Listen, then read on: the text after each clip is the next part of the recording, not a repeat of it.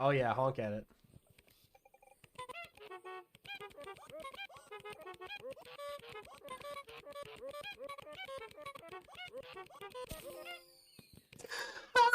Ha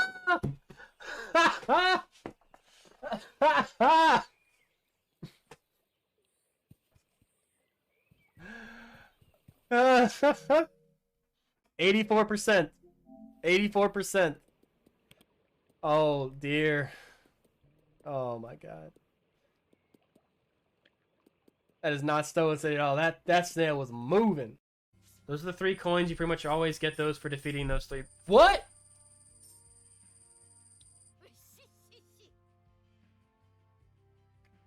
Hey! We got a new one! Whoa! Whoa!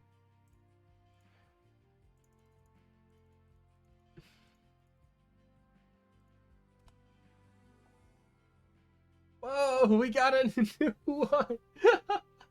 We got a new... Fucking hell, I don't know how he hit me.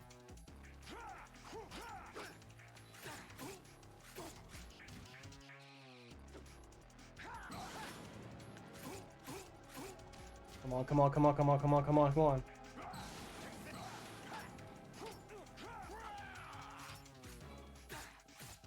Oh! Oh, you fucking... I killed him while I was on fire and had, like, no health left. Oh. So that instantly kills them.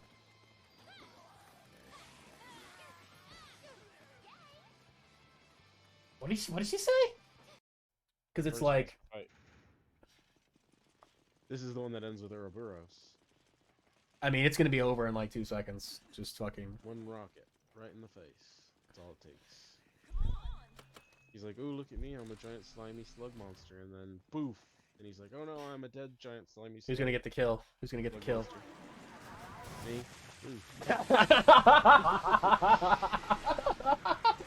Me? I don't even think she said warning. It just went like, whoa. Boom. Red barrel. Come on, Sherry. Come on. Come on, Sherry. Come on. Come get me. Come get me. Come get me, big boy. Come get me, pretty boy.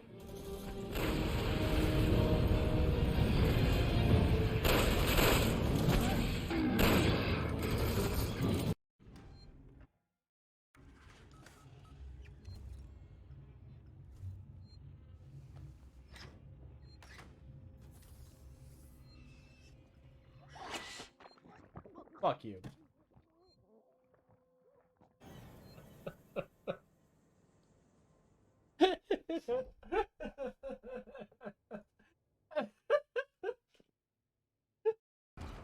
Oh, that's the red thing. Oh, the red thing is how much stasis I have. Got it. Okay, got it. What's up? Maybe I'll try to use stasis on them.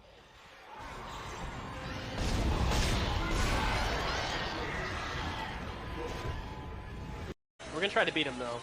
Although I don't think this is where I want to be going. I swear I beat him.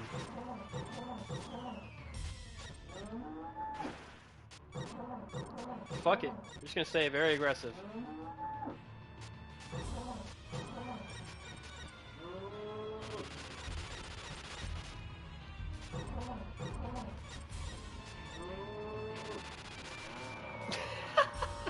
No. Get the hell out of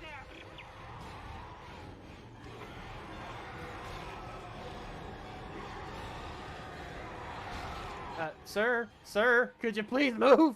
Sir, God damn it! Get out of the way! Shit!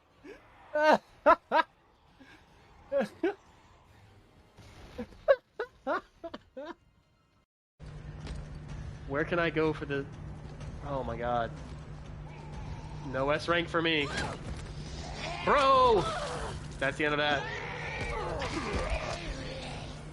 Side.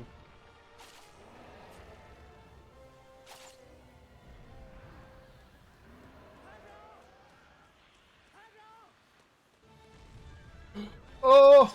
Aggro! Are you okay?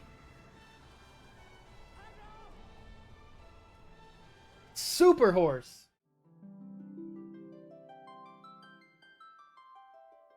We're working? Yeah, it's working. Oh. Fucking dark as hell. Can't see me. Get over here, you $25.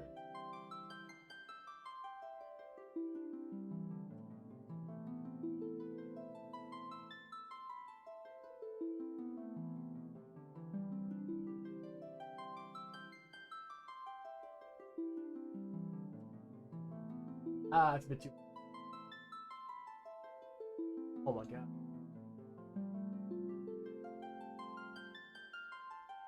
I'll be fine. Giyu!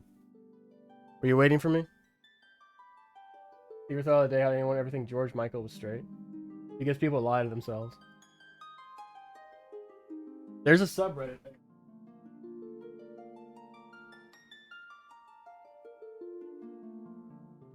Subreddit I like called Sappho's and Her Friend, I think it's called.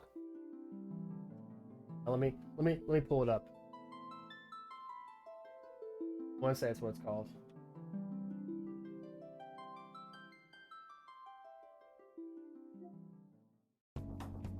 I personified. Sappho and Her Friend. God, like, and it's all about like even now where like obvious homosexual relationships between women are like, wow, they're just really good friends, you know? Like it's just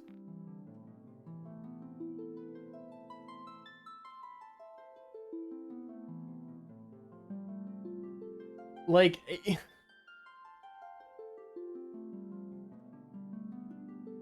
in America, homosexuality has been just like demonized so much that like a lot of people that are very much, you know, proud, like out and proud, unless they say it, people are like, if people like them, they're like, well, you know, they're just very flamboyant, you know, oh, they're just very, you know, well, you know, that's just how he is, you know, oh, your uncle's had the same roommate for the last 10 years, you know, oh, well, you know, your sister hasn't married, but, you know, she's been living on her own, she's had the same roommate for 10 years, like, I don't know if people are being, like, obtuse intentionally, or they just really don't get it.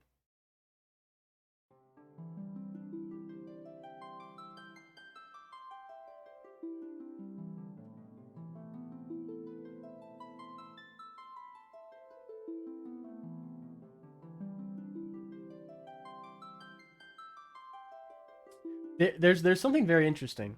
I was watching this. I don't remember where it was. It was like some kind of survey. It was done recently, but they surveyed, you know, a couple thousand people of like each generation. They have like the greatest generation of you know, Depression era. Like they're all 100 years old now. You got the Boomers. You've got Gen X. You got Millennials and Gen Z. And they asked them like, they asked them a bunch of questions, but one of them was like, do you consider yourself to be homosexual or a bisexual or something like that?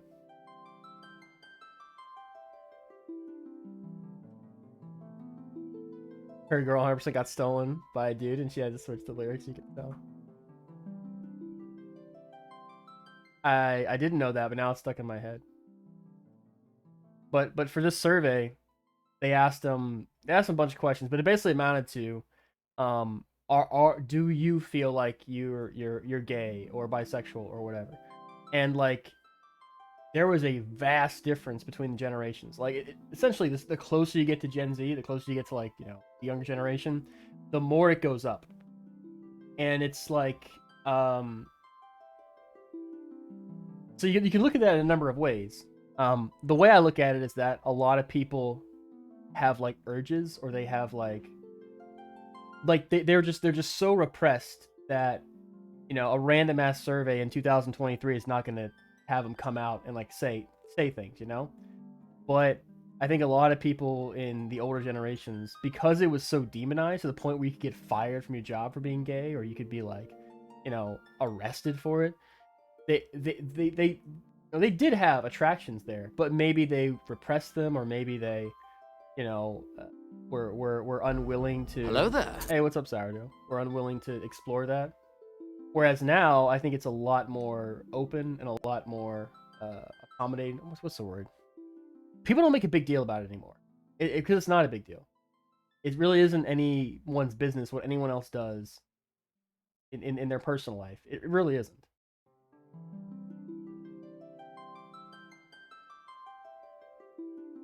I can tell Wake Up Before You Go is gay because I can't not dance to it. So I think it's part of it. The other thing is LGBT folks got buried historically if they were out. Yeah, like I remember learning about I remember learning about Achilles when I was younger. So we read a part of, I think, the Iliad. Marquis de Lafayette was super bi. I think we were reading the Iliad, and Achilles basically retired from the battlefield. And what brought him back was his lover. I forget his name, but his lover was basically killed by Hector. And Achilles was like so distraught and so angry that he was willing to, like, you know, get revenge for him.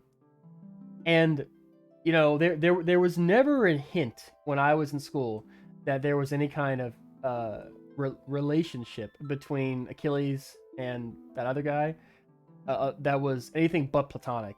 You know, but looking at it now, it's really obvious that that was his, like, lover. That was his, you know.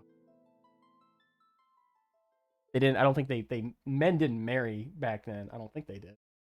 But yeah, it was very obvious that he was Achilles' lover. But like historians don't want to say it. I mean, okay, he's not Achilles wasn't a real person, you know. But like those kind of relationships did exist, and they were no big deal back in Greece. Like that was just whatever, you know. But like nowadays, for whatever reason, they're like, well, you know, they were just really good friends. They were roommates.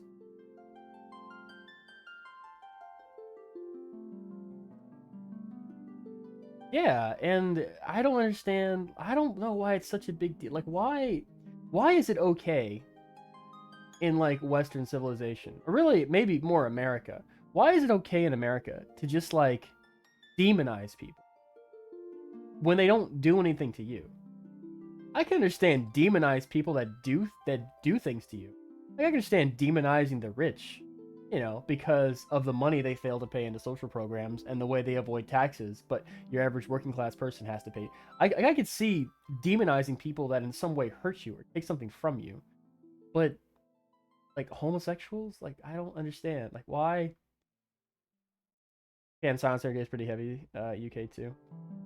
Japan and Korea are both super hostile.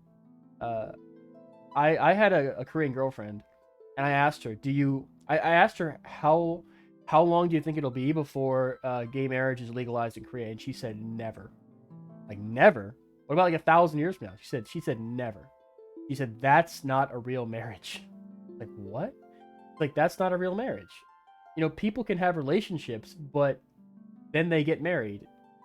And being in a gay marriage is not a real marriage. I'm like, and she wasn't a bad person, but that's just like the culture in Korea. That's just what people think about it. Like in Korea, for the most part, if someone is in like a homosexual relationship, they don't demonize them or anything like that, but they don't see it as serious. They're like, oh, this is just something they do when they're young. When they grow up, they'll meet, you know, the right guy or the right girl, and they'll get in a real relationship. You know. Sure, let's hear him. Make a bot called TransMansFactsBot.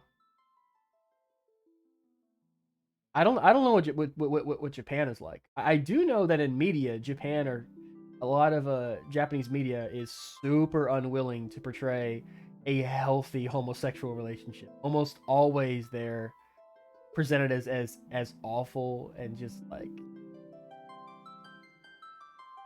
you can have gay people in Japanese media, but their story has to end horribly. What's that trope called? Kill your gays. Can't be gay and have a happy. Just can't. It's like drug dealers or gang. It's like having a gangster or a criminal in an American film. Like you can have it, but the film has to end with them getting not coming out ahead.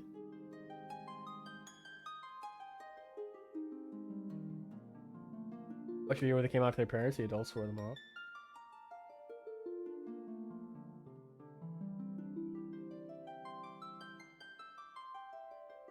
Maybe I'm thinking of the younger generation then. There's a huge divide between the older generation and the younger generation in Korea. on almost everything. The biggest thing being unification. So a lot of older Koreans do eventually want a unified Korea, but pretty much everybody 40 and under is like, fuck no. Like, unification would destroy us as a country because they see the North Koreans as like refugees. They're like, there's 25 million people that don't even know how to use a phone. Like, they're completely unequipped in dealing with like the real world, and they would basically be a burden on the South Korean people, and it would hold back the overall economy for decades. Whereas older people are like, oh, we used to be one Korea, we used to be one people, we should be that again.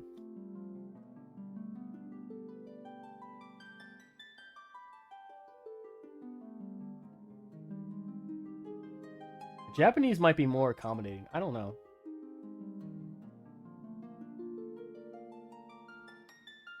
I don't read either one of those.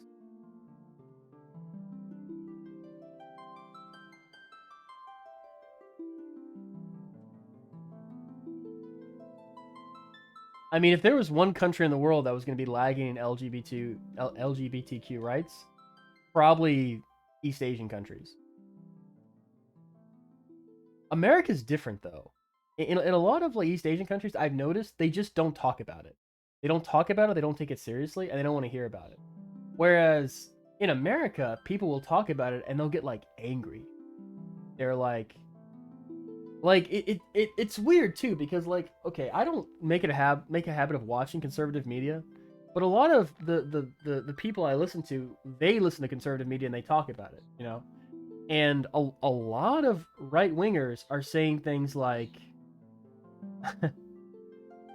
they say things like, you take like a Disney movie, right?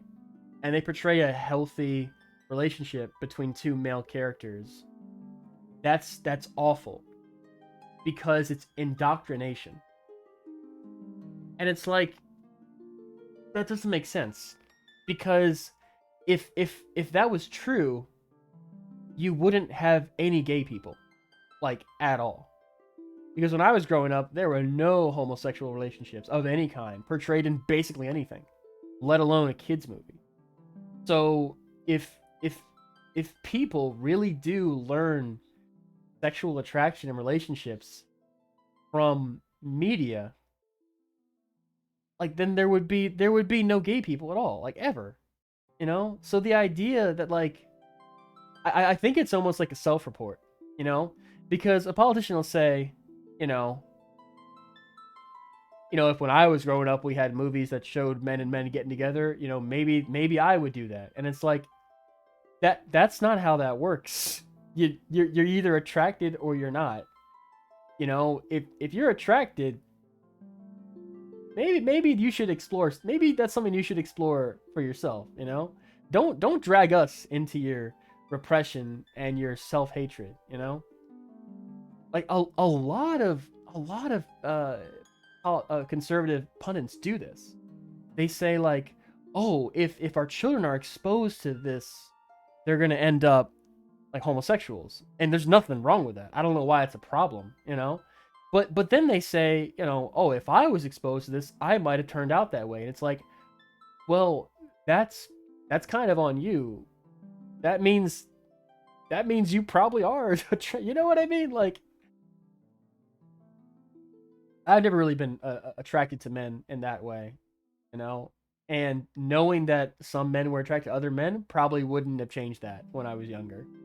You know, it's just like, it's so weird that they would be like, and same thing with gay marriage. A lot of politicians. This is before 2011, when I think the Supreme Court made it like legal throughout the country.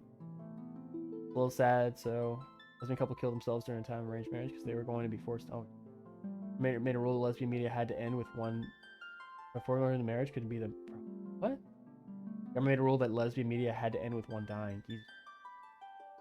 Amazing, because some of the first lesbian literature comes from Japan outside of like Greece. Japan won't let you change your pronouns unless you sterilize yourself. Jesus Christ. Violence is bad against it. I never enjoyed time with a dude, and I lived in an area where gay wasn't discussed. It didn't make me gay, it just made me go, wait, that's the problem? Yeah, like, for the most part, it's education. You know, like people don't understand that, like, kids. Imagine you walked into a movie and the movie's been running for 2,000 years. And something's going, you don't know what's going on, and you ask someone like, "Hey, what's going on?" And they say, "Shut up. Shut up. We don't talk about what's happening. Just watch the movie. You'll figure it out when you're 18." No? Like it's wild to me that people don't think that kids need to know about that. Like, just know it exists. There's nothing wrong with that. Like this idea that it's somehow bad to be a homosexual is like pretty corrosive. And also the idea that just being exposed to it will turn you gay. It's like, no, that's not how it works. It's like people are attracted to who they're attracted to, but because there's these weird missed signals in society, and because they don't like when I was growing up, society never takes those kind of relationships seriously. It makes people question themselves and question like who they really are. But if you show that that is something that happens, and then it's like, oh, okay, so I'm probably gay, you know. I really enjoy time with the dude. Your Berkeley lady didn't know what bones were. You know, something was wrong. Just want you know. Yeah, it's just education, and it's weird to me that like I don't understand why, like, especially in Florida, especially in your country. Like, so you don't have to wear a mask when you're in a gay bar. You can wear a mask if you want to. Your governor is about to be fucking destroyed, and after he's destroyed, he'll probably just run away from politics entirely. I doubt he'll actually stay in Florida. So you've only got about a year and a half of this clown left before he just gets fucking destroyed by Donald Trump, and he gets replaced by some loser in your state. I mean. Bro, DeSantis is gonna get fucking destroyed by Trump. Trump can so easily get under that. I'm not a fan of Trump, but DeSantis is gonna get destroyed by him. Like, DeSantis has to do is call him Little Ron or call him Rob or like get his name wrong, and DeSantis is like, "That's not my name. My name is Ron." And it's like, "Yeah, whatever, Rob." Like, he's a lot of these so it's pretty clear to me a lot of these politicians didn't grow up in a public school because they don't know how to react to people just making fun of them. They don't know how to react. Like, I went to a public school, and when someone makes fun of you, you make fun of them back. Someone talks shit to you, you talk shit to them back. Like, that's what you're supposed to do. A lot of these politicians, I don't think they ever learned that. They never figured that out.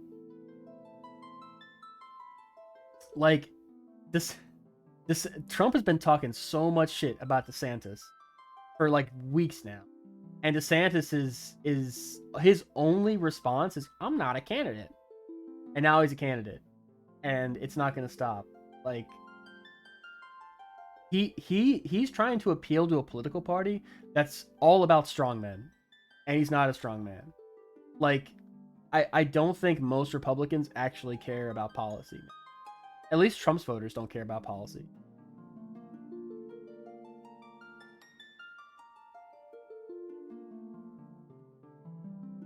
Like, in Florida, we banned abortion at 6 weeks, and it's like, yeah, Republicans get abortions too.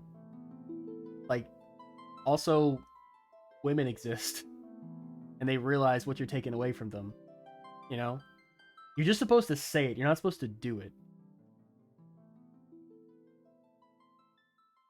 I have no doubt in my mind that Trump is going to destroy him, this clown, and he's going to be the Republican candidate, and he's going to lose again.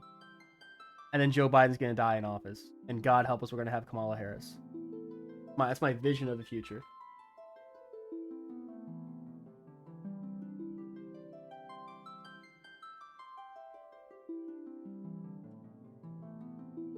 I think worst case scenario is Trump making DeSantis his vice president or his running mate, and Trump winning. Then you have Trump as president, DeSantis as vice president, and then you have the makings of a fascist dictatorship.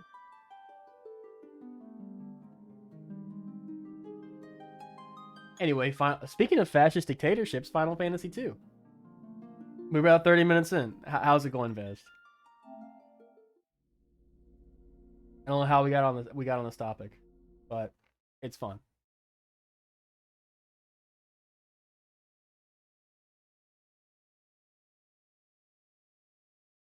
Maybe I should put LGBTQ friendly. Isn't that a tag? Oriange is a trans man. Can't convince me otherwise.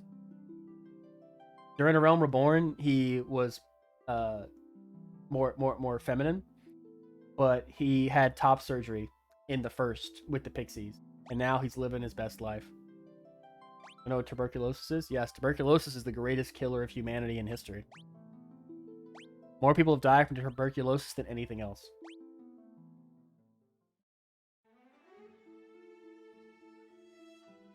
Alright, now we have a fourth character I'm probably not going to do anything with. You know any magic? He doesn't know he doesn't know any magic. For real? Alright, well he's got to know cure. Give him the cure tome. Give him berserk. Give him haste. Give him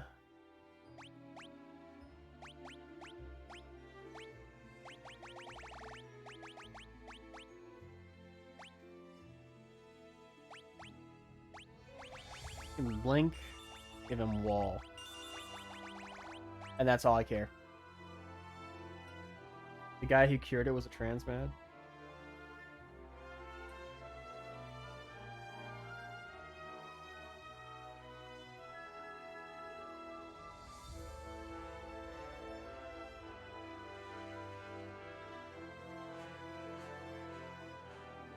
I love how his tuberculosis research is about as big as his transition. So his personal life is a longer read than the tuberculosis research. Oh, he wrote some short stories. Oh, shit, he wrote a few novels.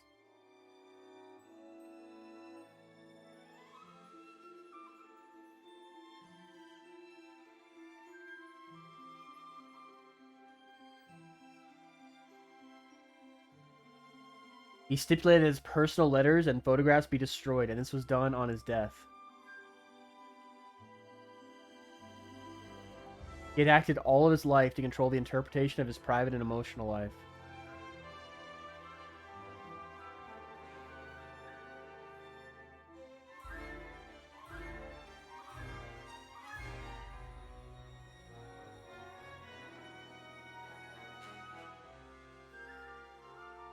Probably influenza.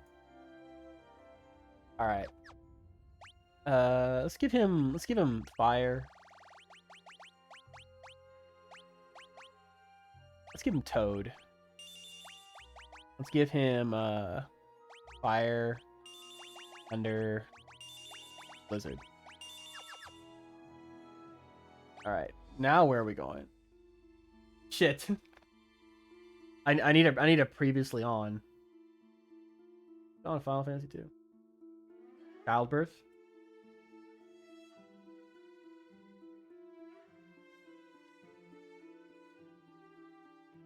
I'm pulling up my little 100% guide. I just completely forget what I was doing next.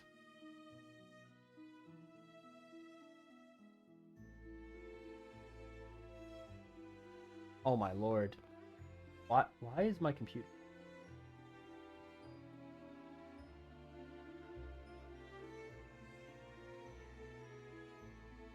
Reason we think Canada is cool?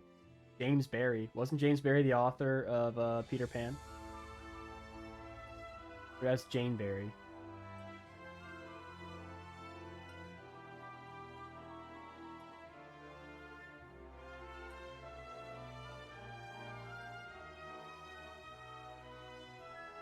Okay. So we're gonna level up a bit. We're gonna cast this. We're gonna cast a bunch of curative magic.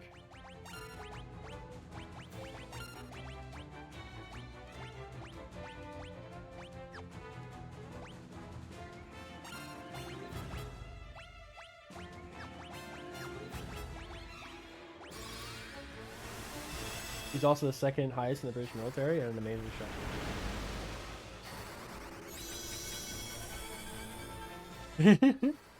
Sounds awesome. You said we think of Canada as cool. I think a lot of people don't think of Canada as cool. Oh, damn. Did the drain spell? How well did the drain spell work?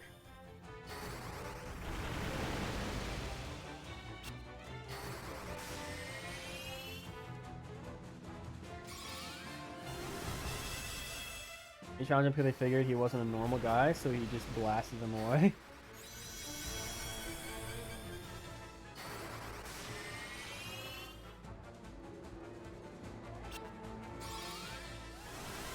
This might be what a decent part of the stream is going to look like. Just me grinding out the magic spells. What do you mean, temper?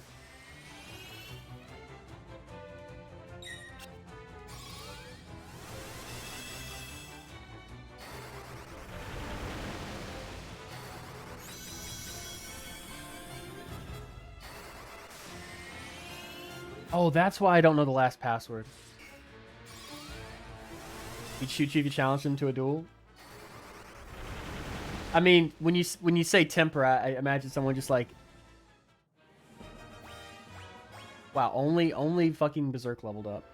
Garbage is this. I've been so every other officer. We only care because he was born female.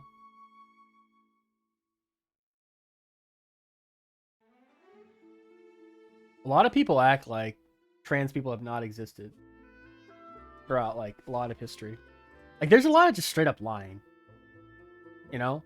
When I was a kid, we didn't have all these homosexuals. Like, yeah, you did, but when you were a kid, they would be harassed. So a lot of people didn't say anything.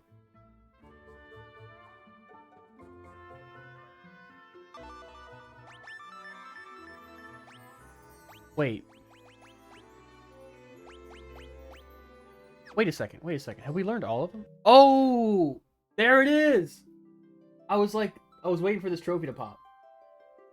Our first of the gold trophies.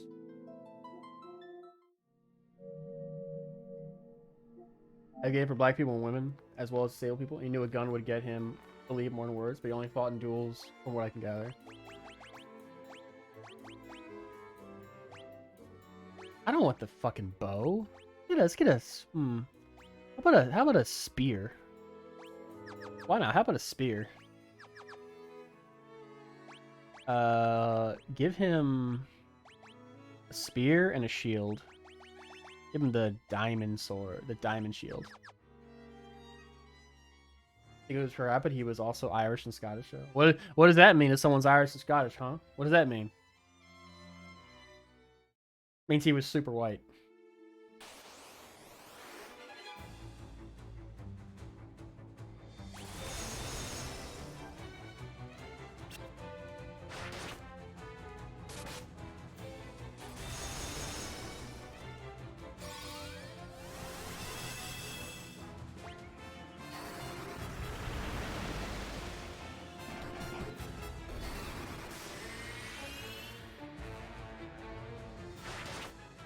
We're probably gonna be getting a lot of gold trophies in the next couple of minutes because the trophies are cumulative. Meaning most of the gold trophies are find all the chests, defeat all the types of enemies, visit all the places in the overworld. No, I don't want to attack with Raven. Yeah, I named everybody after people in the chat. When I play Final Fantasy 3, I might name one after you. Let's use Blink. And Stop. Drain. And how about Toad?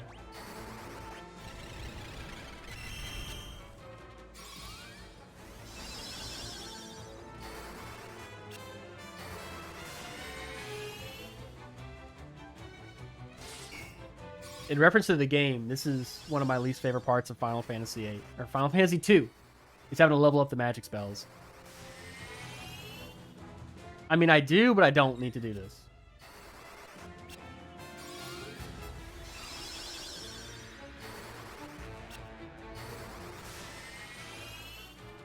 Try to misgender him after death, and his male friend said he wouldn't tolerate it and mentioned he's not only the best doctor he knew, but also one of the Something about a dude in the 1800s defending his friend, gave him his genitals.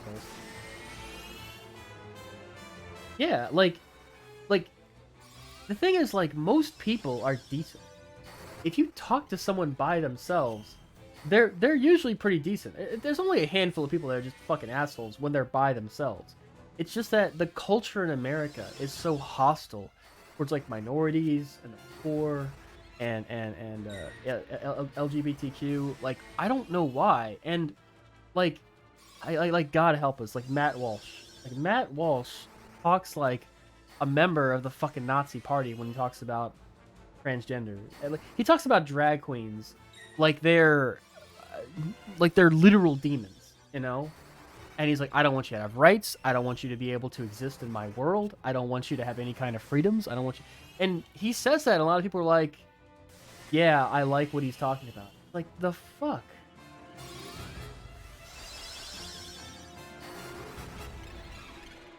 But, like, if you... I noticed it in the army, because if you didn't know, a lot of people are fairly conservative in the army, which usually means they're kind of jackass, you know? And they kind of follow wherever the conservative movement goes. And lately, the conservative movement is going to some pretty awful places, like well beyond, you know, lower taxes and smaller government, to the point where it's like advocating for the eradication of like entire groups of people. And James Barry dies century. They undressed him despite his request not to, so they get checked his genitals. They threatened the other doctor for not knowing he was really a woman. Oh god.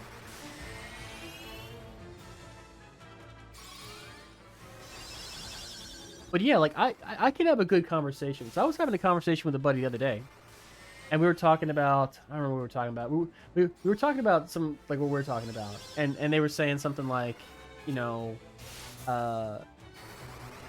like he would say like I have nothing against homosexuals, I have nothing against gay people. Like, do whatever you want. That's like the way you want to live your life, and you know, like something a reasonable person would say. But then he said something like, I just don't want him putting it in my face. And I'm like, what do you mean by that? What do you mean you don't want him putting it in your face? And he's like, well, you have same-sex couples in like children's movies. And it's like, so? You have fucking opposite-sex couples in children's movies. Like, and then he said something dumb. He's like, well, we should just get rid of all couples in movies. I'm like, that's dumb. That's fucking retarded.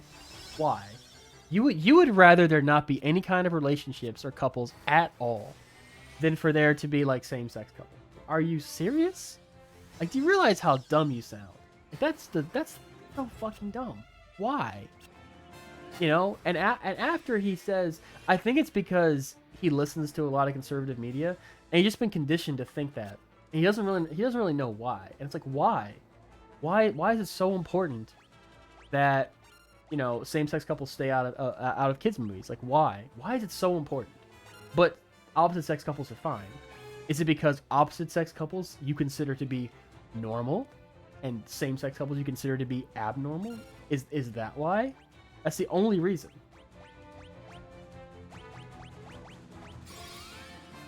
And he's like, no, that's not what I mean. And I'm like, I think that is what you mean.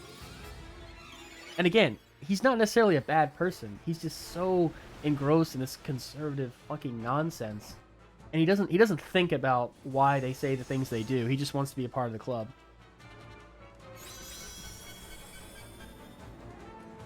James Barry never lived with or dealt with the U.S. The UK is not better. No.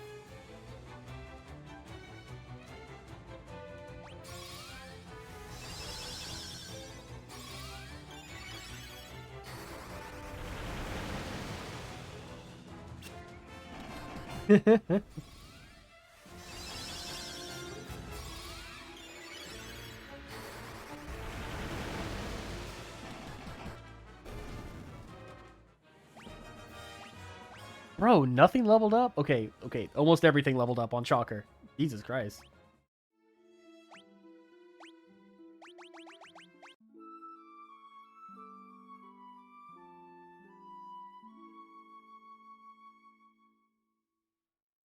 I gotta get Excalibur. Excalibur.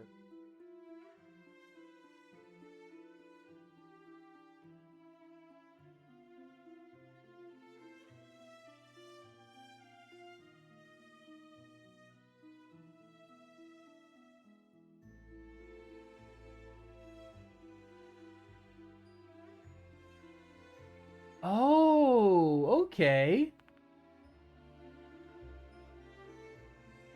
Oh, the guide was literally about to tell me to do this.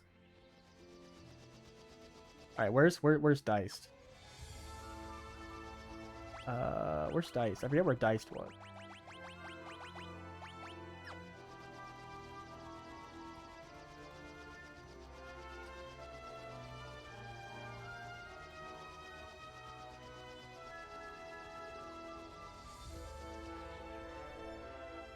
I think the US is worse when it comes to race relations, and the UK is worse when it comes to like class relations.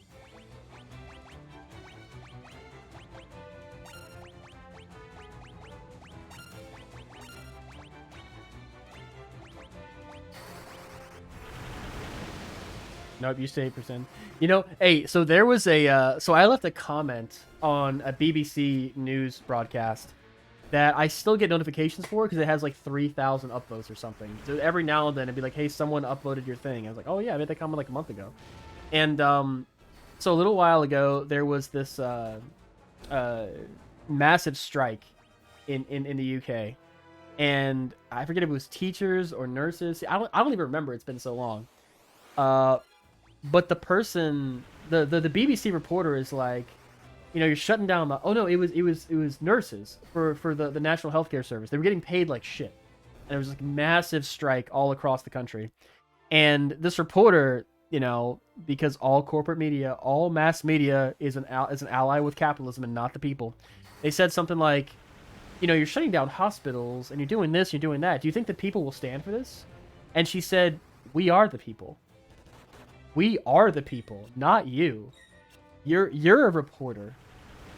We are the people. And I loved it. It was so great.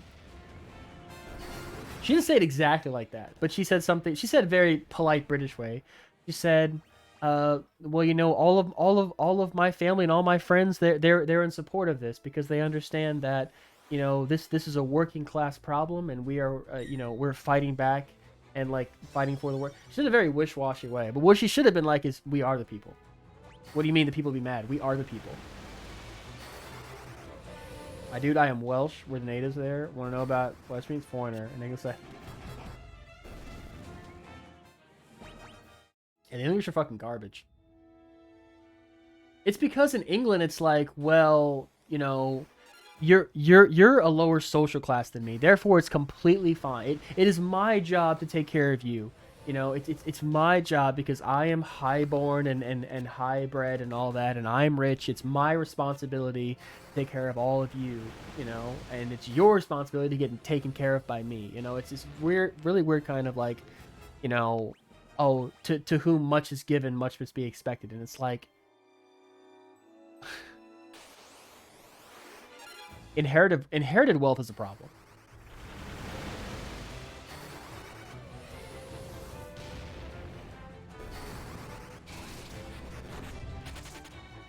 He ran away. Also, an English person say to my face that they didn't do anything to Native Americans. What? Like, who do they think we got slavery in the land?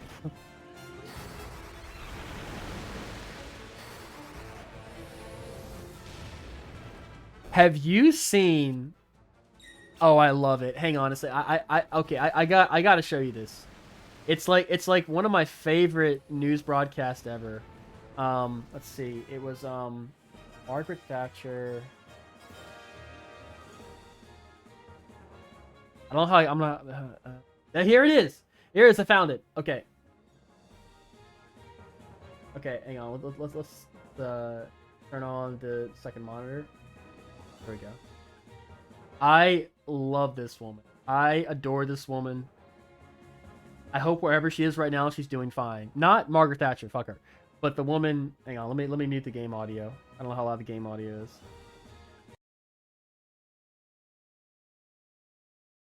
Hang on. Where's desktop audio? Unmute desktop audio. Okay. Hang on a second. Why is it not going through? Oh. Well, John, There we go. Figured it out.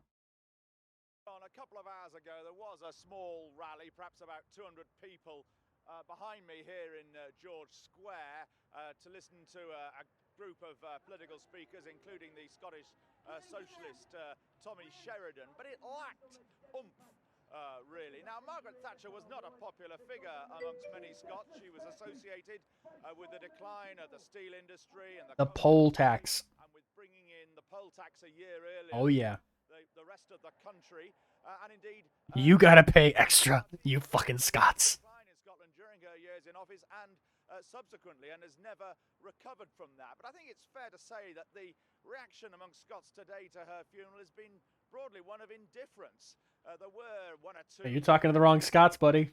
Wreath layings in around the country, particularly in the mining areas. Local councils couldn't make their minds up whether to fly flags at half-mast. They did in Aberdeen, but not here in Glasgow.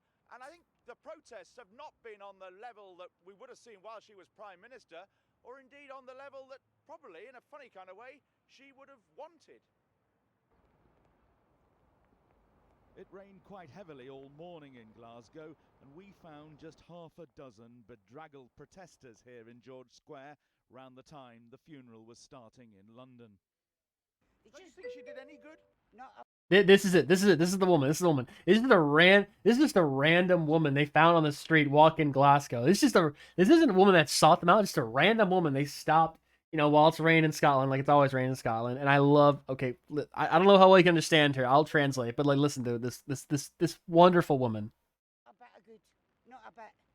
I put a stake through her heart and garlic round her neck to make sure she never come back. That's a pretty horrible thing to say when her funeral's going on right now. Too bad. she said, let me. It took me a while, and it's like, hey, how, like, or she said, like, do you feel bad about Margaret Thatcher dying or whatever? Not a bit at all. I would put a stake through her heart and garlic around her neck to make sure she doesn't come back. And he's like, that's a pretty horrible thing to say to someone on the day of their funeral. And she's like, well, too bad. Too bad. I love this woman.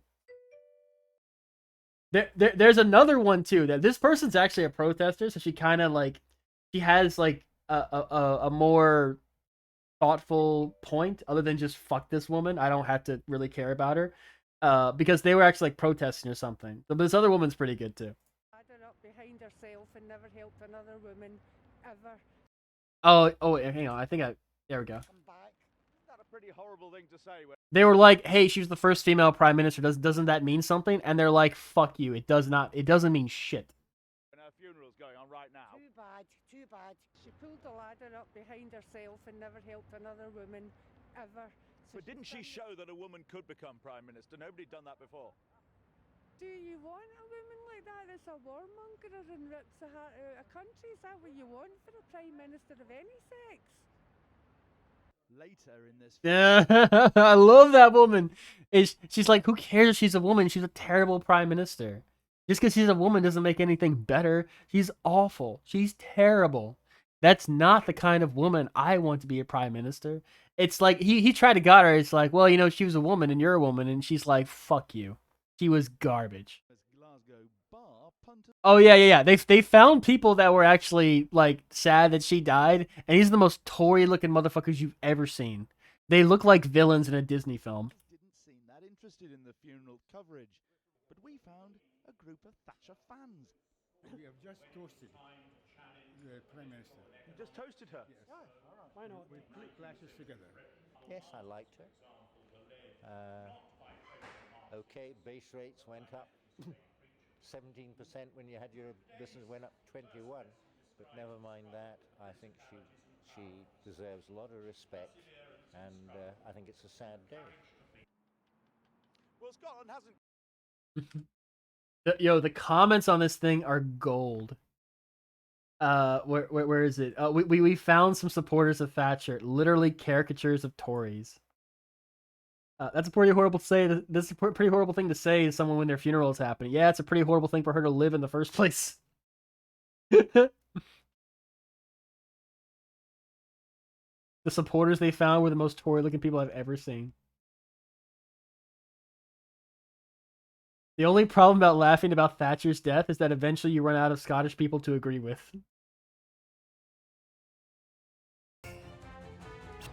I love how British people will just fucking tell it like it is. The Scottish anyway, and the Irish. All right, where's the second monitor? I had a second monitor. I speak Glasgow. She said she put a stake through her heart, and she didn't respect her a bit. Scots are fantastic. I love it. She's like, bitch, I don't got time to pretend like I care about this woman. I don't got time to pretend like she matters. She was an awful person. I'm glad she's dead.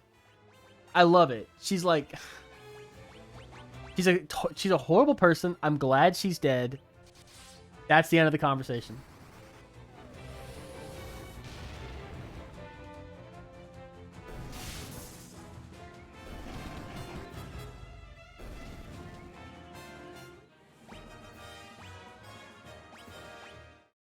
All right, fuck it. I don't feel like leveling up in the way I'm supposed to level up in Final Fantasy 2.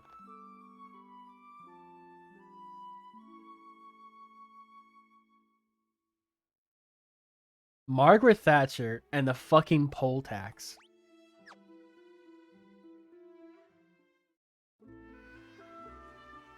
What? I'm looking at my YouTube recommendations. Apparently, Gillian Anderson played Margaret Thatcher. The fuck? How could you do that, Gillian Anderson? I really like you. And you're gonna... how dare you? Okay. Scots, Irish, and Welsh are honest. Yeah, it's a Celtic thing. Wait, damn it. Okay. Okay, so in here somewhere...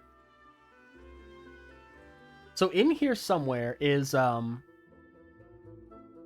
Ricard's wife. Ricard is dead now. And if we go back to her and talk to her, we can get a really cool sword. And it's not just really cool sword. We need that sword for a trophy, for a gold trophy. I forget which room she's in, though. Not that one. Look at what the land mass used to be. Look at... Where is she? Where is this woman? Is it up here in this tower? Oh, there she is. Ricard's gone too, then. So many people die in Final Fantasy 2. He was a noble dragoon. I'm sure he was. Pleased that he could die in the name of honor. Oh, this poor woman. You know about the Jade Passage? I think we'll leave Dice behind and find a new place to live. There are too many painful memories within these walls. Oh, I meant to thank you for saving the Wyvern Egg and for giving me the chance to see Ricard one last time. That's why I want you to have this. It was the most treasured possession of the Dragoons of Dice, Excalibur. Yeah, so when Dragoons first appeared, they didn't use lances. They used swords for some reason. Yeah, Ricard starts out with a sword. Ricard gone, you should be the ones to wield this sword. You obtain Excalibur. Okay, I love how your character doesn't go like, yeah. See it? Sword of Myth. Obtained Excalibur. That's our second gold trophy in like 5 minutes. Oh. Fun fact, dragons and Heavensward are Welsh analogies. Really? I thought they were more French. It's on Knights of the Round, who were Welsh. The Knights of the Round were the King Arthur's knights, weren't there? Of course, her name is Calithwitch. Wasn't there also a sword named Caladbog, wielded by Cuchulainn? Cuchulainn? What was his name? Cuchulainn? Excalibur. So, I'm gonna give Raven the Sunblade.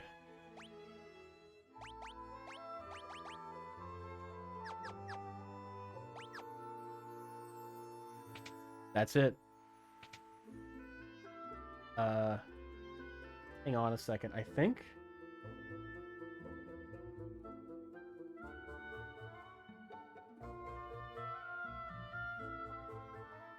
Okay, you should only be missing 22 bestiary entries at this stage of the game. Let's check. Okay, you should be missing 34. Okay, 34, 37, 47, 60, 62, 64, 7, 69, 70. Oh, we have 70. 72. We have 72. 75. Don't have 75. 89. 89. 92. 95. 119. 119. 122. 123. 24. 25. 26. 27. So everything toward the end. Okay.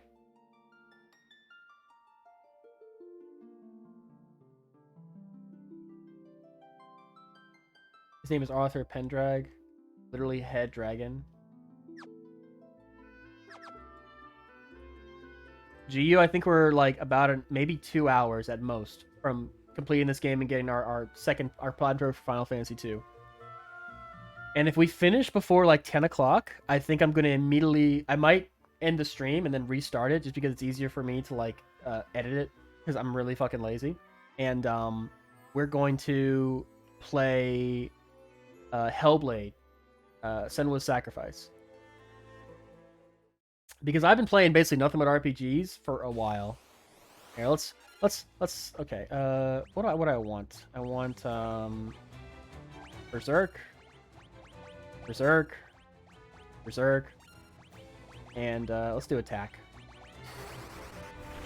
So, but Berserk is so my. You didn't see Final Fantasy 1. So with Final Fantasy 1,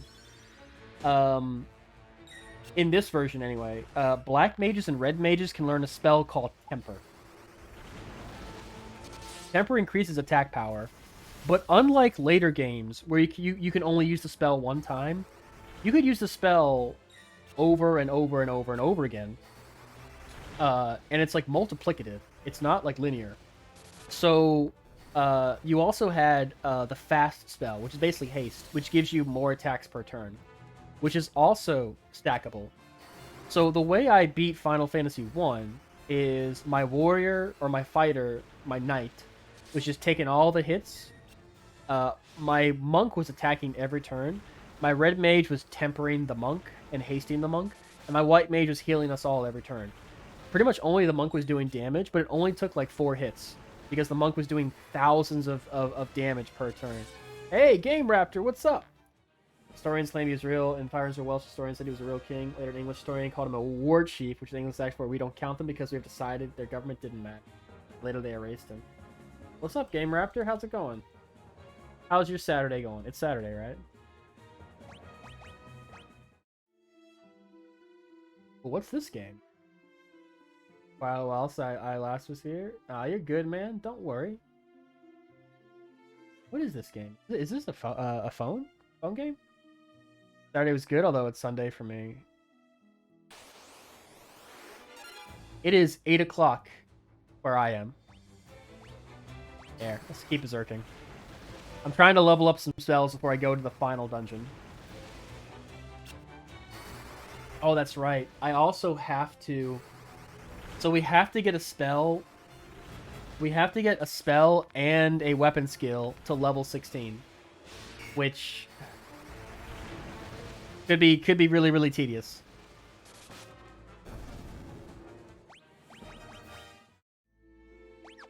You know what? I am going to use Berserk with everybody, and I'm going to attack with Chalker. That's what I'm going to do. So, let's do Holy. No, let's do Berserk, attack, and Berserk.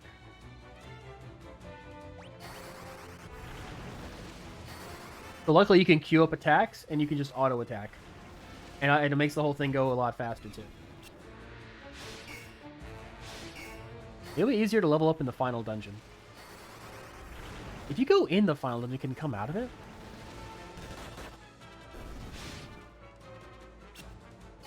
Anyway, what'd you what'd you do for Saturday? I didn't do much. I did a lot of work around the house. Usually Saturday's my day to run errands. Like I got groceries, mowed the lawn, did some weed eating. I went for a run, got my hair cut. You know, the basic boring stuff. Saturday's my day to just do like errands and stuff. And then Sunday is my day to kind of like do whatever I want. But luckily, there's a 4-day weekend. Let's see, keep berserking.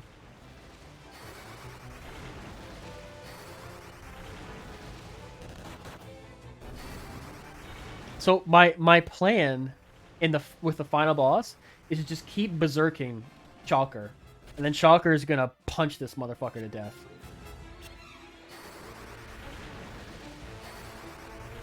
So Final Fantasy 2 is weird. The more I use these spells, the stronger they get, which sounds great, right? The spells you use all the time are gonna get stronger, but what it really means is that you just got to get into battles and constantly like cast the same shit.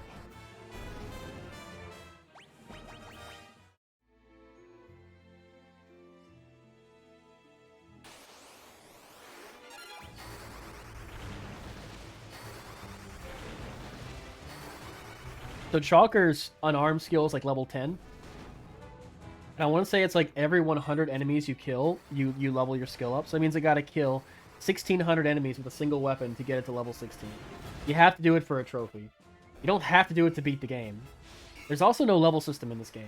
Your stats are tied to, like your stats can individually level up. So if you attack all the time, your strength's going to level up. If you use magic all the time, your magic's going to level up.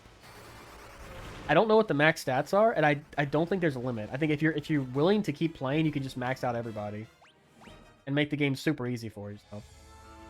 Anyway, we are going to the Jade Passage because we got the best sword in the game.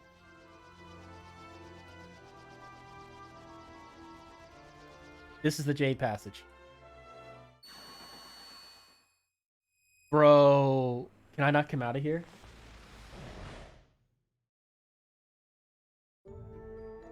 Oh, this is cool as shit.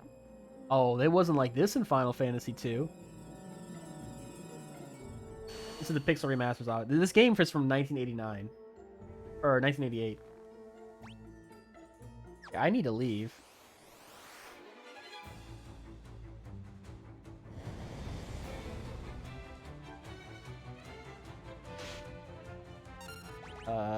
Cure? So stop, attack, and Toad.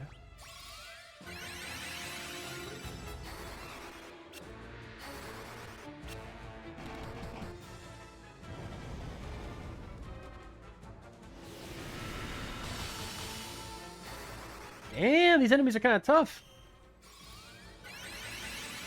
Yeah, if you fight tougher enemies, you have bitter. Also, speaking of headcanons of trans characters in Final Fantasy 14, who?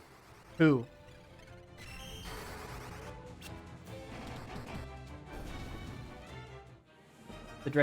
dragon said they don't care about bodies or gender.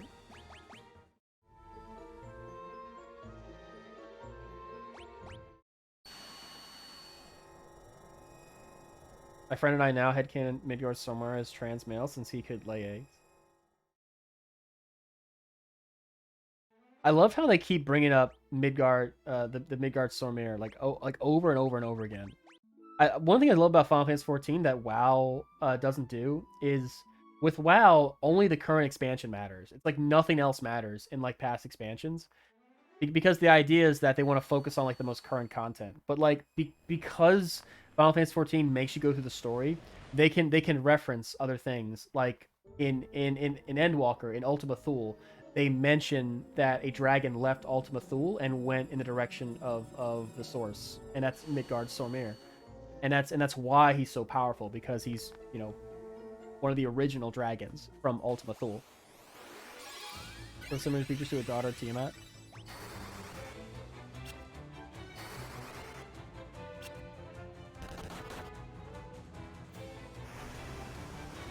Oh, these motherfuckers are strong. Maybe I should actually try to fight them for real.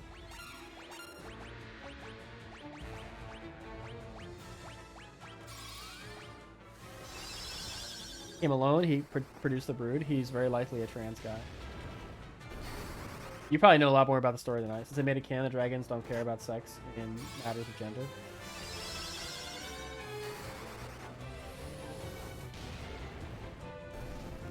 I'm really hoping we're going to Mericidia.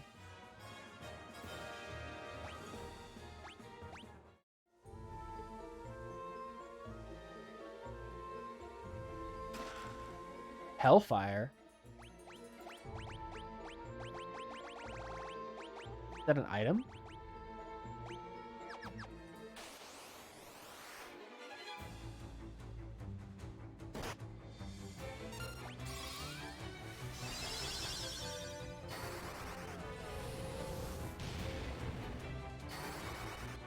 I think wandering around in here for a while is going to get me leveled up to where I need to be.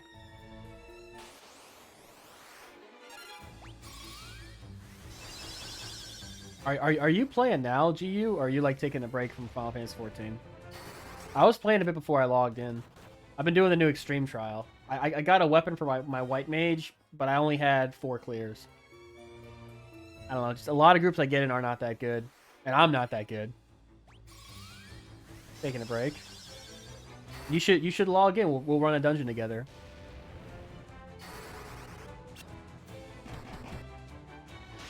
I'm leveling. Oh, Jesus Christ!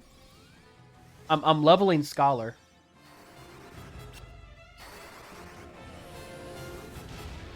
I just got Scholar level 50. I don't have the full Ironwork set yet because I just didn't have the Poetics.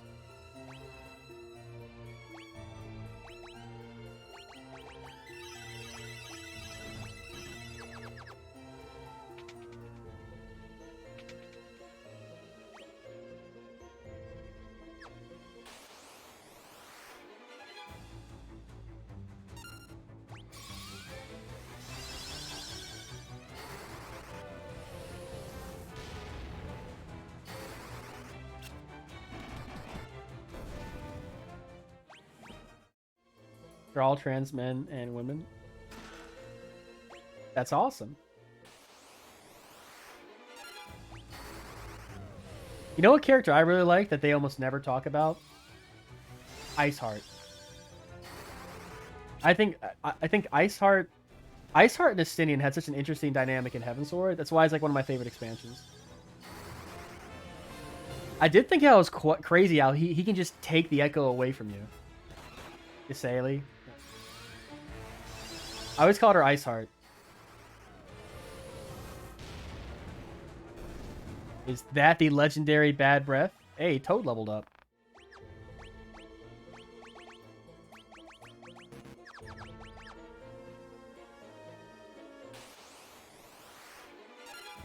Ooh, White Dragon. Okay, Blink. Berserk. Attack. And Berserk.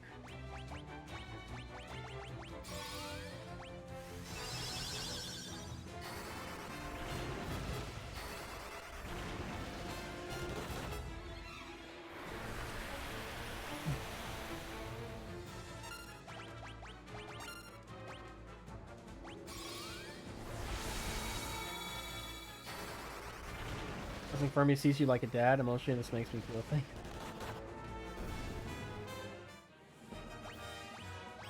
Yay, Shell leveled up. What's in here?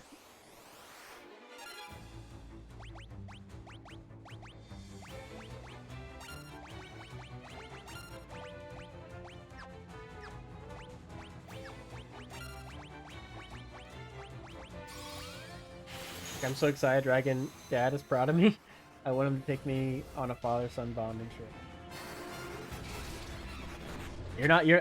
Oh, it worked. You're not the only person into dragons. Not me. I changed my gender, by the way. I used to be a cat girl, and now I'm an Elezen. Real mom energy.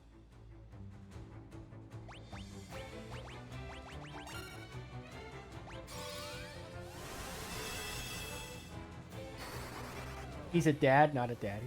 We can fish together. I have not yet unlocked fishing. Fishing is the only thing I haven't unlocked yet.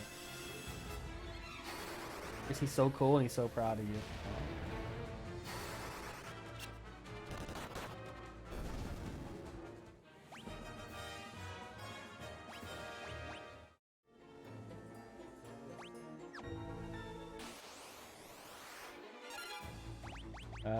Give me that barrier.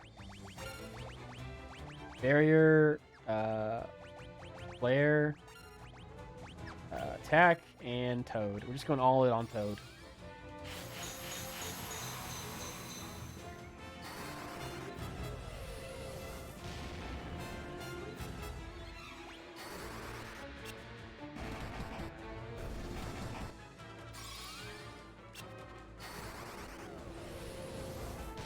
Which game has the most dangerous Marlboro? Probably Final Fantasy X. The great Marlboro in Final Fantasy X that you meet in the Omega Ruins. So it always ambushes you, and its first move is always Bad Breath. If you don't have a way to protect against status ailments like on your armor, or if you don't have First Strike on a weapon, it's going to kill you. It's pretty much guaranteed. So he destroyed their fleet and exhausted himself. They don't discuss this, but as usual, he went into slumber because the Empire flew over him and he wasn't down for not. Yeah, he attacked the Empire directly. No, Shell. Flare, attack, and Toad. Let's turn the dragon into a Toad. My favorite fight from in fact, I remember this. Yeah, so it's kind of wild to see like how the stuff developed, you know? Like Berserk. Hey, we turned him into a Toad. Hey, man, Toad is getting very powerful very quickly. Protect, Flare, Back, and Toad. He just did that to be a good dude. He was just terrorized, but he was actually just helping.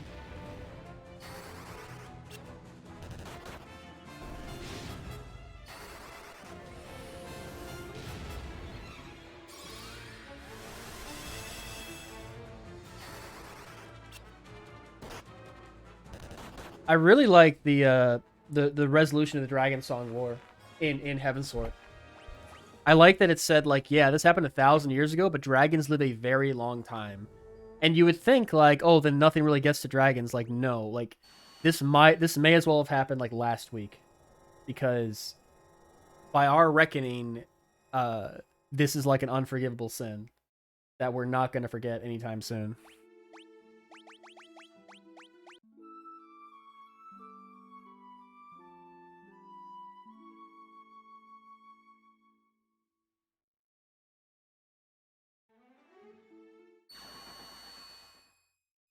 I love how dragons are not these like... So in WoW and Final Fantasy, dragons are like these supremely powerful beings. He was an angry 20-year-old. The dog was both right and young.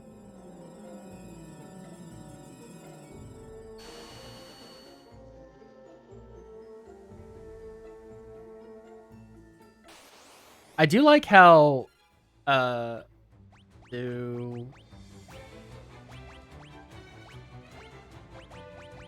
Holy. Flare. Attack. Toad.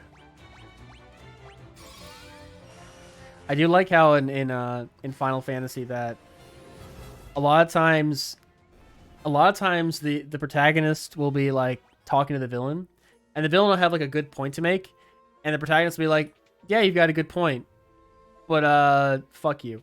And it's like, all right. I love how almost all of the conflicts in Final Fantasy XIV boil down to, like, I have a good reason for wanting to murder you, so let me murder you. And the Warrior of Light being, you know what? I don't really want to be murdered, so please don't do that.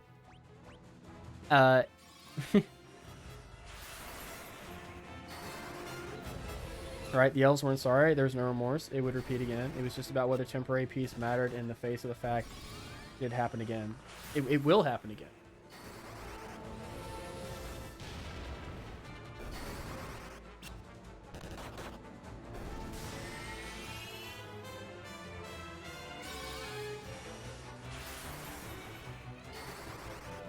Did Flare heal him? Okay. I guess he healed himself.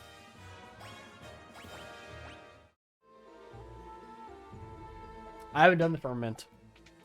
I leveled up crafters through leaves because I had to burn 1,000 leaves for a trophy.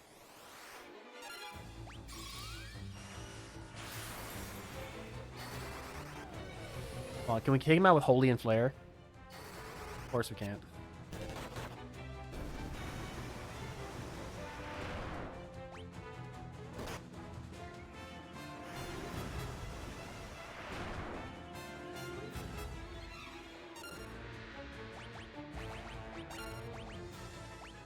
when the game talks about the like Allagan Empire and like all the awful things they did,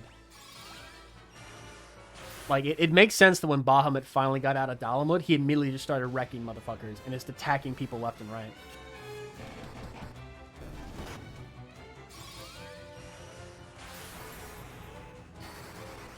This dragon lady seems like the best dragon.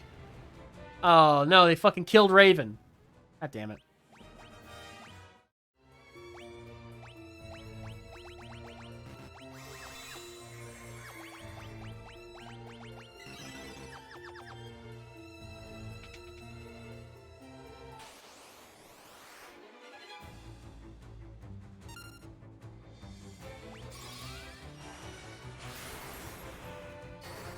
Come on, kill him in just Holy and Flare. Yes.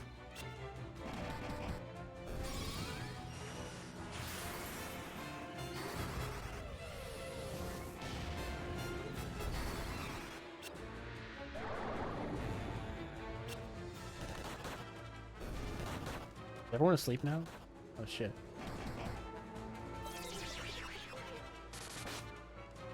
Wait a second. Oh shit. Am I about to die?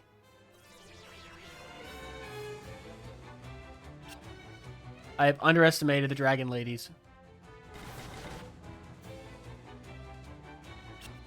Oh no. So I gave Sourdough the healing rod. So if she attacks people, it actually heals her.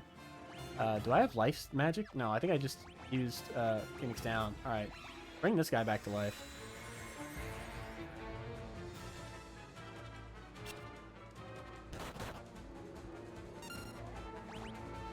And bring this guy back to life.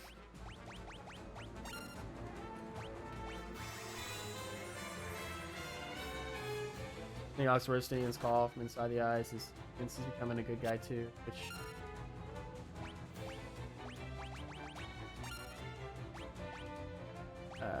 cure. Why is Chalker dead again?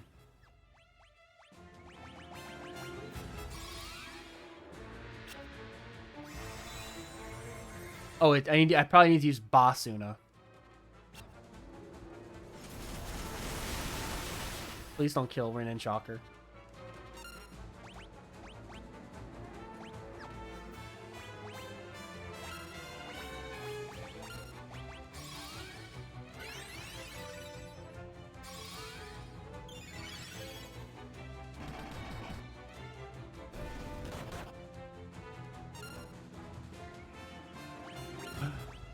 Come on. Cure, attack. Yes, we got him. That was a fun fight.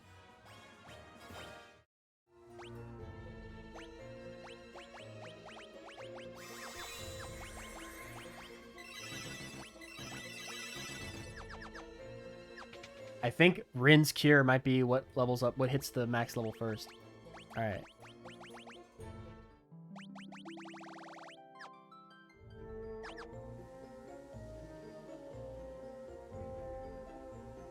He needs to make a comeback.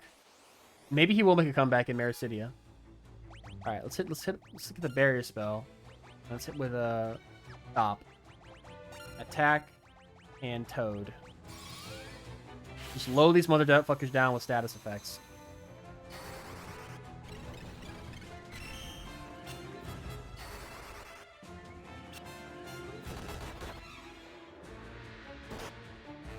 Jesus.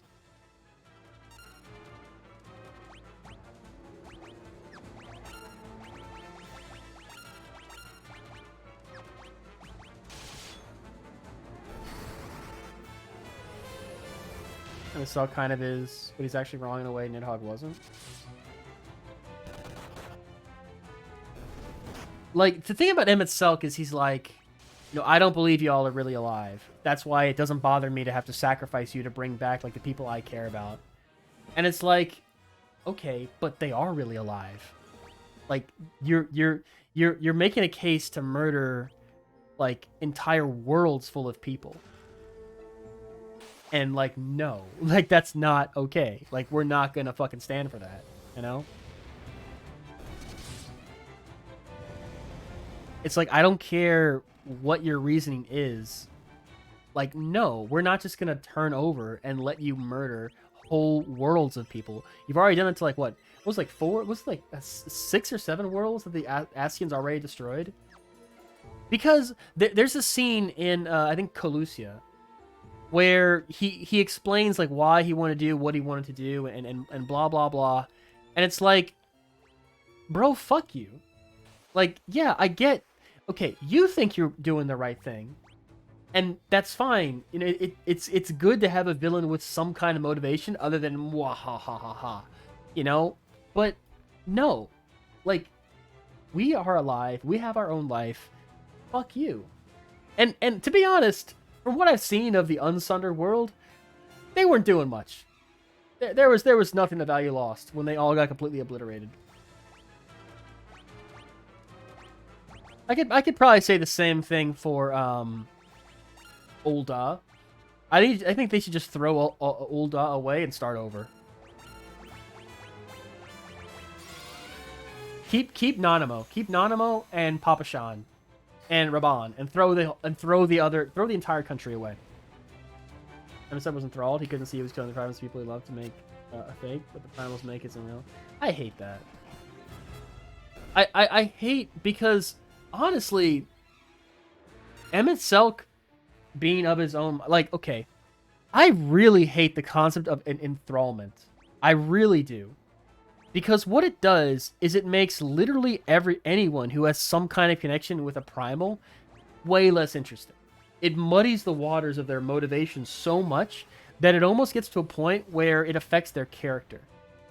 So let me give you an example. See, the thing is, every single living creature is a piece of his race. He can't process that because he couldn't see his people before him. He was going to kill them all to make a lie, and that's sad.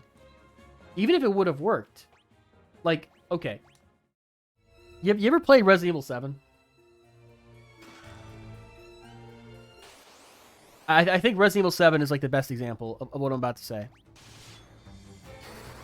So in Resident Evil 7, you're basically trapped by a bunch of hillbillies in Louisiana in a farmhouse, and they're trying to murder you.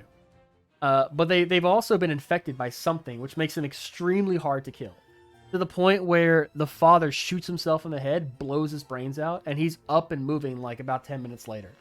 You know, like these horrific monstrosities basically, and they love it. They love what's happened to them. Okay, let's get the shell going. Let's get Berserk attack. Let's get another Berserk going. And what's interesting to me is that, you know, these are like normal people that all of a sudden have these, like, you know, demigod like powers, and they're going a bit nuts with them. You know, they're like kidnapping people and like turning them into these like monstrosities. And to me, like, you know, maybe people are the way they are only because they have no other choice. Like, if you take someone and give them the power to like survive death, basically, you know, maybe they would change a bit. Maybe their personality would change a bit, and like who they really are would come out, you know? I mean, he had no point either way. Like, even if he sympathized with him, unlike Nidhogg, he has a point. Actual con. No, I agree. So like, Emet-Selch is so overrated. To the point where like people that talk about him, they're like, "Oh, he had a good point." I'm like, his point was he has to kill 8 different planets worth of people. Like, what point is there to be made? That's like saying Hitler had a point. You know? It's like, well, you know, Hitler, you know, he believed the Jews were bringing Nazi Germany down, so it makes sense he'd want to kill the Jews. And it's like, yeah, but that's fucking wrong. That's like a bad thing. That's an awful thing. That thing is so bad it's worth going to war over. You know? Like, it's not a justification. Because he thinks so? I feel like the writers didn't really know what to do with Emet-Selch. Like they wanted to make a sympathetic Ascian, but they didn't know how to do it. Because the Ascians in A Realm Reborn are literally just mustache-twirling villains that say cryptic shit. Like your basic Final Fantasy villain. I feel like Yotsuya had more of a point than him, and she's very wrong, but at least what she believed in was real.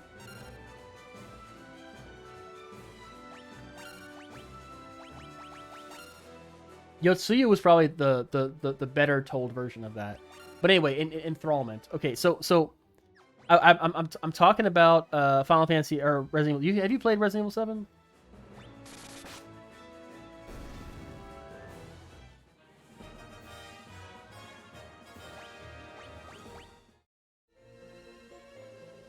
You watched Resident Evil 7? Okay, so Resident Evil 7 to me was a fascinating idea. So like there's only a handful of characters in the series that can kind of control the infection.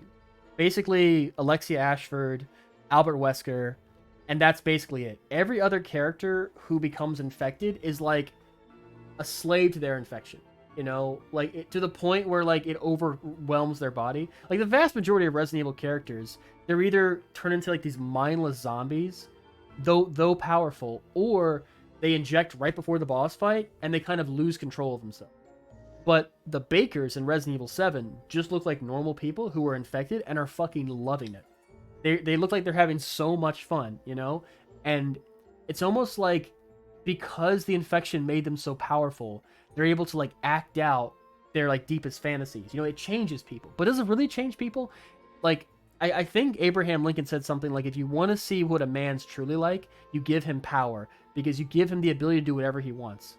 So it was interesting to me because the Bakers seemed like that's really who they were on the inside.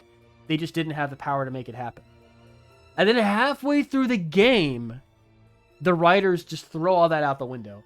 Halfway through the game, it's revealed that they're actually being controlled by another character, and that they're all a part of her hive mind, and that literally every single action they've taken that you've seen so far in the game was being controlled by another character.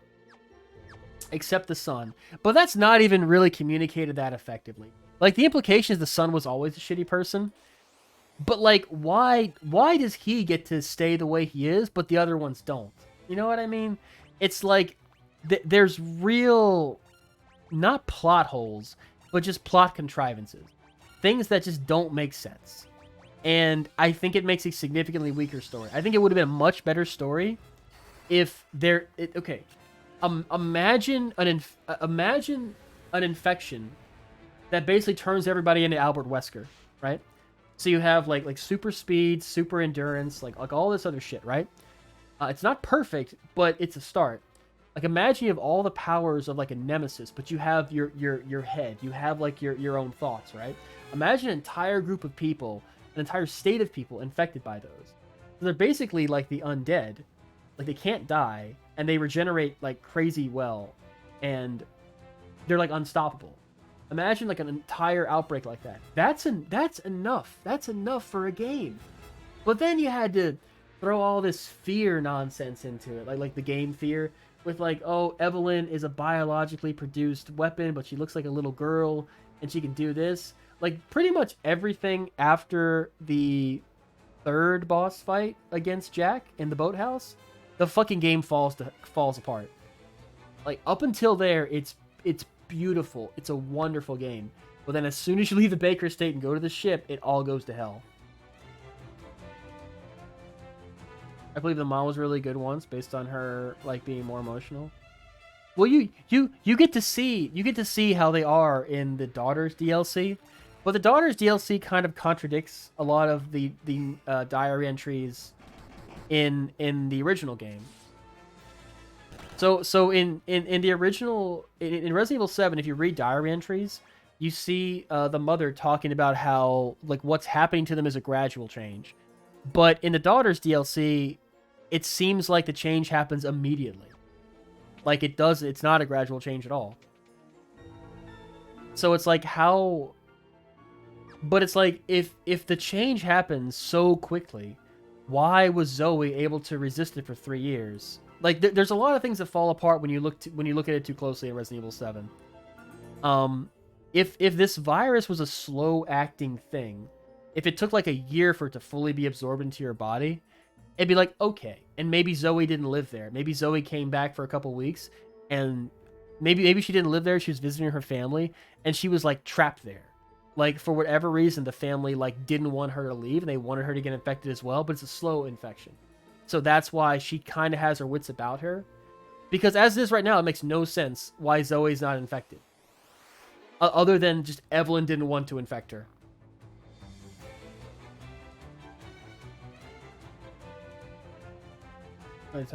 What?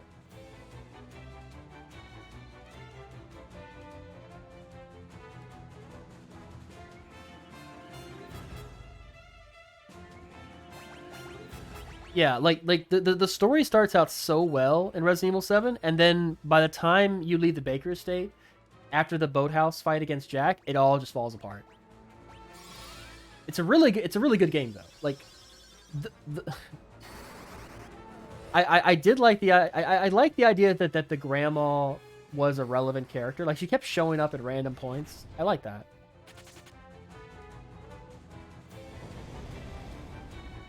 I don't know what they were thinking with Evelyn. Like, okay, I could understand wanting to make a disease that, okay, maybe it's like the Nemesis virus, right? But the Nemesis virus, it turns a person into this, like yeah, the Tyrant can think, kind of, but they can't really make complex decisions. It's like very basic, like go after STARS members, okay. And they can't, like, they can solve that problem in a complex way, but they can't, like, learn new things, you know? They don't have advanced problem-solving skills. The Bakers do have advanced problem-solving skills, and they can, like, they can evade police, they can stay hidden, they can do all this stuff, you know? So maybe, just make up a company in Resident Evil 7. Maybe this company decided to take the Nemesis virus, the T virus, basically, and make a slow absorbing version of it, which is pretty much exactly what happens in Code Veronica.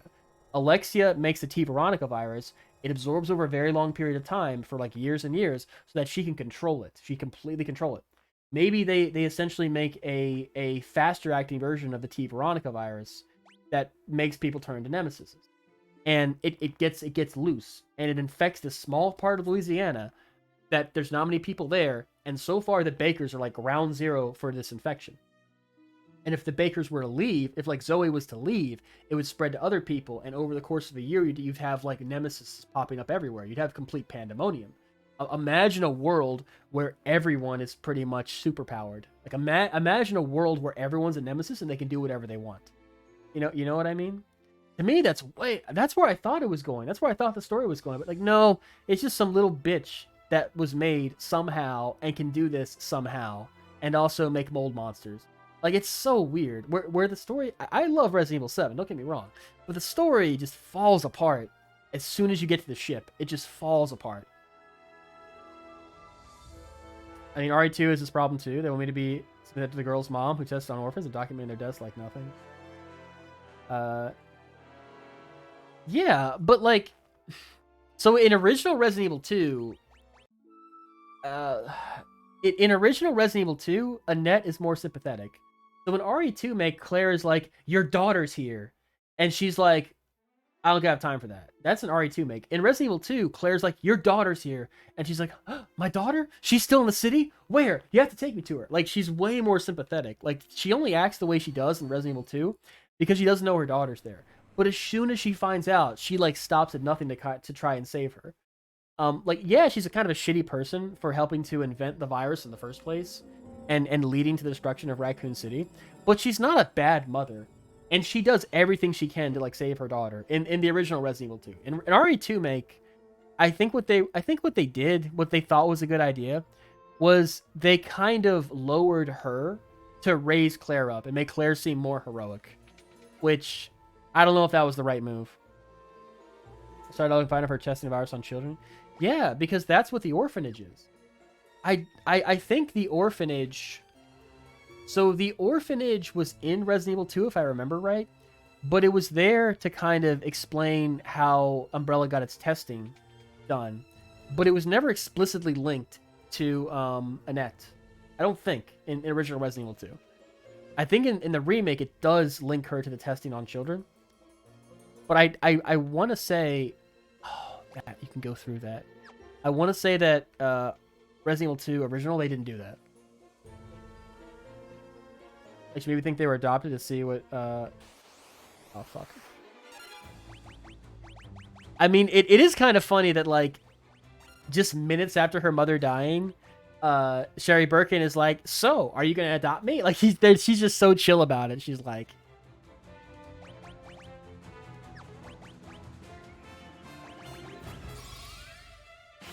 Robin because empathetic villain. She wanted family and to be loved, was fighting her twin. I don't know what they were thinking with Evelyn. Like, I feel like Evelyn and all that shit was like a last minute addition because Resident Evil 7 did not need to be that complex. Like Resident Evil 7, the Bakers were like great characters. The Bakers really are great characters, but the problem is you don't really see the real Bakers. You see the real Jack inside of Evelyn's hive mind, and you see ostensibly the real Bakers during the Daughters DLC. But that's it. Every other time they're just controlled, you know? And I hate that. I hate when stories do that. You're like, wow, this is a really interesting character. Oh, guess not, because they were being controlled. They were enthralled. They weren't in control of their own action. It's like, okay, so instead of them being, you know, a not so good person, they just have no character whatsoever, which is like the worst of all possible outcomes. I hate that. And so many stories do it. It's like so many stories don't want to make people just villains. It's like, you know, people do bad things in the real world all the time, and they think they're doing the right thing. Like, it's not unusual for someone to just be a bad person, but think they're being a good person, even though it doesn't make sense. Like Republicans. Nope, have a shotgun. Go ham on this literal tortured child creature. Thought it would have been much better if she just influenced them passively, and then you had to kill her because her tantrums caused this, even if she didn't want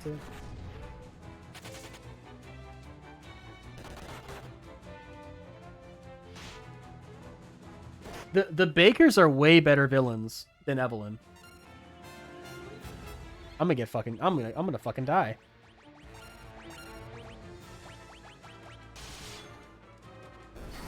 Jack Baker's a way better... Like, the Bakers themselves are just way better villains than Evelyn is.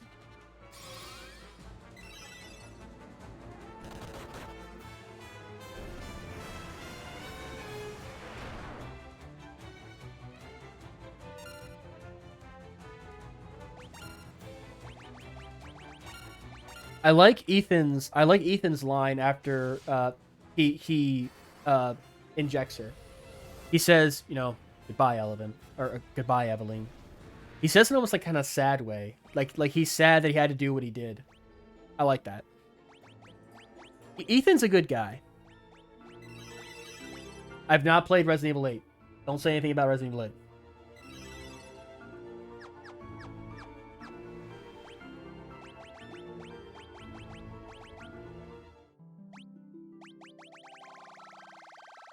What are we missing?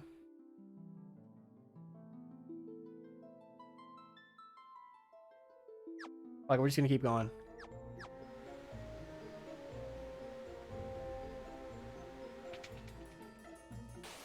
There are so many random encounters in this game, it's absolutely ridiculous.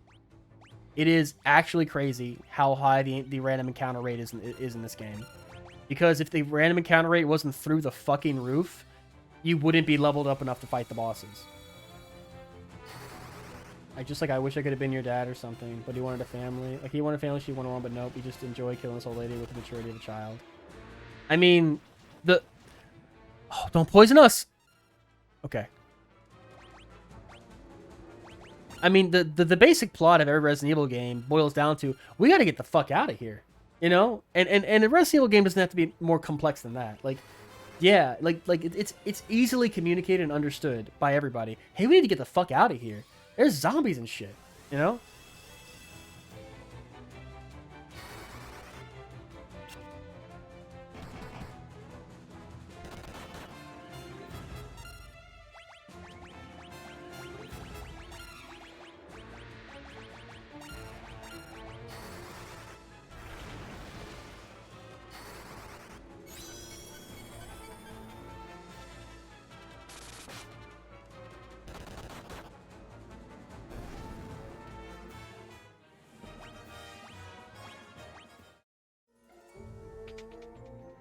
Mia was portrayed horribly in Resident Evil 7. She's like, I lied to you. I shouldn't have, but I did. Barrier. Where's Berserk? Berserk? Attack, and another Berserk. I think Berserk 8 and 3 add up to like Berserk 11. I think it's like a linear thing.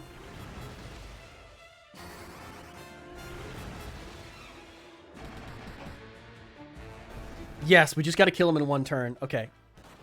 So we can, so Chalk can kill him in one turn. We could probably kill them.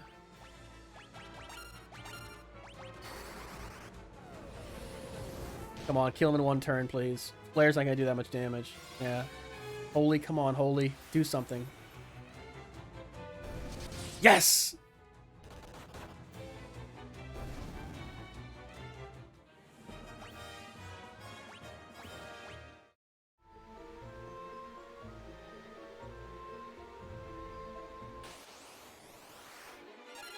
Damn.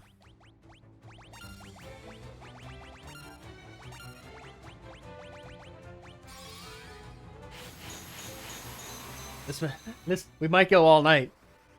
I don't know how strong I have to be to defeat the final boss, but I do have to level at least one magic spell to level 16, and I have to level a weapon skill up to level 16. I've been trying to do... Oh, motherfucker. Man, she just got all the status effects. Man, barrier didn't protect shit! Okay, Basuna should take care of all this. Please, please, Basuna. Wall.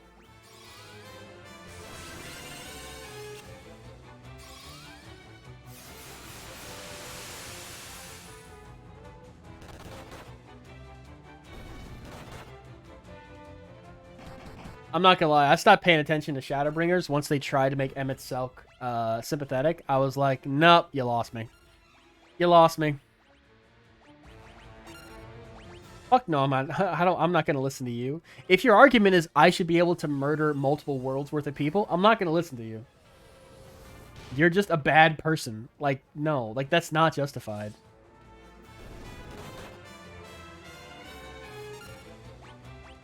If there was a really good reason for it, like this whole concept isn't dead on arrival. Like Ozymandias from Watchmen, he tries to murder what 3 million people in New York to stop a nuclear war that could kill tens of millions of people. Like that, okay, got it. That kind of makes sense, you know. That's the right way to do a villain like that. Emmett Selk is the wrong way to do a villain like that. It's like I want to murder multiple worlds worth of people for selfish reasons. You can't be like, he's got a point. You know, it's like, no, that's terrible. That's terrible writing. Like, it blows. I don't know. Maybe I'm just in the minority on this, but a lot of people are like, oh, Final Fantasy XIV is like the best story in the series. Like, have you played any other Final Fantasies? Have you played even one other Final Fantasy? Let's see, it was so sad the game didn't address her points at all. I was just going to say her death was dumb.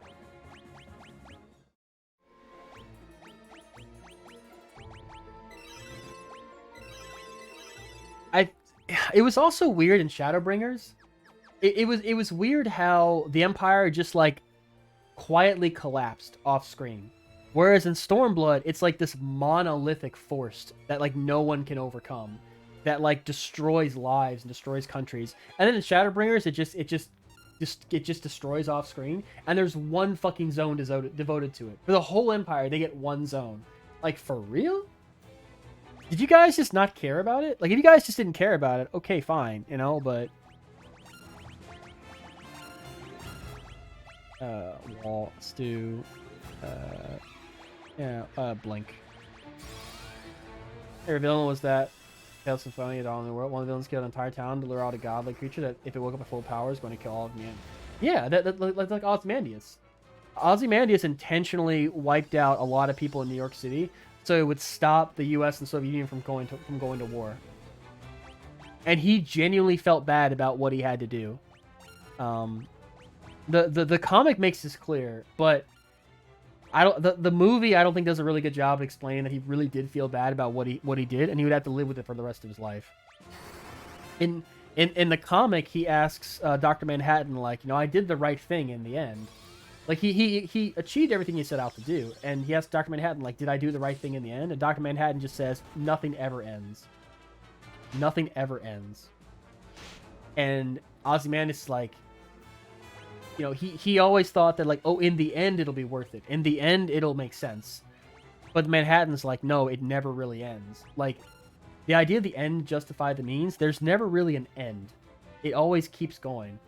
And Ozymandias, like, okay, I know there was a sequel Netflix series, and I know there's other shit written about it, but I like to imagine that Ozymandias has to live with what he did for the rest of his life, and he'll never be fine after that. You know, he'll be plagued by the guilt of what he did till the day he dies, never really knowing if he did the right thing or not. I like that idea. Like, I don't know. The thing about Final Fantasy XIV is that people hold it up as like one of the best stories, and there are good parts of it. Like, but the thing about Final Fantasy XIV is it takes an King Behemoth. Ooh, what do we got here? Let's berserk my boy. Let's attack, and let's blink. Like Heaven's Sword is better written than Shadowbringers. Yeah, I like Heaven's Sword way better. Shadowbringers. So the thing about Shadowbringers I don't like is that they establish these Sin Eaters as these just awful, like, Lovecraftian entities, you know? It almost seems like the Sin Eaters are like angels, and like, because humans are a mixture of good and evil, they kind of overwrite humanity and turn them into these angelic beings, which basically robs them of their humanity. You know, I liked the imagery and the idea of the Sin Eaters, and they were so cool. I love the Alizé questline in what was it, Amuro? But I love that questline, especially when Tesleen turns into a Sin Eater. I'm like, holy shit, this is about to be the best expansion ever. And like, not even 10 quests. They also make a deal like you can't kill a Light Warden, and you can't really kill a Sin Eater. You can just kind of like hold it off, but if you kill it, it'll like the light will come out of it and go into you and turn you into a Sin Eater. And it's like, these are just unstoppable, destructive demons. You know, holy shit. Like, the idea of a Sin Eater is a really good concept. But then within like 10 quests, maybe like one level after the Alizé quest ends, by the time you get to the first dungeon, it's established the Warrior of Light can fight the Sin Eaters, and the Warrior of Light can absorb the light from the Light Wardens. And so, all of a sudden, the Sin Eaters are like, oh, it's just a matter of time. They're not really seen as a threat anymore. They're like, oh, the Sin Eater. These things that terrorize people for 100 years, all of a sudden, no one seems worried about them anymore. Because the Warrior of Light, a person they don't know and have never seen before, can defeat one of them. Like, oh, if you can defeat one of them, you can defeat all of them. You know? Oh, it's just that easy. It's just weird the story is all of a sudden like, oh yeah, those Sin Eaters that we set up to be these huge threats, they're not really a threat anymore. The real threat is this fat motherfucker in Colucia. Because he can control the Sin Eaters. It's like all of a sudden the Sin Eaters by themselves aren't a threat, but when they're controlled, now they're a problem. And it's like, no. The Sin Eaters themselves are way more interesting villains than this fat motherfucker. Like, he's not an interesting or compelling villain at all. He's just kind of a loser, you know. So you're putting all your eggs in this basket of him being an interesting villain. He's not. Like, the Sin Eaters themselves as a force of nature are way more interesting, and you're just pissing that all away. Like, within one level, the Scions are out there attacking Sin Eaters with you. When it seemed to me like it was heavily implied that normal people couldn't fight them. That the Warrior of Light was special because of, you know, of course they're special. Jordan was wrong, but he was wrong in ways. Society made him super him up, and it's wrong but emotionally understandable. Who, by the way, is super sad. No one discussed it. It's just not. Yeah, because he knew that they were wrong, but what are you going to do? Like, it would be the collapse of society for you to change things as they are now. But for him, the best course of action was to preserve society as it was. Whereas Emmerich's decision was to completely, like, I don't want to live under a lie anymore, you know? Yeah, the villain was infected in the womb. Yeah, I hate that. Because, here's the thing, like, you're like, wow, this villain's a real asshole, you know? Oh, but no, he was infected in the room, so he's not in control of his actions. Yeah, got it. Oh, MXL did that? MXL's an asshole. Oh no, MXL was enthralled by Zodiac, so he's not in charge of his actions. Okay. Oh, Zodiac is just following the will of the people of Amuro, so he's not really in control of his actions either. Oh, the people of Amuro were desperate, and they summoned Zodiac in an act of desperation, so they're not in control of their actions either. Basically, no one's in control of their actions, and no one's interesting. I hate that. I hate how the final reveal for almost every villain in a Final Fantasy XIV arc is they weren't in control of their actions. And it's like, fuck you. That's so uninteresting. $1 million that $1 million that in 6.5 they're gonna be like, you know what? Golbez was not in control of his actions. He was being controlled by Zeromus this whole time. Like, wow, how interesting. Another fucking villain that wasn't in control of their actions and therefore has no character at all. Wow. Thank you, Final Fantasy XIV. I hate it. Yes, Nidhogg and Thornton were. Nidhogg and Thornton both knew what the fuck they were doing, and that says a lot about their characters. I hate it so much, and it happens all the time. They're like, oh, he's not a bad guy. He wasn't in control of his actions. He didn't know. He was being controlled by this other person, who was being controlled by this other person, who was being controlled by this. It's like, motherfucker, is anyone responsible for their actions? All the good guys are responsible for their action, but all the bad guys aren't? Like, you know who I love and who's super underrated, even though some would say he's overrated? Kefka. Kefka is a wonderful villain. Kefka was like a normal person until he was experimented on with Magitech by the Emperor. All of a sudden, he became very powerful. And with his power, it kind of made him crazy. But what probably really happened is that this is the person he was all the time, but he had to kind of, you know, there's always that face you show the world, right? You have that private face that you might not show anyone or maybe show like a handful of people, but you have your public face, the one that you show most people, right? Kefka's public face was just a normal person, but on the inside, maybe he was this demonic evil clown the whole time. And when he got Magitech imbued with him and he became a magic knight, all of a sudden his darkest desires and the person he was on the inside, he had the power to make that happen. And because of what the Empire did to him, and they like robbed him of his humanity and made him crazy, in a way they destroyed him. It's like, imagine if you had the power to do everything you ever wanted, right? That's what Kefka got. And it turns out that Kefka in his like heart of hearts is an awful person, a terrible person. And it's almost like Kefka realized what a terrible person he was, but it's like, you know what? I want more power. I want even more power. I want to be a god of magic. Yeah, Sephiroth to me is just a less interesting Kefka. Because Kefka got a taste of power, realized how bad it made him, but he's like, I want more power.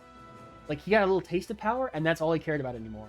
And he got to the point where he's basically a god in the Tower of Kefka, but he has nothing to go after. He has nothing that he really wants. He doesn't really have a motivation beyond become more powerful. And when the main party confronts him, he has that wonderful line that says, like, dreams and hope. Where do they come from? Where do they go? I will destroy all of them. Kefka himself has no dreams or hope or anything beyond getting more power. And him getting more power doesn't make him happy or satisfied at all. So he grows to hate people that do have hope and drive and dreams, and seeks to destroy everything and make everyone feel as bad as he does. How awful would it have been? How incredibly boring would it have been if you climb the Tower of Kefka and you read a diary being like, oh, it turns out that there was this other character controlling Kefka the whole time. It turns out Zodiark was controlling him the whole time. It's like, wow, this character that was so interesting throughout the entire game, it turns out he wasn't a character. He was just a puppet, you know? That's literally every Final Fantasy expansion. Except Heavensward. Heavensward was the exception. And maybe Stormblood. I think Xenos is just an asshole. Okay, I really need to look back into Xenos, because I could have sworn that Xenos was being controlled by an Ascian, but then he wasn't? I don't know. There's so many fucking cutscenes. There's so many cutscenes that don't go anywhere. But then there'll be like one small line of dialogue in like a 20-minute cutscene that changes everything. I'm not gonna lie, I probably skipped a few cutscenes during the MSQ because they were so goddamn boring. Why can't I hear anything? There we go. But yeah, big fan of Kefka. That was kind of a rant. That was definitely a rant. It is 9 o'clock. And the sun is still out. What am I doing? Okay, we got Blink and Protect. Let's do another Blink. Another Berserk. Attack and Berserk. More Berserk. Haste can only go up so much. You can only attack 16 times in one turn because that's the upper limit the game has decided is whatever. But you can Berserk for pretty much forever.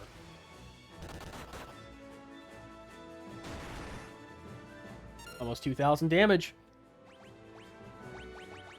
It's Berserk O'Clock. Yeah, looks like one haste. Anyway, sorry I got a little bit I got a little ranty. Swallowing Emet is something else, but it was considered, even though that happened because the Final Fantasy XIV is the thirstiest community you've ever seen in your life. It's easy to tell how much the Final Fantasy community will care about somebody because of how much they want to fuck them. Like, I can guarantee it. Everyone's favorite character, like if you look at the top 10 favorite characters in Final Fantasy X or Final Fantasy XIV, it's the one that people most want to fuck. Like, Y'shtola is up there. And Y'shtola has very little characterization.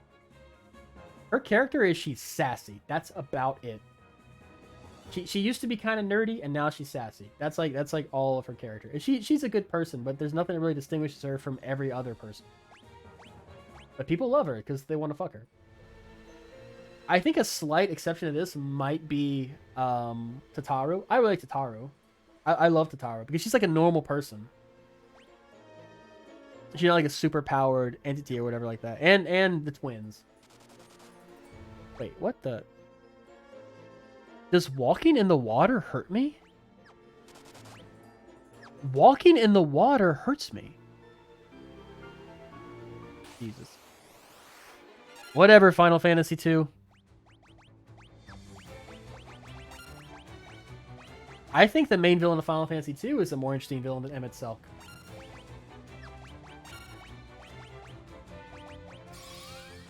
Because the main villain of Final Fantasy II is I'm an emperor and I want to own the world. I want to be in charge of the world. I want to take over the world. Like super aspirational. And I don't want to take over the world to do anything good for the world. I just want to be the guy in charge. Careless Whisper? What's Careless Whisper? I don't know what that is. Die, Marlboros!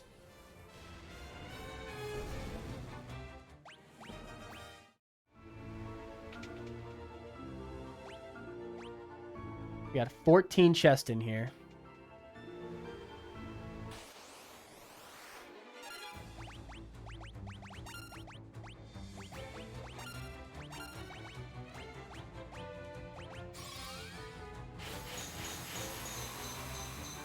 A meme song.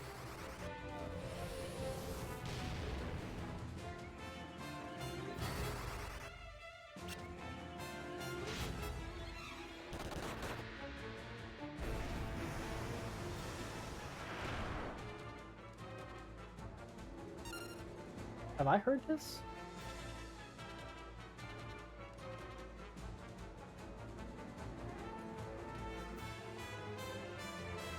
Oh, so who was the emperor? Who was the emperor of Garlemald before Garlemald fell? I really liked his conversation with the heads of Eorzea,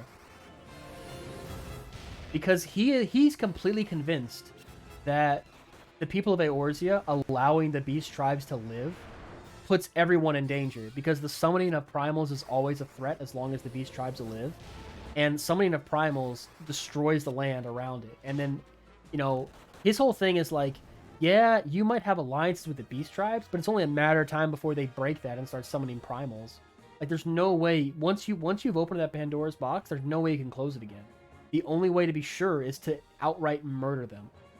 But like, his argument is that you should murder them because what you're not killing people, you're saving the world. They're eventually going, because of the actions of Midgard-Solmir in 1.0, ether is abundant everywhere now, and it's very easy to get enough crystals to summon primals. But if you do that, they're going to start like drinking in ether from the land and destroy the land. And pretty soon, the Emperor's idea is that eventually every place in the world in Eorzea will look like the burn, and it'll be a slow death for everybody there. And the people of Eorzea are like, no, that's not true. We formed alliances with the beast tribes, and the emperor's like, no. Eventually they'll feel like they're getting a raw deal, or eventually corrupt leaders will come up that are not as good as you guys, and they're going to turn to their primals, and they'll summon the primals, and they'll absorb the ether, and you'll never be able to stop it. And the people of Eorzea basically say that the emperor only wants to control people. He doesn't really want to help people. And the emperor is like, no, we do. And they're trying to find common ground. And the people of Eorzea basically say, like, we respect people's rights to live, and we want people to live the way they want to. And the emperor is like, if you say that, why won't you let us be in charge of you? Because that's what we want too. He's like, look at the people under the empire. They're in some cases way better off than they were on their own, and we will get rid of the beast tribe threat forever.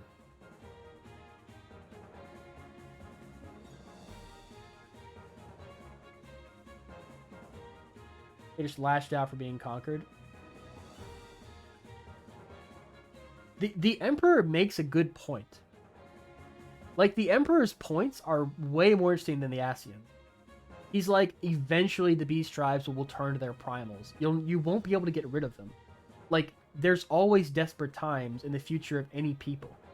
But it's almost like the existence of nuclear weapons in reality.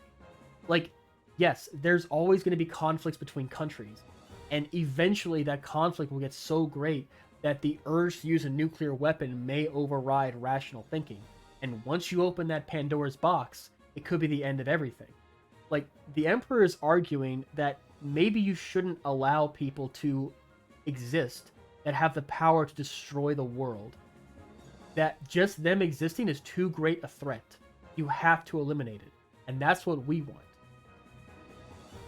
You start noticing in Lalafell, Aura, Ellison, Huar, and Mikote. That was the point of the dwarves in Shadowrun.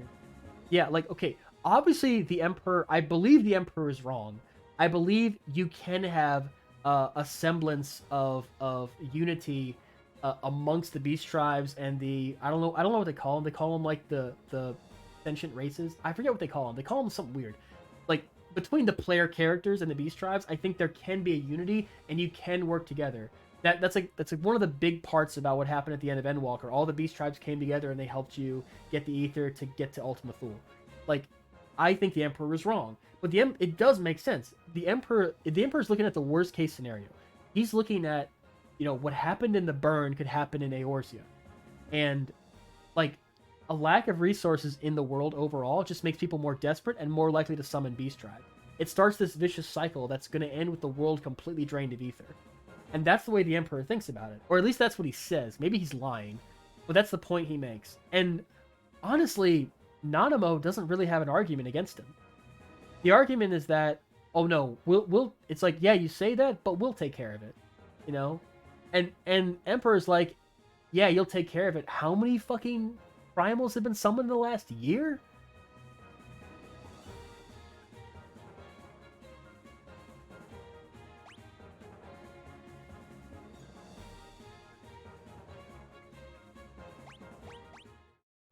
Nanamo's lack of argument is being called out on her being as racist. Yeah, I like Nanamo, but Nanamo... What the hell? What can I do for you? We can buy Flare! Haste? Okay, we gotta teach everybody haste. I mean, I can just use haste in battle. Fuck it, I'm just gonna buy haste and Berserk and just use them in battle.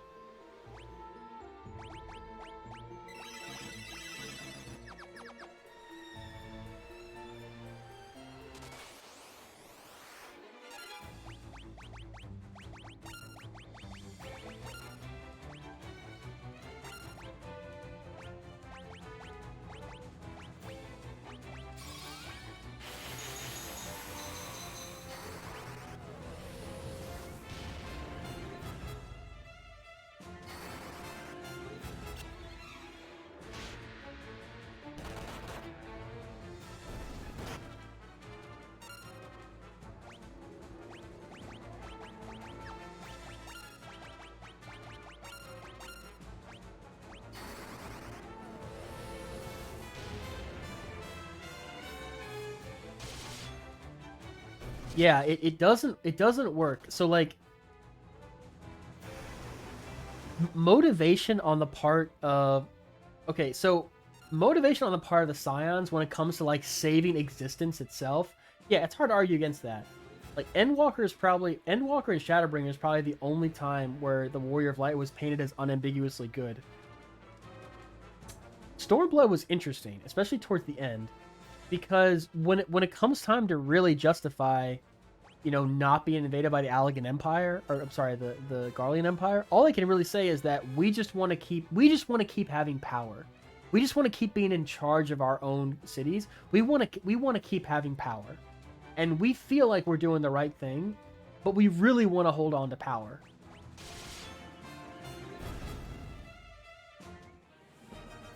Hydaelyn being a Primal's card out as far as Heavensward. Was it in Heavensward they called that out?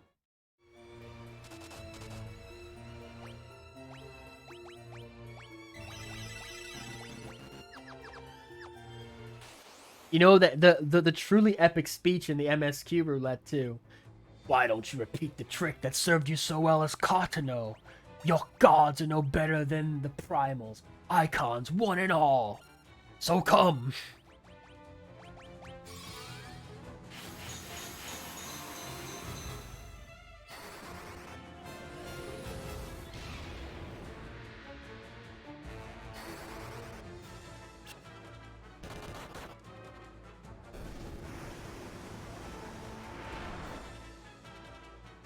Now, the side quests of Final Fantasy XIV are a different story. So I've actually been doing some of the side quests, mostly for the extra XP, and because I hate seeing the icons on my map. Some of them are pretty good. Like, a lot of things the Warrior of Light does are just kind of like the small thing, you know? Oh, Emperor was 100% right. He just likes Primals because he claims Midgard Sarmaris won. No, I don't know if the Emperor was really telling the truth. I don't know if the Emperor was really being honest. Like, obviously he likes power too, you know? Like, the argument basically boils down to, I'm powerful and want more power. And the Eorzeans are like, we have power and we want to keep our power. That's all they have. That's really what they're arguing about. Like, even as far back as A Realm Reborn, like, it's like Nanamo... Is Nanamo using her power effectively? Maybe not.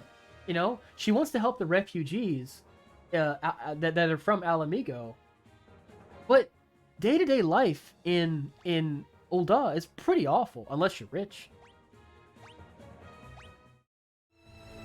She's young and frail. I do like her development. I do like Nanamo as a character, but if you're in charge of a country and you're in charge of people. Like, oh, they're still learning. Like, okay, as they're learning, people are suffering.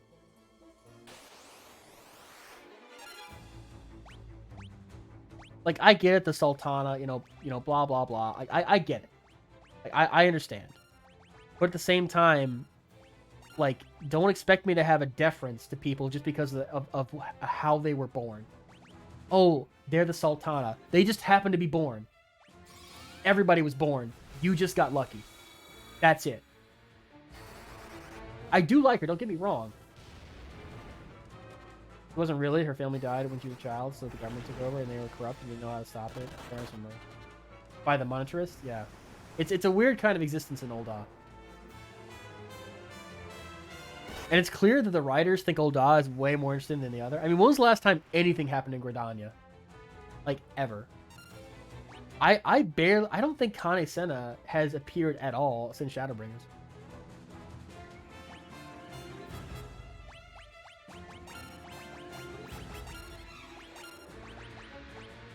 I just keep attacking.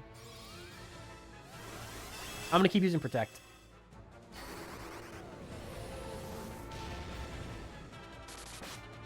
See, because these defensive spells can scale infinitely, yeah, you can just keep spamming Protect. And they'll take less and less damage every turn.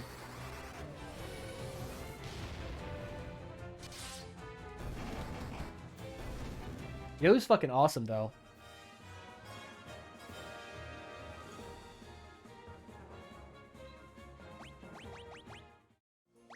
You got Papa Shan. You got Papa Shan to look after you. Oh, have you done the level 70 goldsmithing quests? Level 70 gold... The 60 to 70 goldsmithing quests are adorable.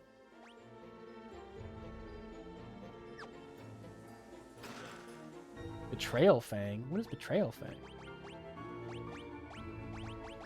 I should really use some of these items. Confuses the target.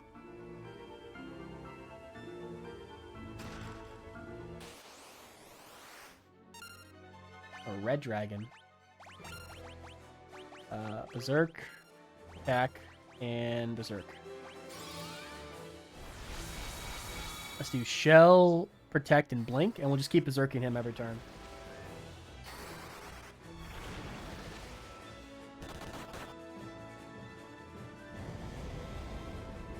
I need to watch the Parting Glass again. I love the Parting Glass. I think the Parting Glass is the best cutscene in the game, except for the Realm Reborn trailer.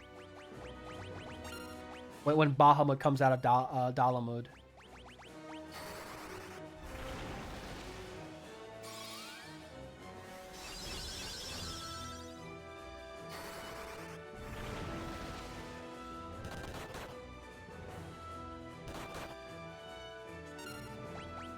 You know what? Berserk. I'm gonna do some ice magic. And where's haste?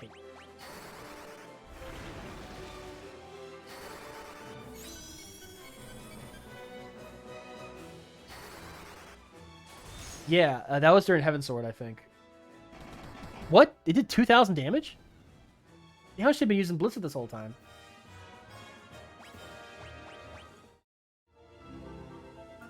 Yoichi bow. I think that's the strongest bow. Wait. 6 more chests. Want to go down yet?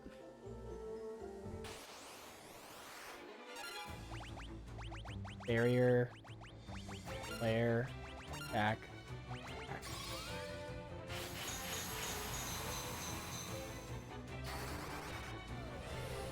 You should come back. You should come back. We'll fish together. I need to level up fishing.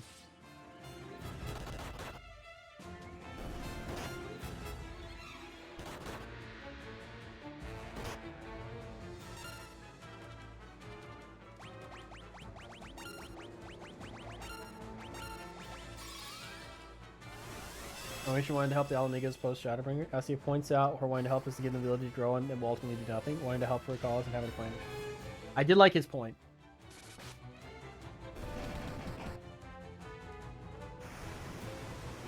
What are you drawn to? Drawn to tanks, healers, or DPS?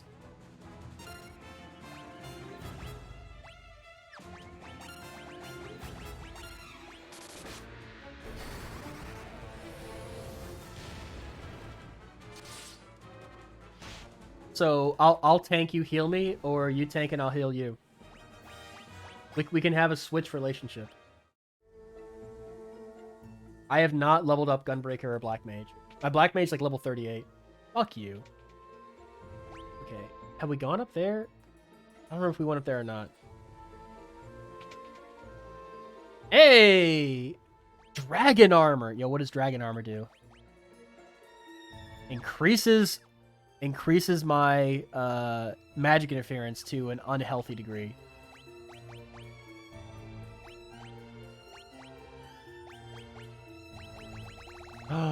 It increases my attack a lot, though. I think it's way more important to have a good defense than a strong offense. Chalker is my big offensive. Aegis Shield.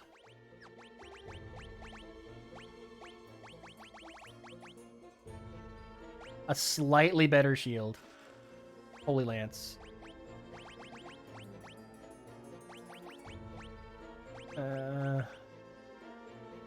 Fuck it. Okay, alright. We're gonna make our Paladin level 80, Black Mage level 80, White Mage is 80.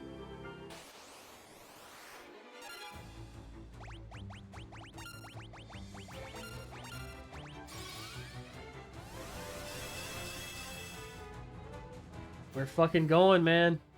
We're going. We're gonna see the end of this.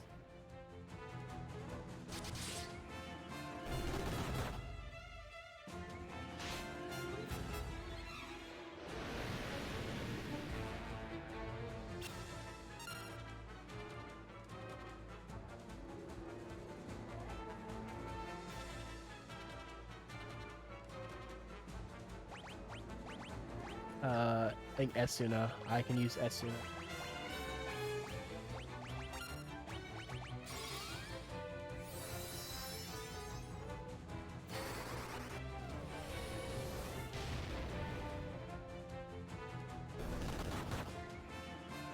What do you play? What race? Like Rogadin, Elizin, Catgirl, Catboy? What do you play?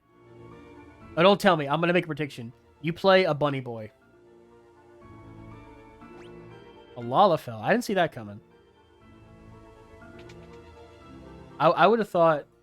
How many chests do I have now? 11. Okay, good. I would have thought it would be something more androgynous. Well, I guess Lalafell are very androgynous. I can't tell the difference between a male and female Lalafell.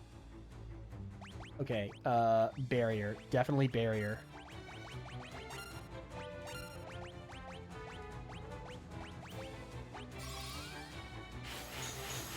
Lalafell have no chest. Lalafell gender is an illusion. They're all potatoes.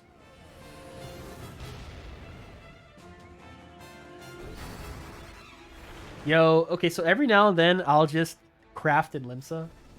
So I'm trying to craft a lot of collectibles to like level up all my crafters, but you know it takes a while. So I'll go to Limsa and I'll just go through my macros and I'll craft. And I'll like listen to what people say to each other. Jesus Christ, he's almost dead.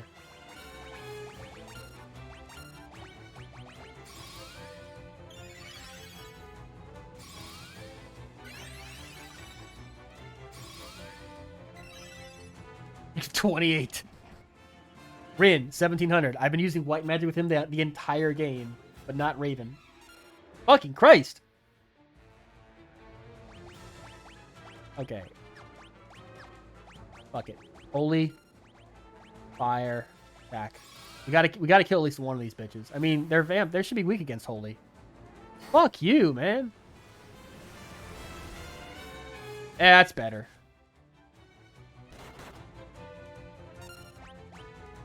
I think it's like a gravity spell. It's based on the amount of health they have. Bring him back to life because he can only get stat increases if he's alive at the end of the fight. Do fire. Fire's like the best spell. Hey, Chalker, what's up? I'll put my entire time playing, but the armor's just so limiting, so I'm leaning Bunny Boy. I knew it. I knew it. I knew it. I have 2 Fantasia in my inventory. I wasn't sure if I would like female Elizin, but I do. Chalker, my man, what's up? You ready to see us getting a platinum trophy tonight? A high potion. It's like one of the last dungeons in the game. It's a protect ring. Where's protect ring? Huge magic defense, but magic defense is like fuck all. Oh, there we go. Give it to my black mage. I should visit my house sometime. Trans guy, they're short and wear crop tops. They were made for us. That's why I said that. Whoa, what is this? Mega Parasite.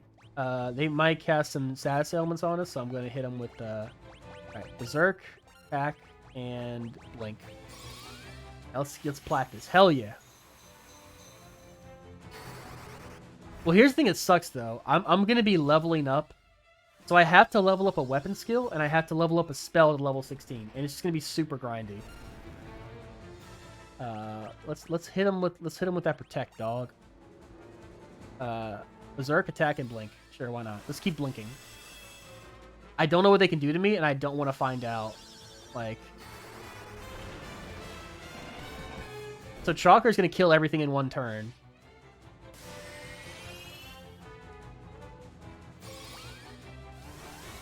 Yeah, Drain goes through everything, all protection. Nothing really defends against Drain.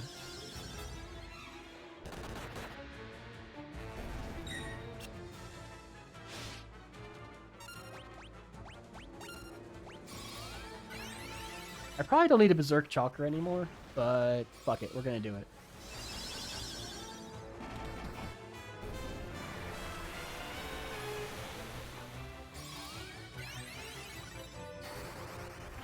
You're over 7,000 health, Chalker.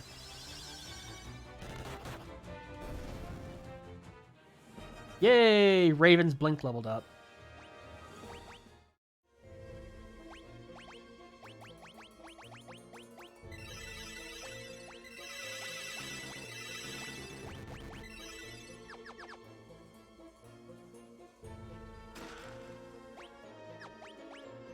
14 out of 14 chests, baby. Okay. Gate passage. 6. Okay.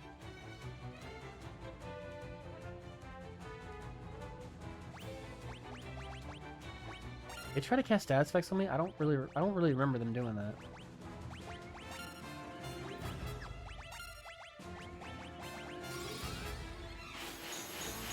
So here's the thing. So you go straight from this dungeon to the next dungeon. You don't have a chance to go to the overworld.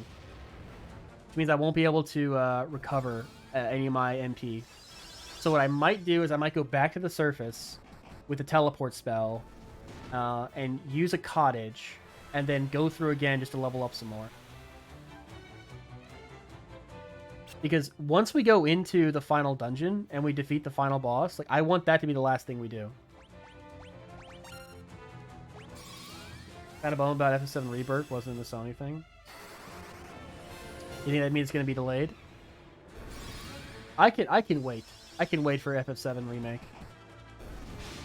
I kind of wish they would release a PS5 version of Final Fantasy VII, like the original Final Fantasy VII, so I could play through Final Fantasy VII again, get another platinum trophy. Come on, you're ice. You got to be weak against fire. There you go.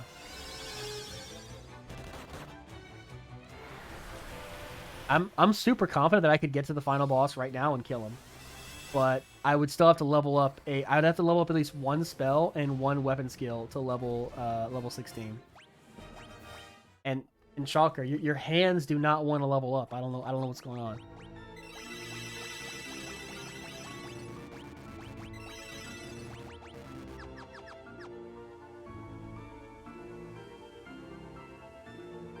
There it is. This takes us to Pandemonium. Let's use teleport. Pandemonium is the final dungeon of the game, and once we beat that, we beat the game.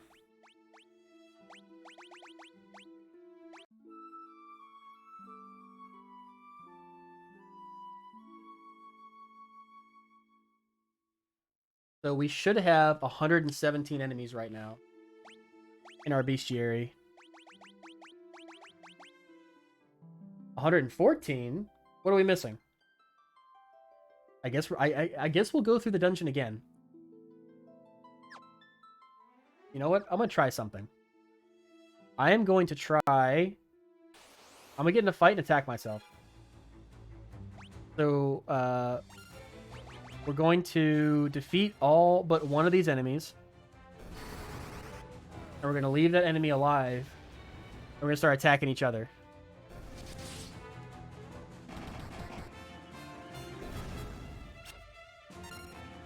We're gonna start attacking ourselves.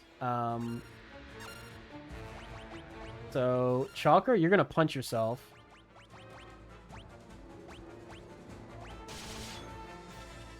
Oh, wow.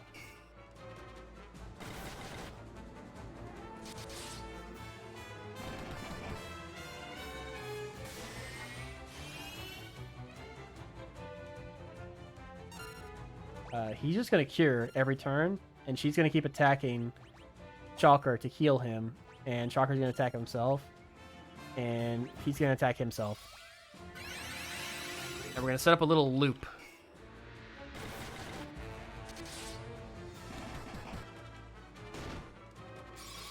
I think Chalker is doing too much damage to himself. And the loop's already broken. Why is Sourdough's staff leveling up so much? Hang on, is there a fast way to level up weapon skills? Hang on a second. F2, fast. Actually, I'll just look at the trophy guide. Because that is a trophy.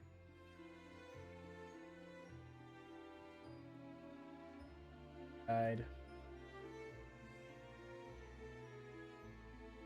Weapon tactics.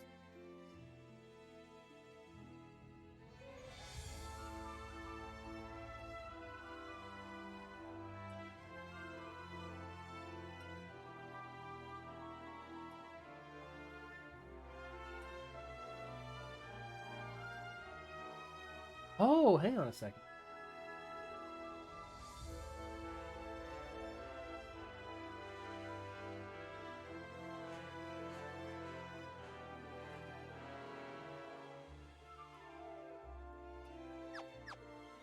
Okay.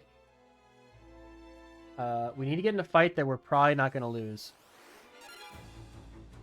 Okay. This might work.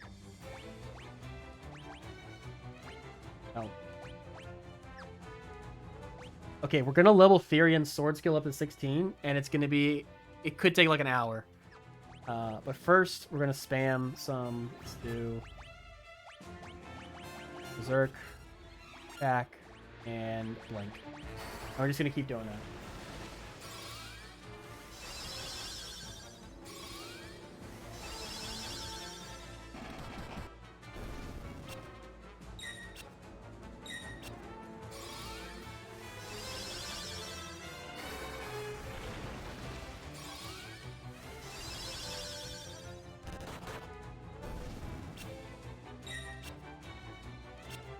So I think I'm going to use Cure with Sourdough, and Cure with her is going to be the spell I get to level 16. I want to do this before I go into Pandemonium, because when I go into Pandemonium, I'm going to get all treasure chests. I'm going to get all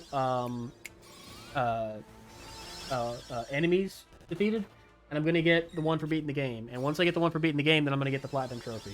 What I don't want to do is go in there and beat the game, and then have to come out and just grind until I get a level 16 weapon skill or magic skill, and then it's just like the most boring thing ever, you know? What we're going to do, we're going to equip our boy with the blood sword. I'm pretty sure I have the blood sword. Hang on. What? Why is it organized like this? Where's the blood sword? I know I have the blood sword. Where are you, blood sword?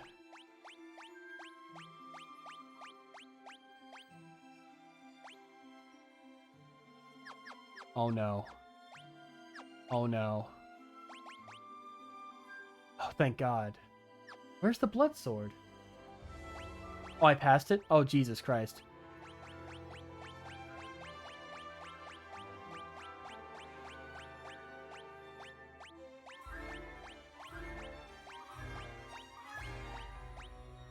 Oh, Jesus Christ. Okay, so with the blood sword, it doesn't have very high attack, but it gives you back... It heals you for all the damage you do. It doesn't drain health. It heals you for the damage you do. So if you attack yourself, it'll heal you for the damage you do.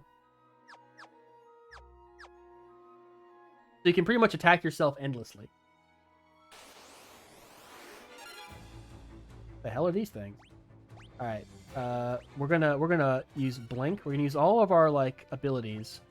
We're gonna defeat one of these, and we're just gonna keep casting stop magic on us, and then we're gonna get into like a decent loop where we can just do blink. I mean, there's always a possibility enemies should just run away.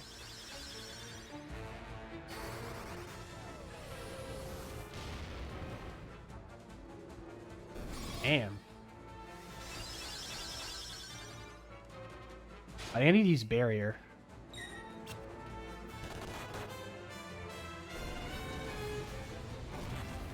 Yeah, they use magic attacks. They don't really use that many physical attacks. Barrier.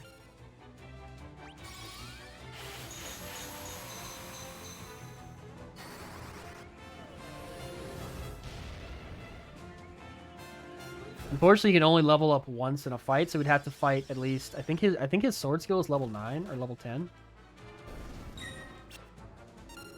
All right, attack, cure,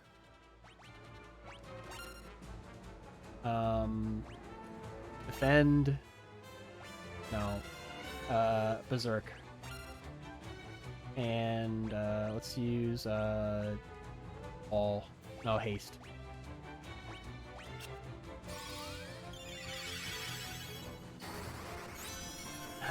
And we're just gonna let it run for a little while. No, you don't attack him. Keep attacking yourself. God damn it.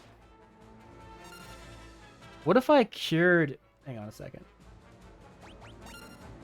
That's very annoying.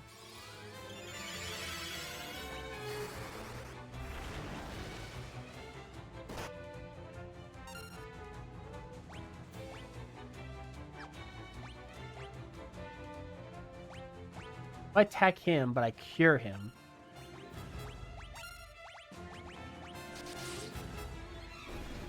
Well, if I kill him, then, you know.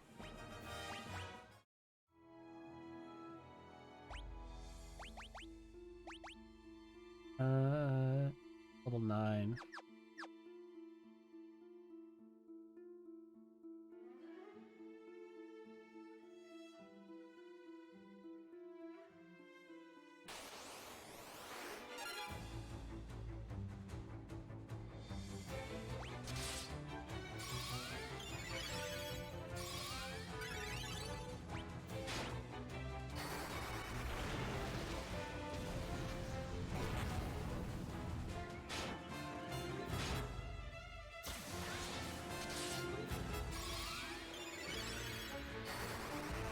I mean, with this setup, Rin's not going to die. He's going to attack a lot during a fight.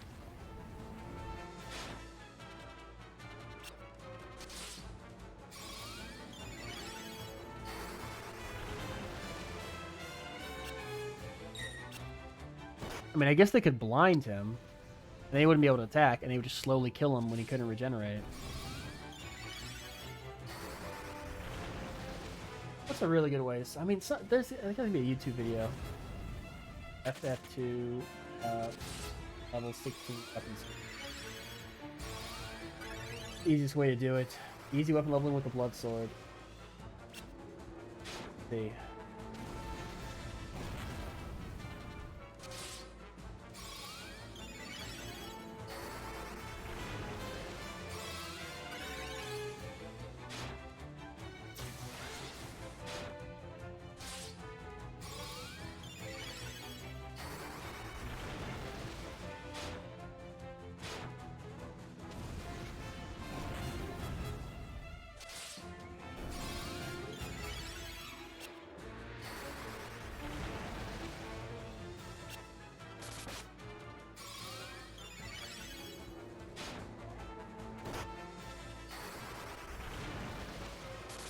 Everyone else should attack yourself with the blood sword.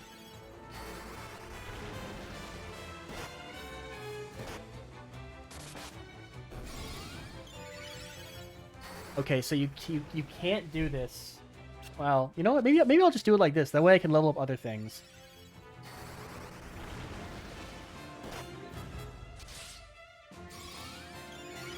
This might be a really tedious stream. I mean, Final Fantasy 2 is, if nothing else, a tedious game. So, I guess it's on brand.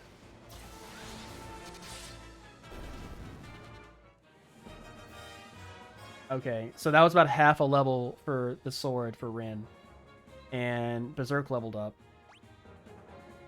Rin's strength went up. Everything went up for Sourdough.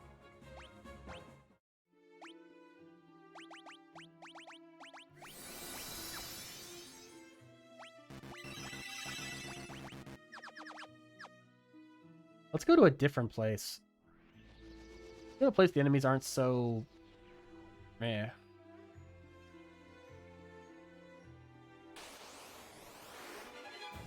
Yeah, sure.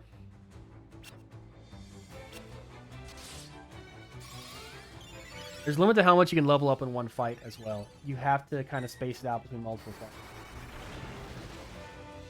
Yo, I'm watching a video. I'm looking at the comments of a video where they basically did exactly this. And this motherfucker's like, oh, I sold my blood weapon.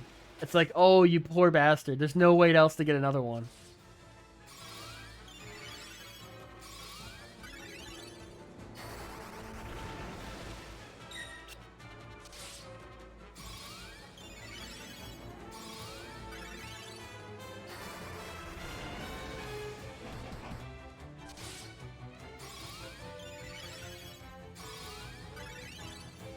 I mean, this is the Final Fantasy 2 experience. I'm only doing this because there's a trophy for it. For level 16. I mean, it's leveling up slowly but surely. I almost never sell anything either.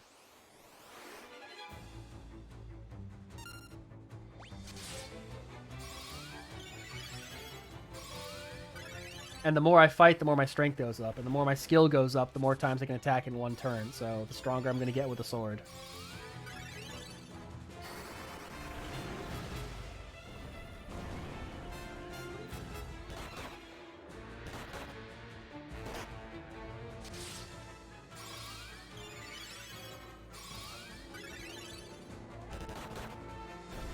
Yeah, Chalker's out of NP, so he's gonna attack. That's the only thing he can do.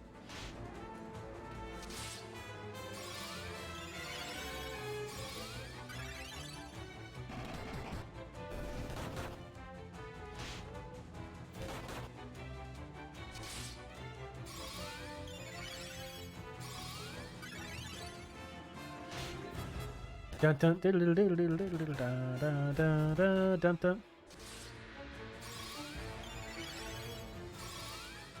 Just trying to get a hold of him.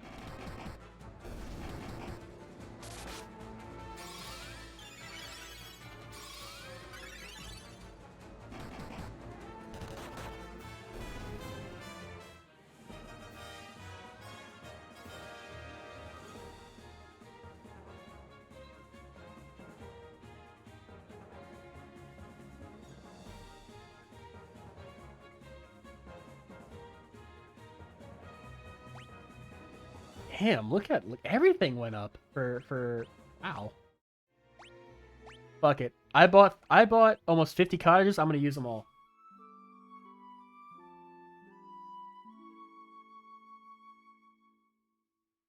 It almost doesn't even matter what I fight. Let's just have a nice walk around the world, shall we?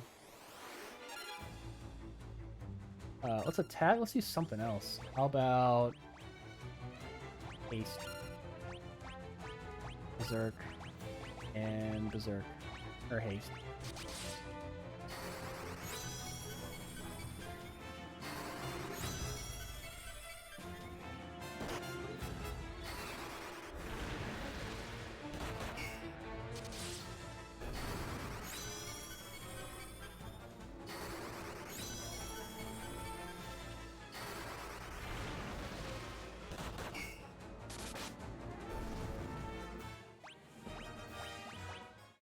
Hang on a second.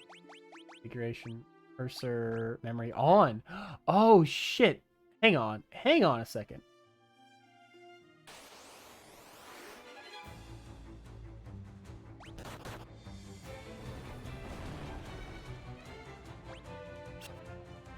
I get like one of these motherfuckers by themselves and just keep attacking myself for the whole fight. And just keep casting Haste and Berserk on myself, so Haste and Berserk get even stronger. It'd be cool if Haste or Berserk be one of the ones that are leveled up that high. Level 16. Level 16 Berserk would be crazy.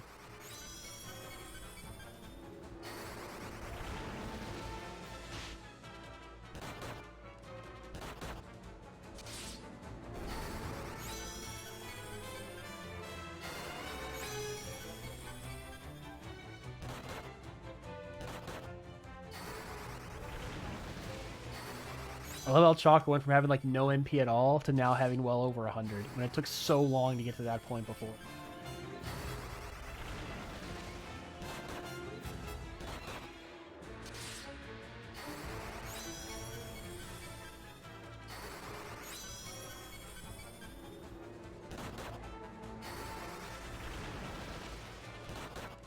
Like an episode of Pokemon where Ash and that other trainer were making their Metapods cast Harden like hundreds of times.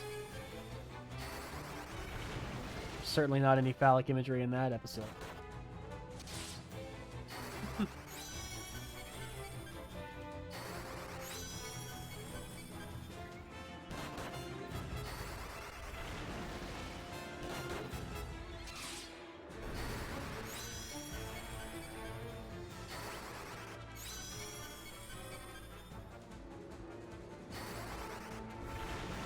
I mean, you hear this, you hear the casting sound in your brain.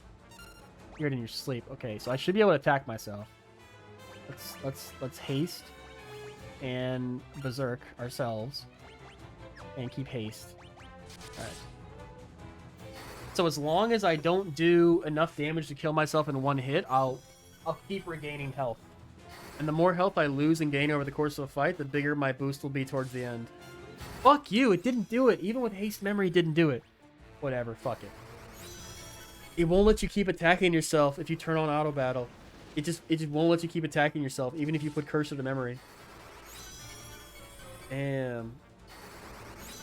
I mean, obviously they don't want you to make a mistake and keep attacking yourself and kill yourself, but in Final Fantasy 2, that's kind of beneficial, you know?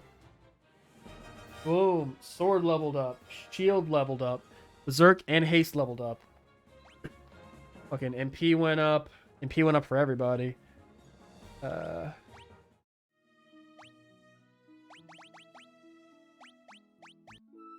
I'm gonna buy... You can buy Elixir for 50,000 gil. I'm gonna buy as many elixirs as I can before I go into Pandemonium.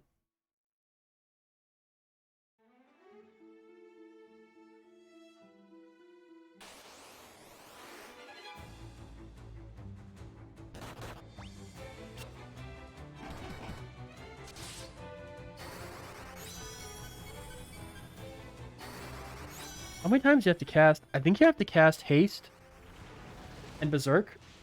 I want to see you have to cast like 1,000 times to level up to level 16. It's ridiculous. Let's see. Trophy might unlock naturally during the story playthrough, as you'll be healing yourself a lot through various dungeons, and you need to cure magic spell to get better and better as you go. You might end up a few levels away from the goal of 16, and so if you can just go to any random battles in the world and attack your party members and keep healing them with cure. Launch the party members MP with Ether, and eventually level 16 will be reached.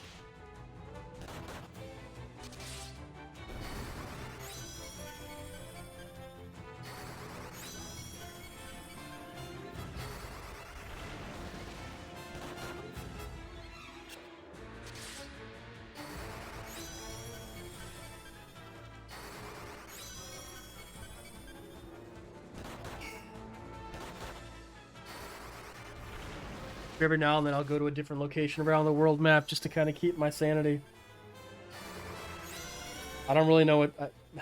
I might actually like start watching YouTube videos. I might just like pull up some YouTube videos and watch them while I grind. I probably should have done this off stream. I didn't think it'd be such a grind to get magic and weapon magic to 16. Maybe I should go back into Jade Passage and do this.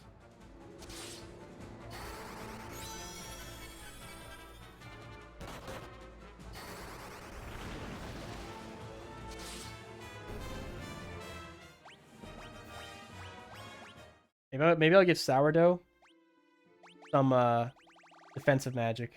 Give her Blink.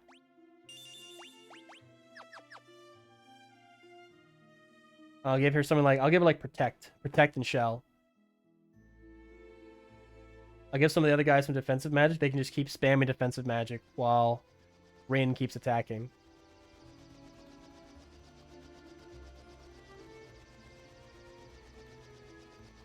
Oh yeah, that's right. That was destroyed. I think Finn's got a lot of magic shops.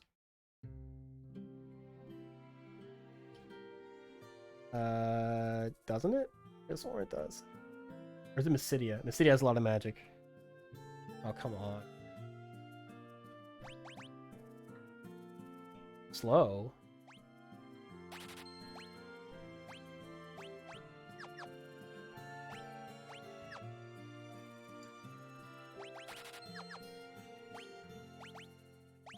Use... Oh wait, we gotta sort it. Let's use Slow on Sourdough and Mini on Sourdough. And we'll just spam that every fight.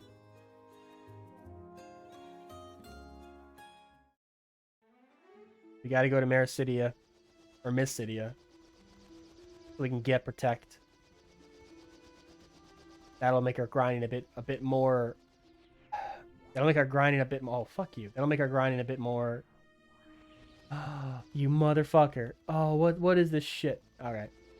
Fuck it.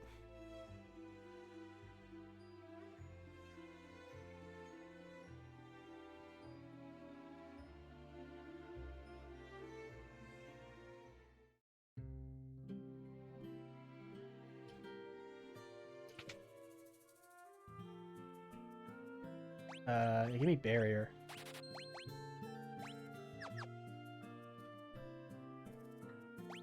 Protect, Shell. Alright. Teach Sourdough Protect and Shell.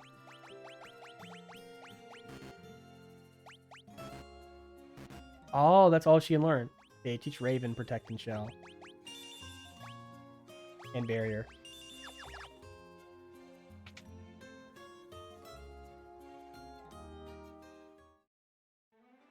Alright, gonna go back to the Jade Passage and just spam a bunch of whatevers. Alright, to attack. I want her doing slow every turn. Have him casting Berserk. Do protect.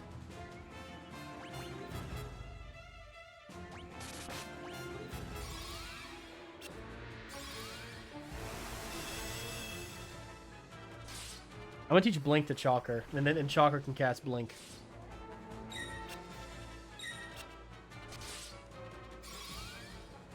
Settle in for a grind, guys.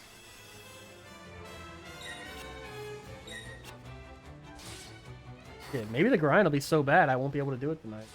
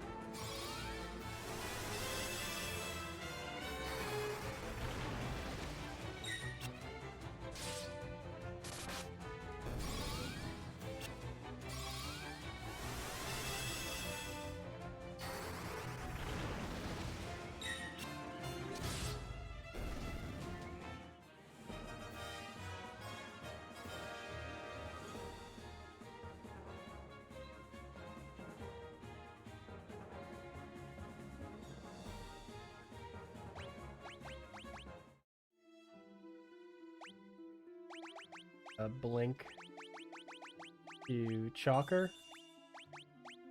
And give him Protect and Shell too. Why the fuck not?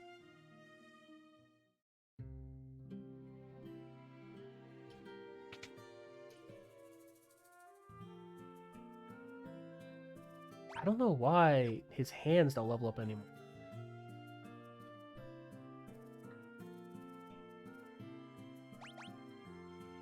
Heck.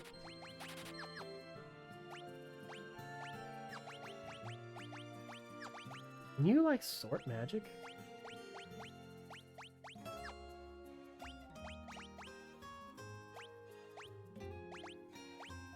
Fuck.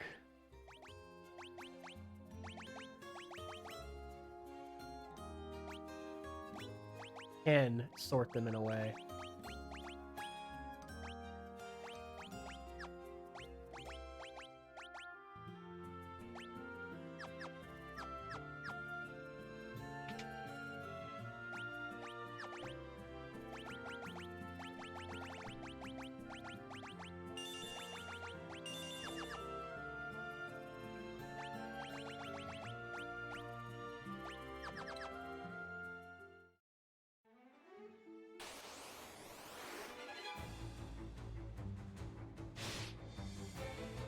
Do attack, slow, shell, and protect. That should There's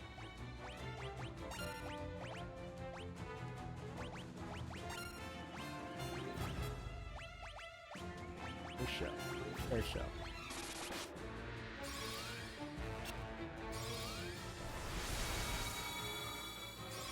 I don't really know what the difference is between, like, Shell 1 and Protect 1. I assume, like, 2 casts of Shell 1 is about as powerful as Shell 2. Like, 3 casts of Shell 1 is as powerful as 1 cast as Shell. Like, if you cast Shell 1 16 times, I imagine it's strong as, like, Shell 16.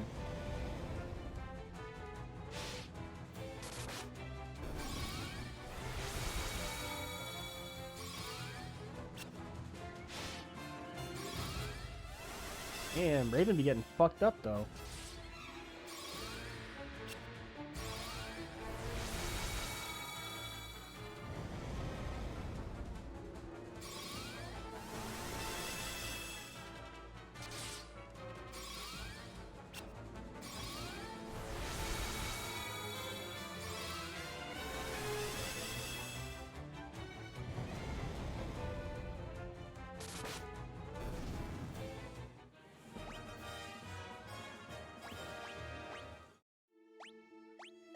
Close to level 11. We're about halfway to level 11.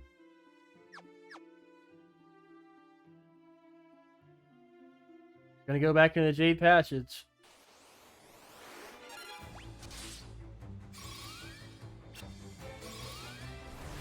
Yeah, the Blood Sword's one of the weakest weapons in the game. Because it's so powerful.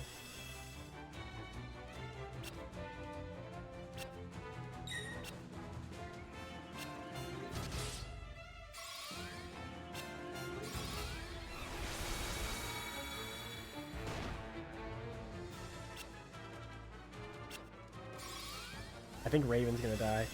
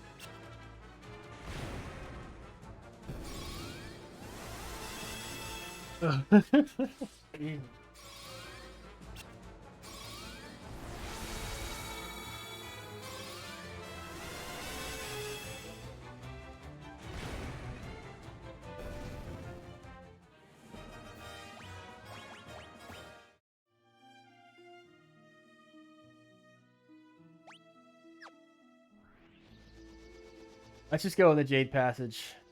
I think if I attack stronger enemies, it'll level up faster. I really don't know. I just don't know.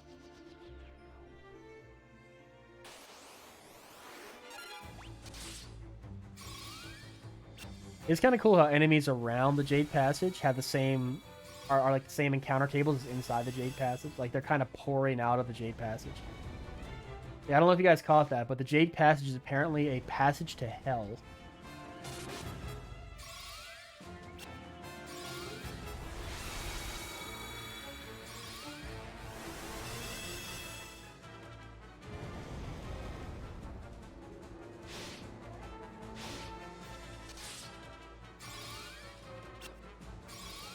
Apparently all the monsters that we fight throughout this game are originally coming from hell.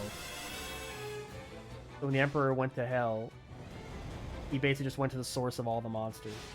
He created an army out of these monsters that just randomly plagued the town.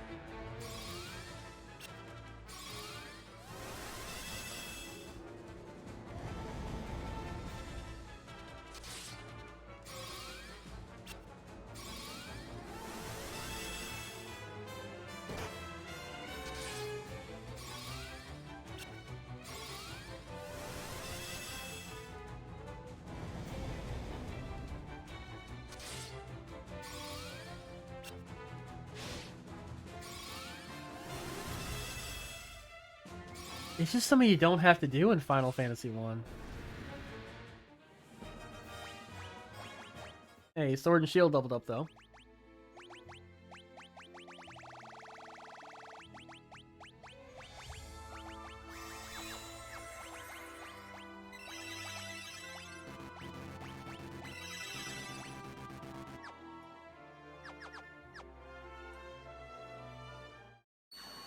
Yeah, I think the magic skill I'm gonna level up is gonna be Rin's Cure Magic.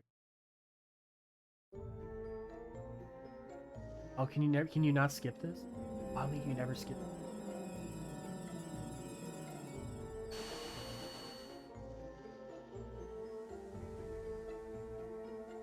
Counters are on.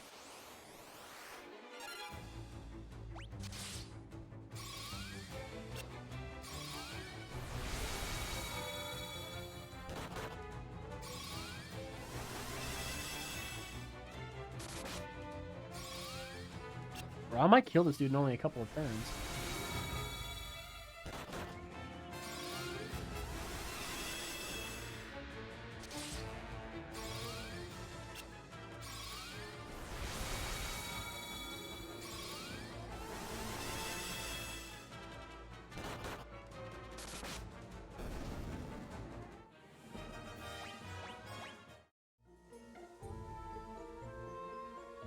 You know what? Fuck it. We're using elixir. No, we'll save our elixirs. Pretty much the only way we're going to have to recover MP when we finally go into Pandemonium. Because you got to go through the Jade Patches, then Pandemonium right after that. But of course, we can also just turn off encounters. That's the thing we can do.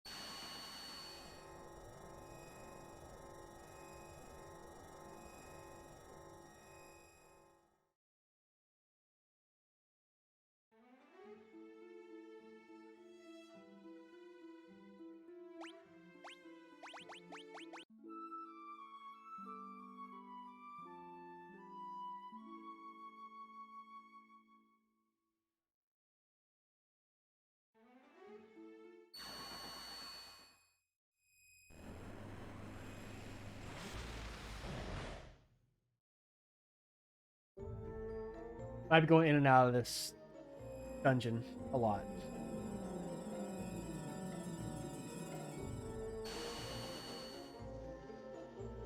Luckily, the more enemies I fight in here, the more gil I get, the more elixirs I can buy.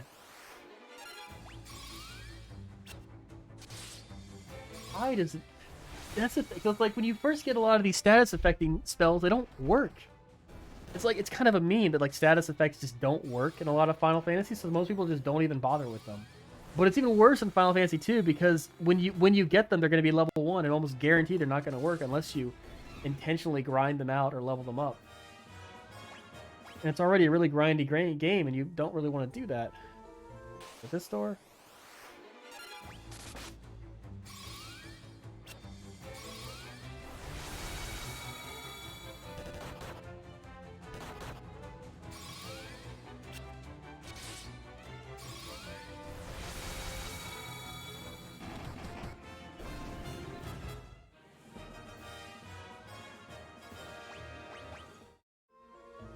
Does that say Genji gloves?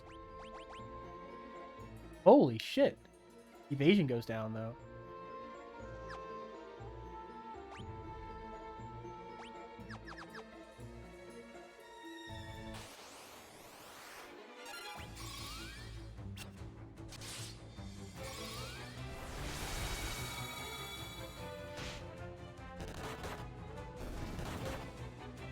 Wait, why is Chakra attacking? I don't want Chakra to attack.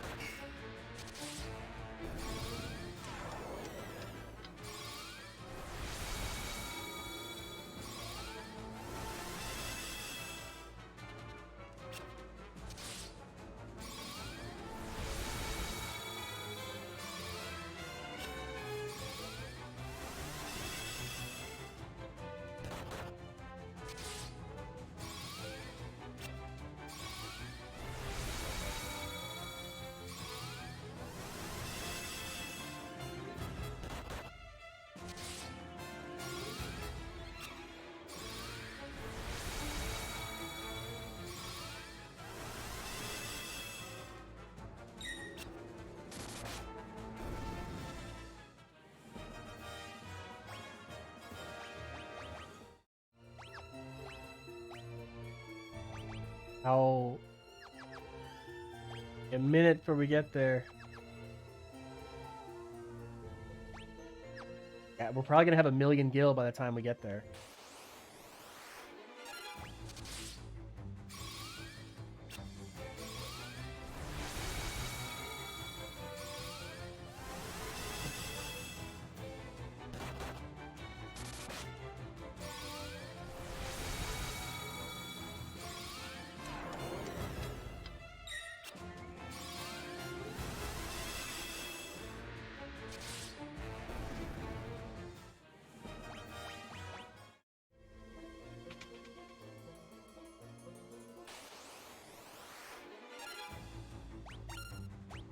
You stop magic instead.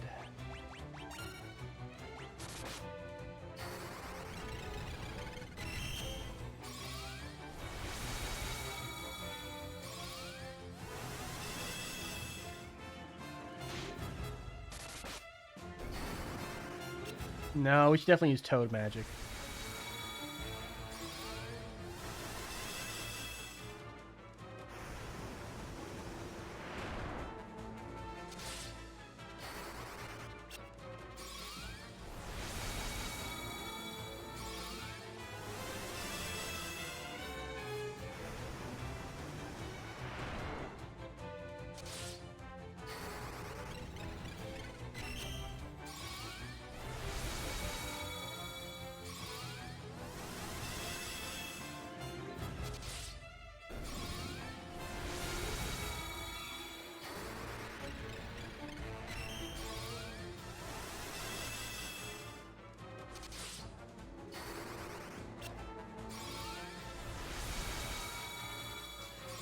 Final Fantasy 2.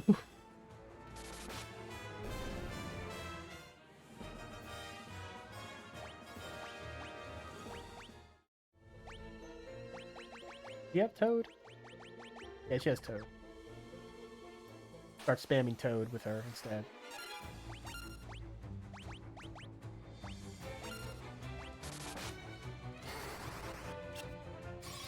Fucking Rin's getting super strong with the sword, though.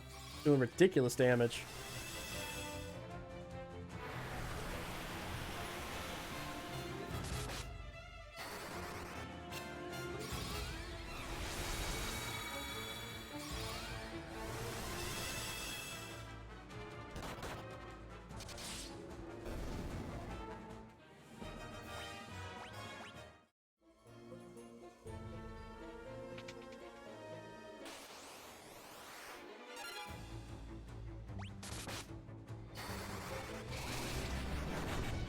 Ooh.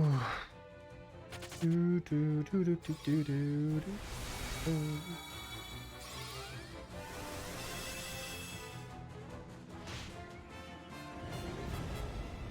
Change the name of the stream.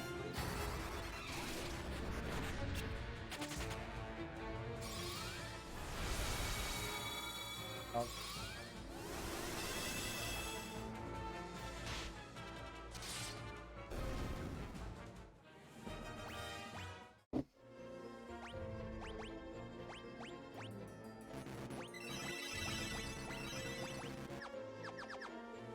Oh, it's so slow and leveling up. Oh, it's gonna be like hundreds of these casts.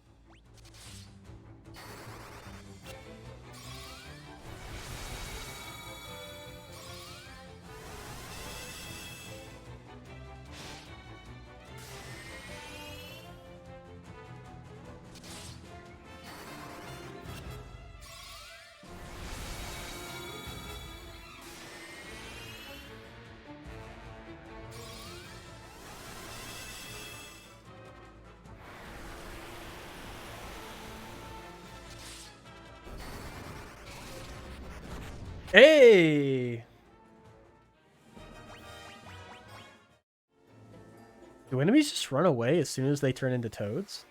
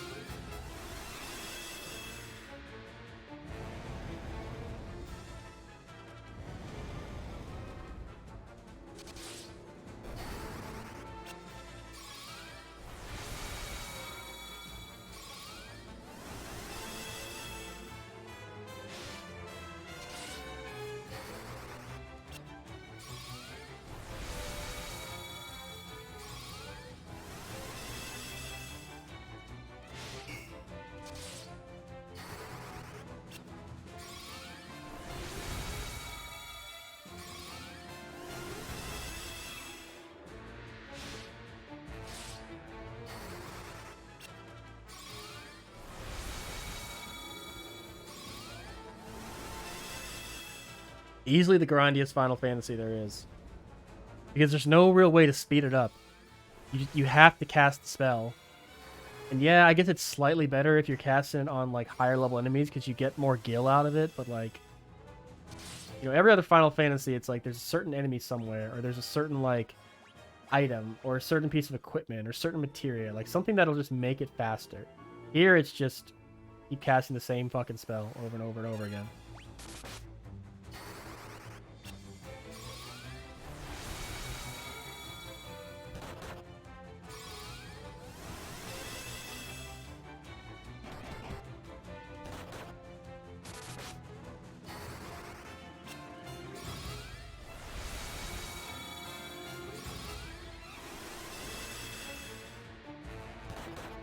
It is cool that you can make every single spell in the game multi-target, no matter what it is. You can make it target anybody. That's kind of cool. In Final Fantasy 1, white mages could learn Blink, but Blink only worked on themselves. It didn't work with anything else. Another version of that is Invisra, and Invisra and Blink would stack. So white mage that's super high evasion. Good, because they have very, very low physical defenses.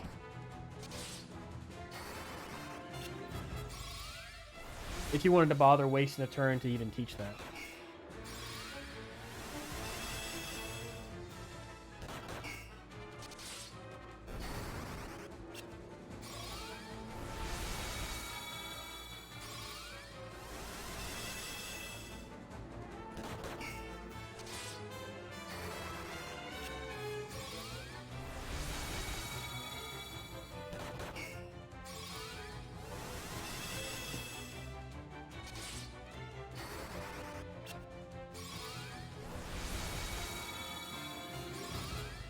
Bro, if you want to see people casting Protect, Toad, Shell, and Attack, well, you came to the right place.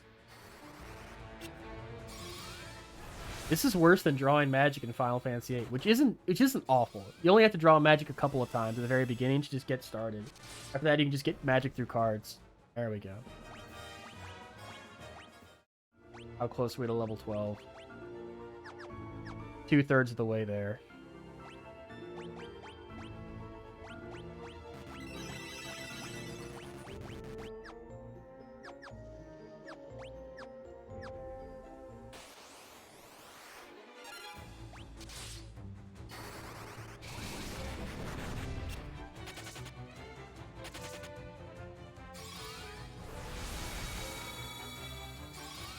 I've been dinging in the sand most of your streams so far, so eh.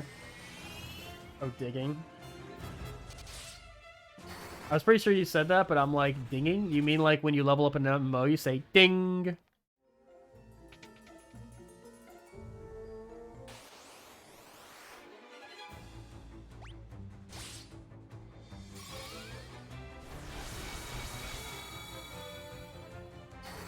This is what I remember from Final Fantasy II when I played it way back on the Game Boy. Did we just turn that dragon into a frog?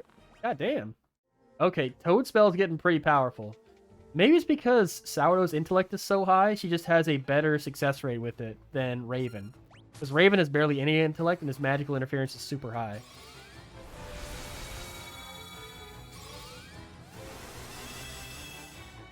Like Chalker's Protect spell is probably not doing much because his spirit is so low, and so is Raven's.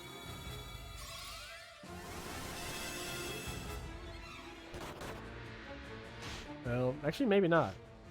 There's so many abilities that seem to like just ignore defense and stuff like that. I also like how the Blood Sword only does as much damage as they have health left, so you can't like do a ton of damage to them and just like heal from damage health they don't actually have.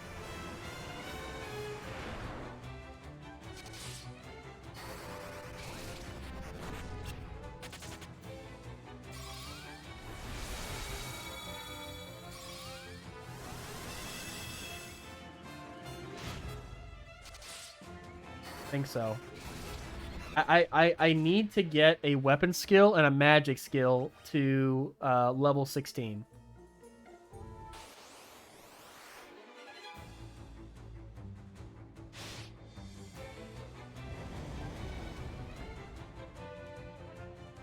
So if it wasn't for that, yeah, I could probably go through the final dungeon, beat the final boss, and just be done. but I need to get a weapon skill and I need to get a magic spell up to level 16.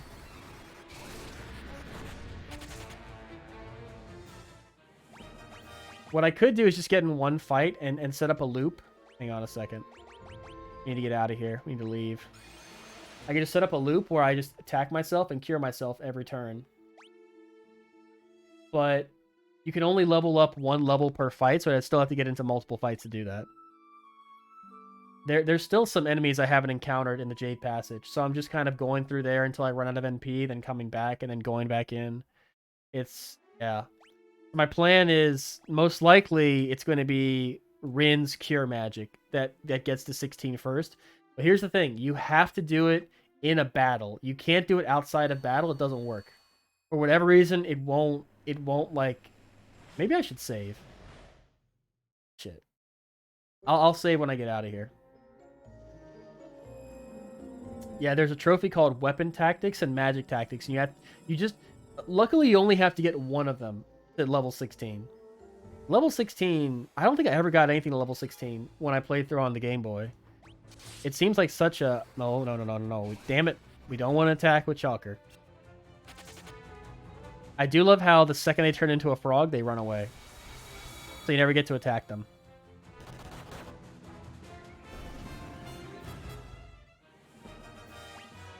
I don't know why, but Chalker's unarmed is not leveling up. I don't know what's affecting it. Fuck it.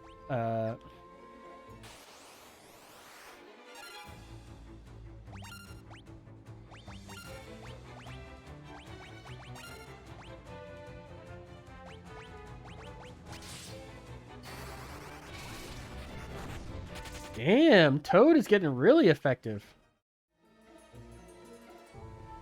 Yo, we might turn the final boss into a Toad. I might not platinum this tonight, in all honesty. I might just keep playing until I get it. It can't take that long to level up the weapon skill. Hang on. I'm gonna... What's a really low level dungeon to go to? Okay, I'm gonna go to a really low level dungeon, and I'm gonna try to set up like a loop where I constantly attack and cure myself.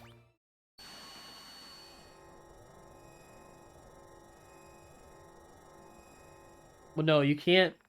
You can't use auto battle to attack yourself. For whatever reason, the game will not do that. So I would have to like cure and then like I would have to like attack and then cure the well.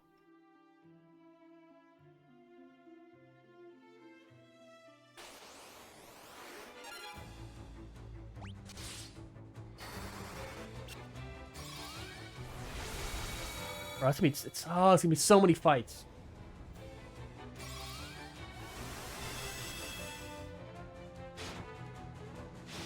You know what? Fuck it. We're just gonna get a bunch of elixirs. We're gonna go into Pandemonium. We're gonna fight through Pandemonium. Chances are the enemies aren't gonna kill us too badly now that we have our Toad spell leveled up. Like what I don't want to do is just go into one battle and it's just like super tedious. Where I'm just like attacking myself and curing myself and doing X, Y, and Z and blah blah blah. Casting Blink on myself so I don't do so much damage that I kill myself in one turn. Things like that. So we have, let's see, 4 elixirs. We're gonna go buy some more.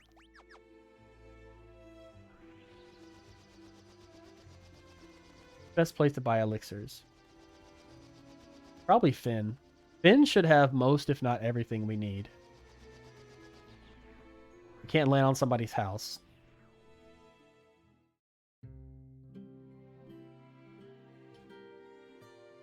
I kind of forgot about the level 16 magic and weapon thing.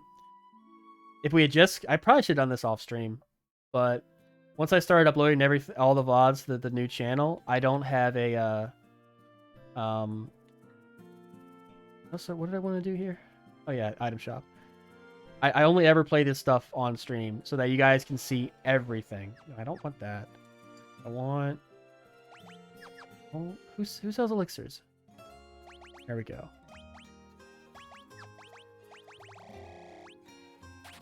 Yeah, give me 21 elixirs. Elixirs are 50,000 gil in this game. Fuck it. We're taking our 21 elixirs and we're going into Pandemonium. Let's fucking go.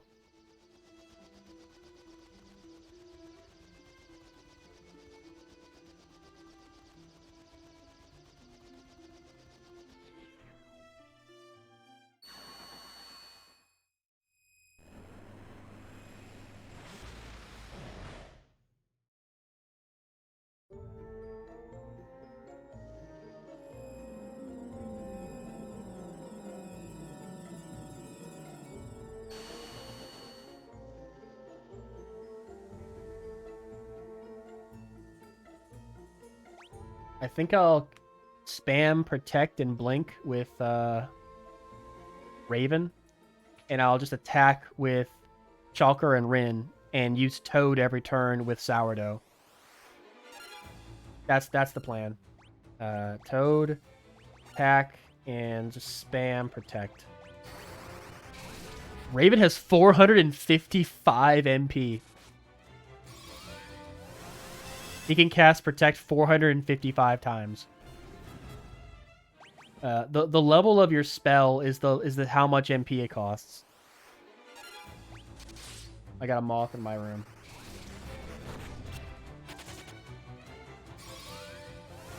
Bro, once we get Toad leveled up to like level 10, we're gonna be turning every motherfucker into a Toad. We might turn the final boss into a Toad. Fuck it. Maybe this won't be so bad. Hell yeah! Turn into a Toad, you bitch. Alright, what was... Oh, fuck. At least this way I feel like I'm doing something, instead of just, like, spinning my wheels, fighting the same motherfuckers over and over and over again.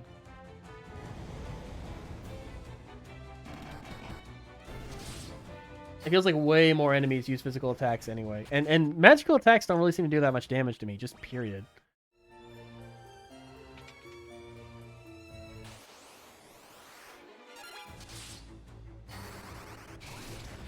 Hey, we got rid of one. It's like an instant kill. It's basically a better version of Death is Toad. And this way Chalker and Rin can level up their weapon skills. Damn, Sourdough, shit. Killing every motherfucker. Alright, Toad spell is OP. All glory to the Toad spell. Every 5 feet, what do you get? What? Ah, we turn a dragon into into a Toad instantly, and Chalker now has over 8,000 health. Like they're attacking. What? Toad instantly, bro. The Toad spell might be too strong.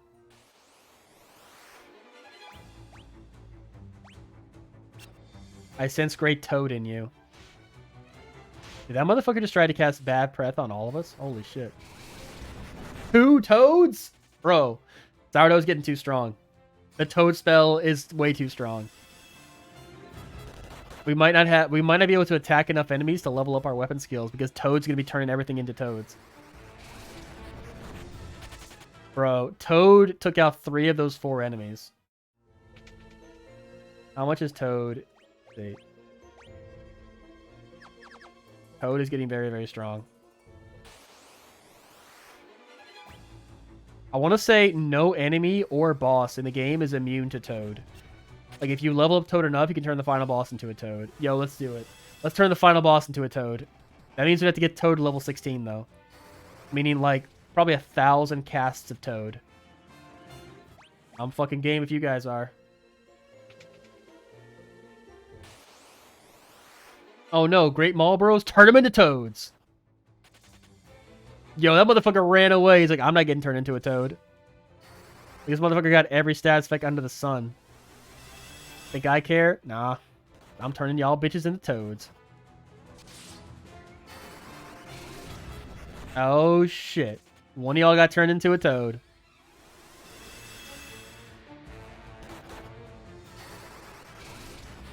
Bro. All y'all got turned into Toads.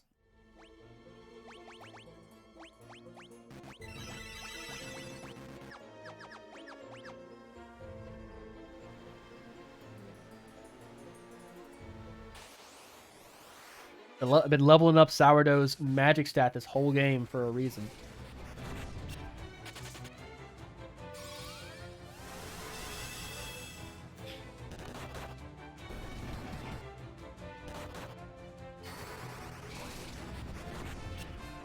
Rin can't even attack.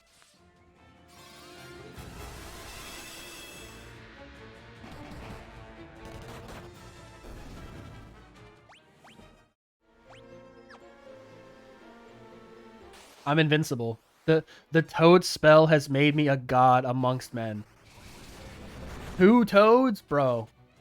It's only going to get stronger, too. Okay, Final Fantasy 2 is pretty cool sometimes. Vez, when you say you're digging in the sand, that means you're looking for Al Bhed primers? Is that what you're doing? It's like I'm doing some tedious shit in a Final Fantasy game. You're doing some tedious shit in a Final Fantasy game. We're just commiserating on a Saturday night the fact that we're just doing tedious shit in a Final Fantasy game. But seeing all these motherfuckers turn into Toad, except for that time, is actually pretty cool.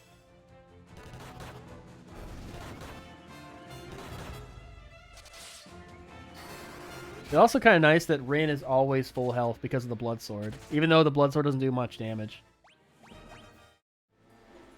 It does a bit more damage every time because, you know, strength ups.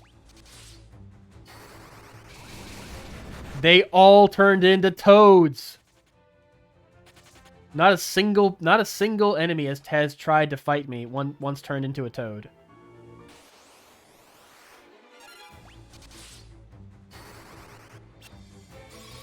Sometimes they...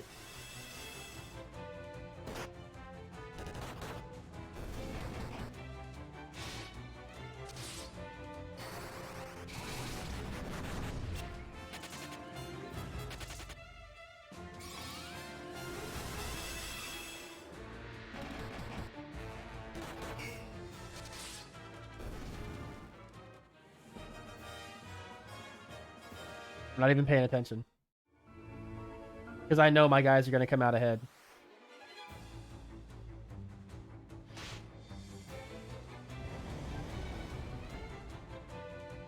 Man, I thought Fire, Flare, Ultima were the ultimate magic. No, it's Toad. Jesus! And no one else is going to get a chance to do anything. Toad leveled up again. Toad is too strong.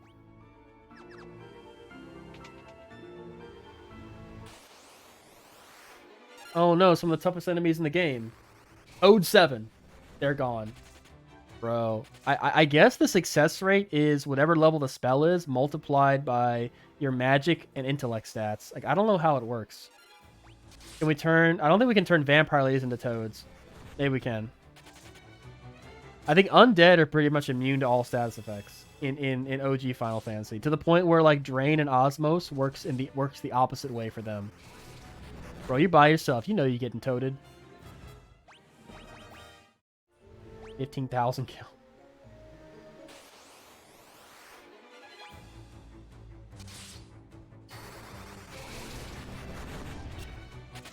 This is making battles a lot faster.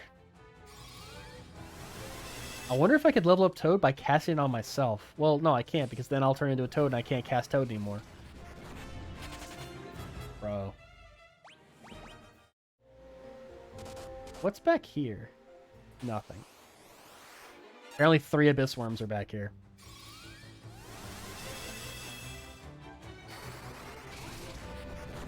Yo, I thought all of them were getting turned into Toads that time.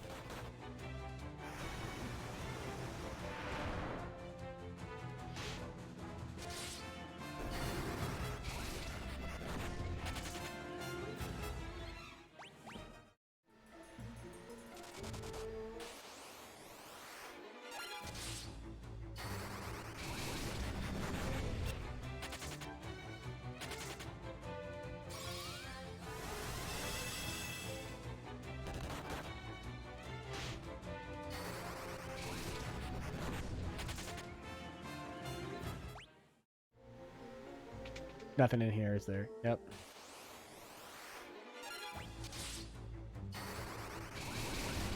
Whoa, shit. I wonder if you level up even more if you actually turn them into Toads.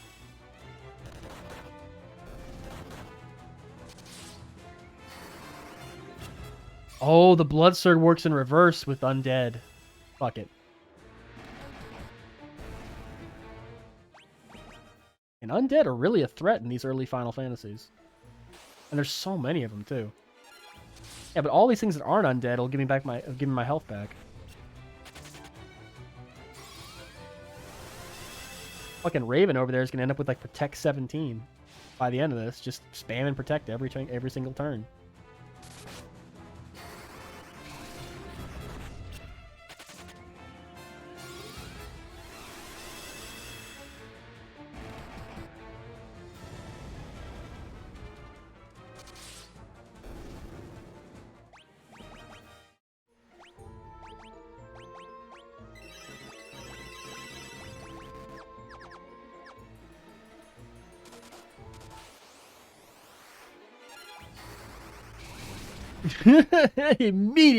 Immediately Toad.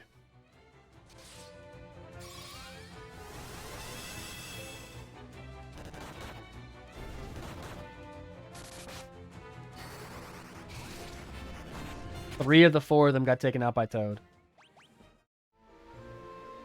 Okay. Let me guess. Anything in here? No, but I bet there's some increased random encounters in here. Yay, Mega Parasites and Ice Lizards. Oh, fucking shit, man. Pretty soon, we're gonna encounter like 8 enemies and all of them turn to Toads. What an overpowered fucking spell Toad is in this game. Oh my god.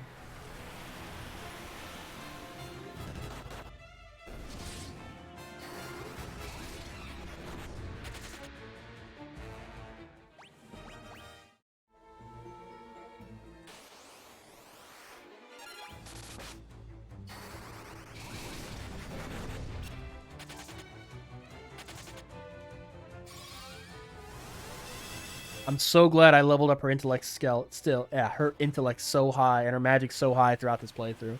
Probably why Toad is so effective right now, and her magic interference is really low too. Yeah, fuck you. 4 of you get turned into Toads.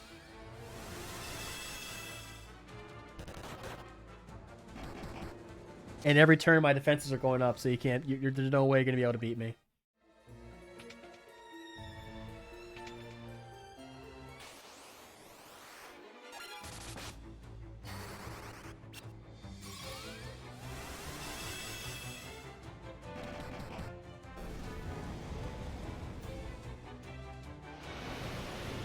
Fuck is that? Oh no. That's all right.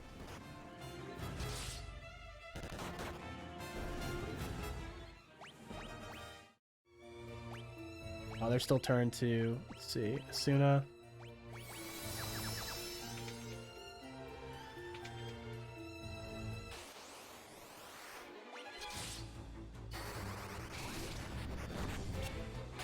Pretty much guaranteed at least one is going to turn into a Toad almost every time. And these are like endgame enemies. They don't really get much stronger than this. I don't know if the strength of the enemy actually matters when it comes to turning him into a Toad. It probably should, but I bet it doesn't.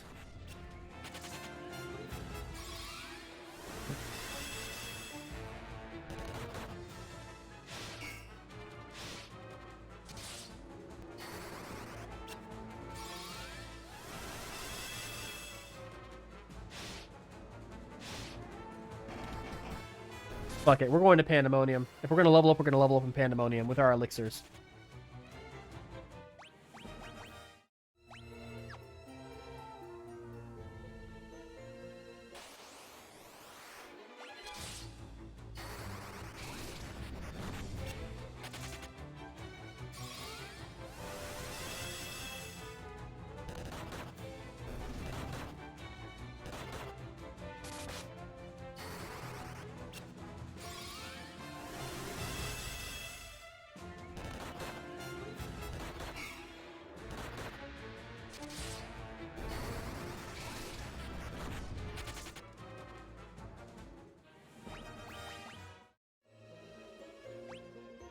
Like level 6?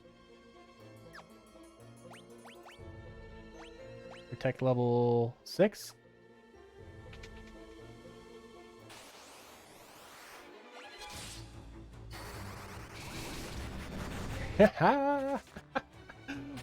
Oh, that'll never get boring, turning these motherfuckers into toads. Oh, man. An hour later, I'm so tired turning these motherfuckers into toads.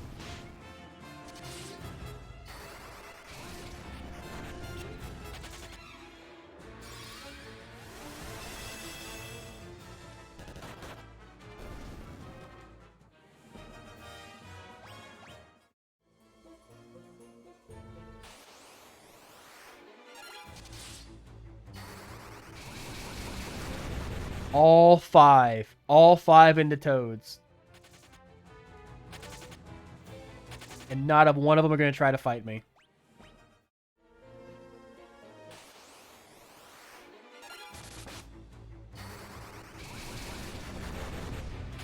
I think we've gotten too strong.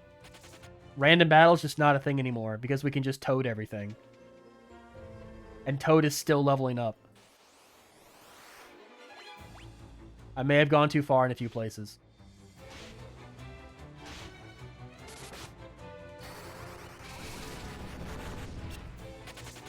Only the strongest of enemies, the strongest of wills can resist the Toad spell. But only once, and I have 1,000,000 turns. And if you survive the Toad spell, you're getting punched in the face. With level 11 hands.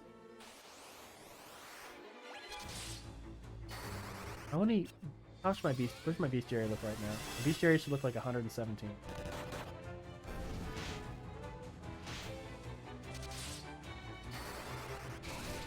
I'm looking at an enemy encounter list for Pandemonium. They're pretty much all mini bosses.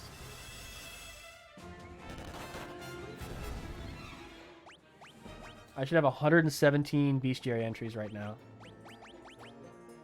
116. Okay, there's one. Then there's one I'm missing. There's one I just haven't encountered in the Jade Passage.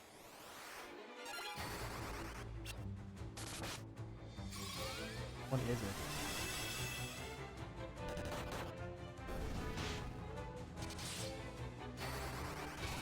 Any scissor jaws?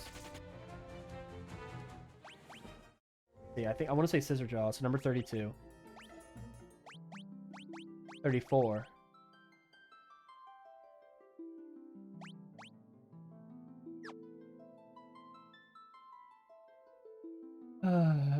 Mega Parasite.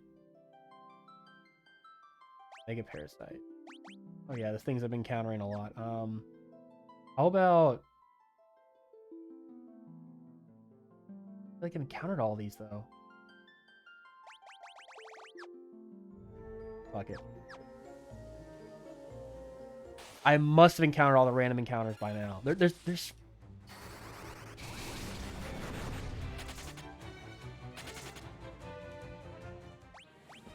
And why the fuck was I bothering with Flare and Fire when I could have just used Toad on everything?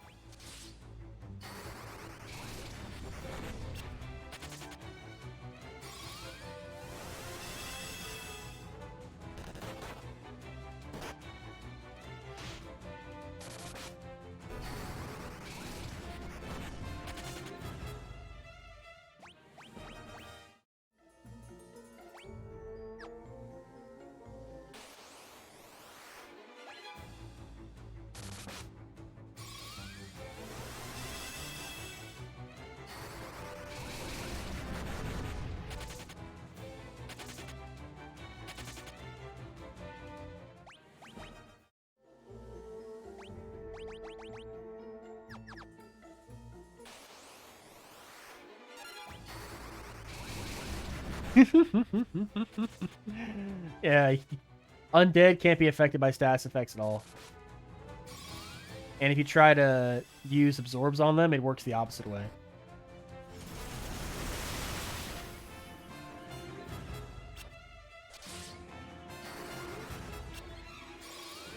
Which is why I should probably mix up my strategy a bit instead of just keep casting Toad on everything. Nah, fuck it. Chalker's gonna get his hands dirty. He's gonna be the one carrying this whole thing. He's gonna have to kill him in one turn, otherwise I'm gonna end up healing him with Rin, but that's okay.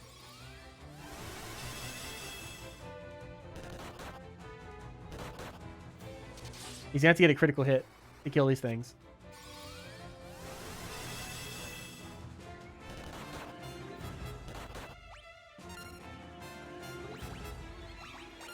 Alright, fuck it. Fire, attack.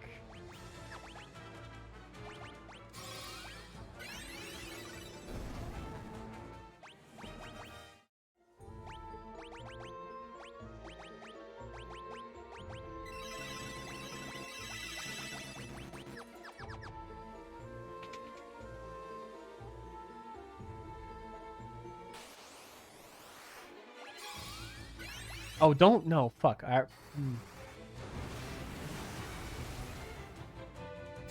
Man, who wants fire spells? Who wants flare spells? Who wants Ultima Smell? No. What you want is Toad. Alright, attack. Toad, don't ever stop casting Toad. And, keep going protect. Why not?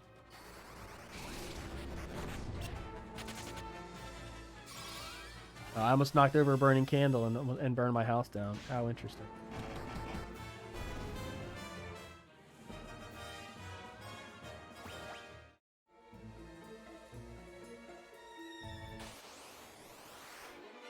I probably killed about 1,000 of these Chimera Sphinxes. That's right, turn them all to toads.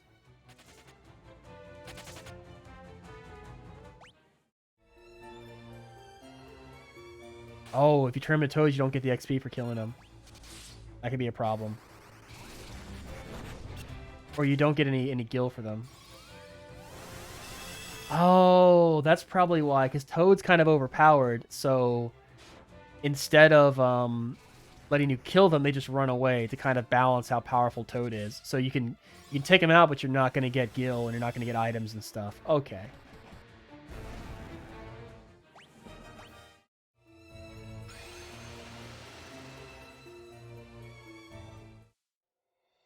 This is the Castle of Hell, Pandemonium. Adventurous Wayfarer, travel to all the map locations. Boom! Another gold trophy, let's go.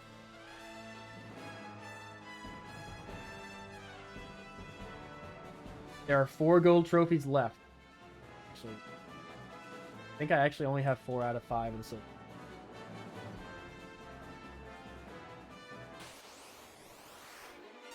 Yo, look how cool these backgrounds look. Look how cool this battle screen looks.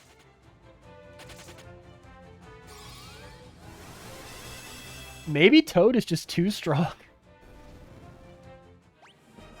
Maybe I should hold off on using Toad. I mean, it's not like gil matters at this point anyway. How many chests are in here? Only 10 chests?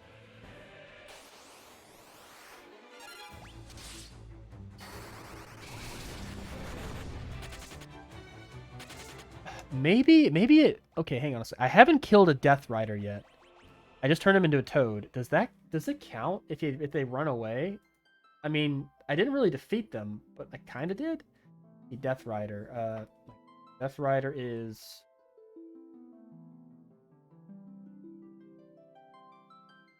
number 92. Okay, it does count. It does count. Even though I haven't killed it, I turned into a Toad and it ran away, so it does kind of count.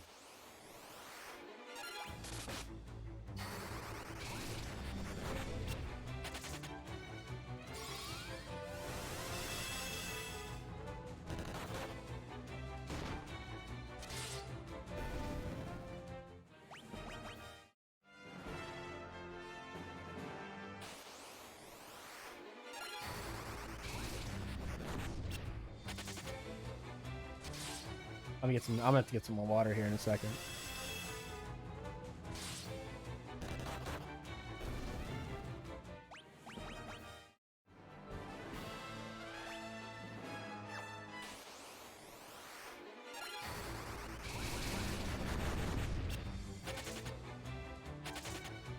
I probably turned about 1,000 enemies into Toads from now. All that gil I'm missing out on. Boo-hoo.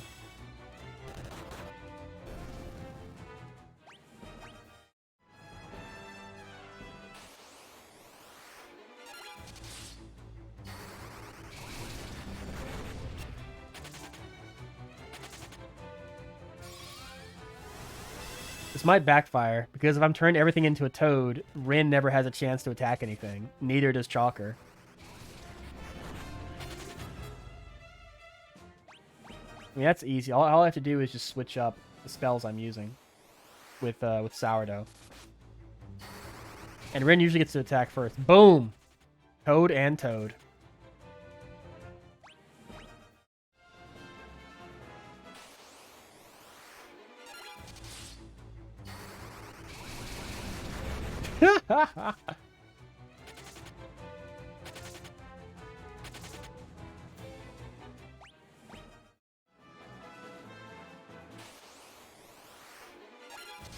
I got it. This is like the 50th Death Rider I fought. They're not very difficult.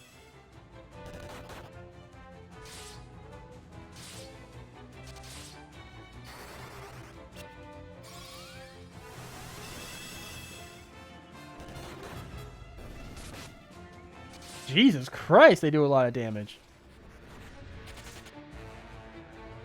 Almost guaranteed Chakra gained some health from that. And he did.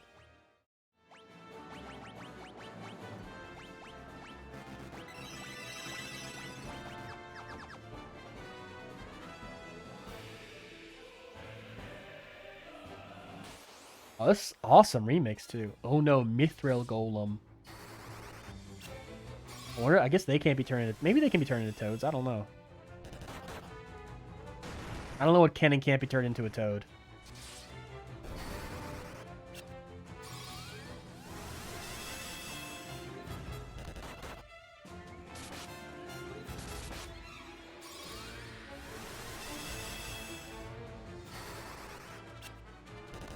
Guessing the golem can't be turned into a toad. That's okay.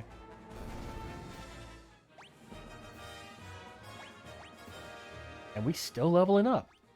Chalker's HP went up 200 in the last two fights.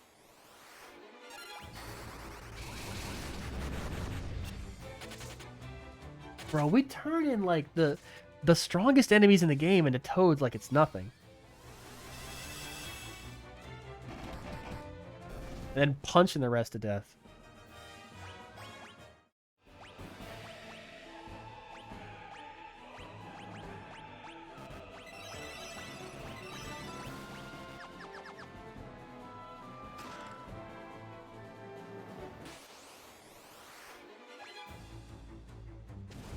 We might get the platinum tonight.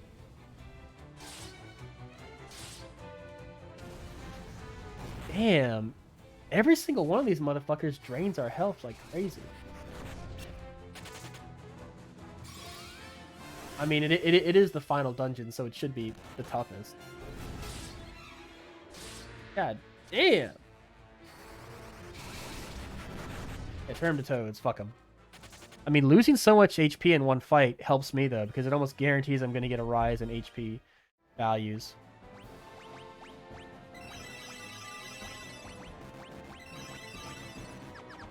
Hey, I got Cure level 13.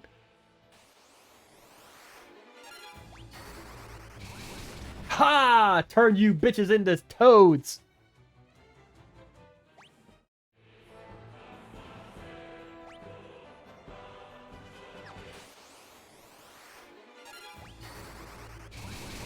Turned all you bitches into toads! Toughest enemies in the game. Fuck you. Toad spell time. And Toad is still leveling up. Pretty much, it's going to be level 9 soon.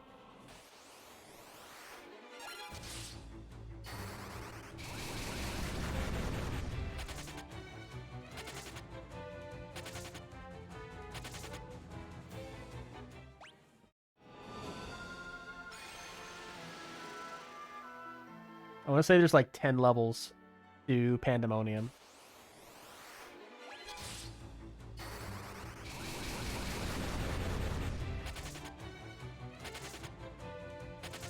Yeah, I think we've reached a point where if we use the Toad spell, it's just gonna like be an instant win button, and maybe we don't want to do that.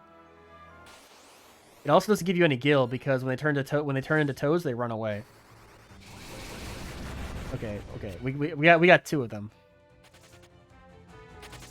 I wish you could specify how many enemies you want to turn to toads. Maybe like you encounter 8 enemies, you only want to fight like 3 of them. They say, okay, just turn these like 5 enemies into toads.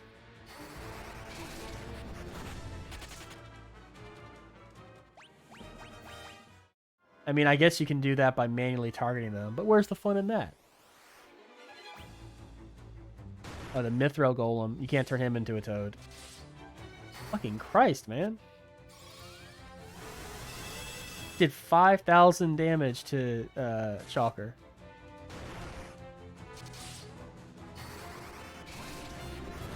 Yeah, turn that bitch into a toad.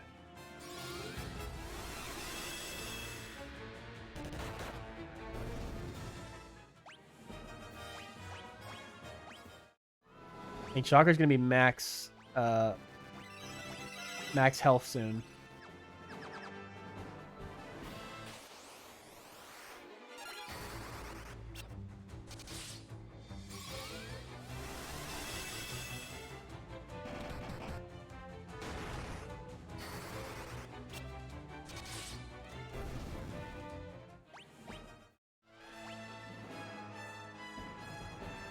Wait, how do I get there? Oh, shit. I need to go all the way back. Yeah, I messed up.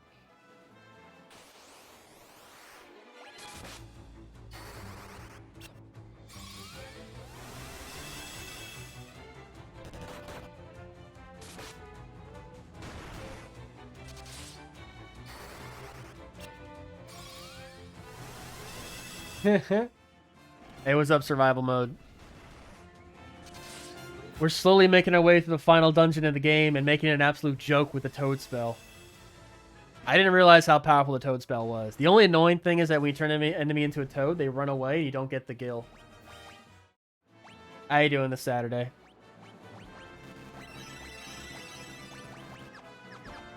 I think we might hit level 16 with the Cure spell. Watch this. Motherfucker, they all turn to Toads. Toad is OP and FF2. Yeah, it is OP. It's Saturday for another hour for me. Yeah, the only thing is that because the enemies run away from you, you don't get fuck you. You don't get any gil. Because there's no XP. So if there was XP in this game, it would be kind of annoying. Because you don't get XP because they run away, but you don't get gil. But like at this point, gil doesn't matter. Fucking Christ, man. These are some of the toughest enemies in the game, and they could just wreck your shit if you give them a chance to, but the Toad spell is like, whatever. Let's see, what's Toad at? Toad's level 9. Like, Corels are so dangerous, but not anymore. Not with Toad 9. Alright, this is what I was trying to get to. Fuck you. Mithril Golem's pretty bad. Yeah, so the thing that's probably going to be... The thing that's going to be a real bitch is getting a weapon skill to level 16. I wanted to get the sword to level 16. Is our trophy to max out all spells? No, thankfully, no. You just have to get one spell to level 16 and one weapon to level 16 for one character. Anything more than that, this would be like a super, super tedious trophy. It already is pretty tedious because it's Final Fantasy 2. Okay, why is it attack all of a sudden? I don't want to attack. I want to use... This might kill us. If you give these, if you give these Corel a chance to have a turn, they could seriously kill you. I've done nothing with Raven except cast Protect every turn. Oh, it's because she's out of MP.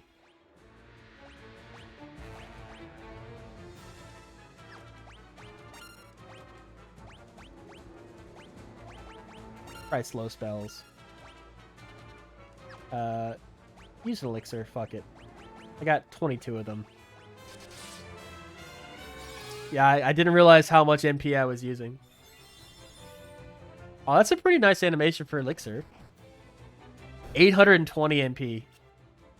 Yeah, Blaster's really bad. Okay, attack. Oh, so many spells to use. Know what it is. And go back to casting Protect every turn, like the buff bitch you are. That's right. That's how I roll. Yeah, all of a sudden, enemies get like crazy high health, crazy high defense. They do tons of damage to you. But the Toad spell... Alright, we're going to use Cure. Fuck it. We're going to use our elixirs.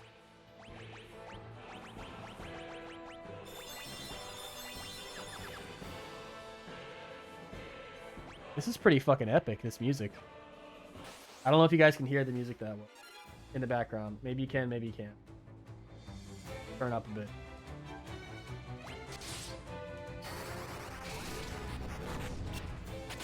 I love how you can turn anything into a toad except the golems and the undead. The two at the Afterlife game. There is a sequel to Final Fantasy II, but the Pixel Remaster doesn't have it. Are you talking about the one where you play as the deceased characters? There's also a sequel to Final Fantasy IV. Like the early Final Fantasies have been remade and re-released like so many times, and there's so many different versions of them that the Pixel remasters are okay, which version of the Final Fantasies are we trying to remake, you know? Because there's so many of them. And what they did is they tried to stay as close to the original as possible with fixing things, because the original Final Fantasy releases had just straight up bugs and things that were not intended. So they took the original idea and tried to stay true to that as much as possible while fixing just obvious bugs. So there was a bug in the original version of Final Fantasy II where if you made your input and moved to the next character, the game saved that. So what you could do is just attack with one character, go to the next character, cancel, and keep attacking. Or keep selecting attack. You wouldn't have to actually attack, and you would end up leveling up your attack significantly. That was like a very obvious bug that wasn't supposed to be in the game. So they fixed that. Let's see. Oh, we got 4 choices. Which ones are we going to do? Let's start with the one on the left. Bro. These might kill us. Ambushed by 4 Corels? That's really bad. Corels are lethal at this point in the series. Oh, but then they all get turned to toads. Ribbit. Yeah, I've never seen them do anything except flee when they get turned into frogs. Oh, it's a whole ass maze. Hang on. Let's see what's in the other rooms.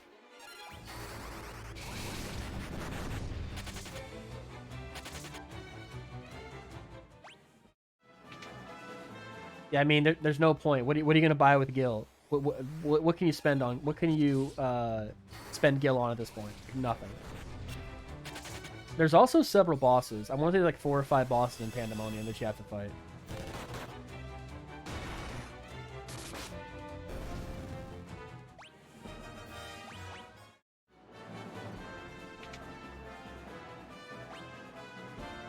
Wait, what the?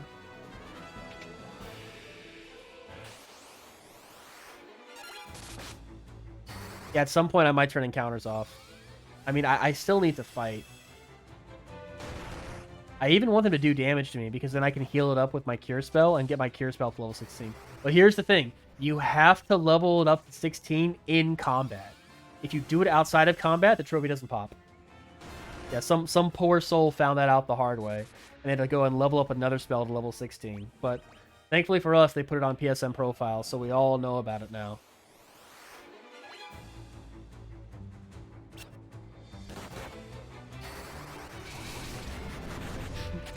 You attack me for 8 damage? Fucking toad.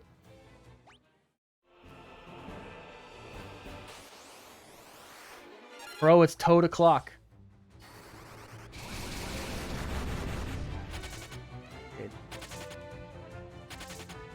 Is this Pixel Remaster for only PlayStation? It's for PlayStation, Switch, and PC. It came out on PC a while ago.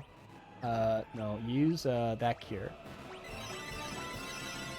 I want to say you gain XP relative to the amount of HP you restored. So because my characters have so much HP, I'm getting a lot of experience every time I cure them. Oh wow, 1 Corel survived. The 1 Corel that could. The 1 Corel that managed to resist the omnipotence of the Toad spell.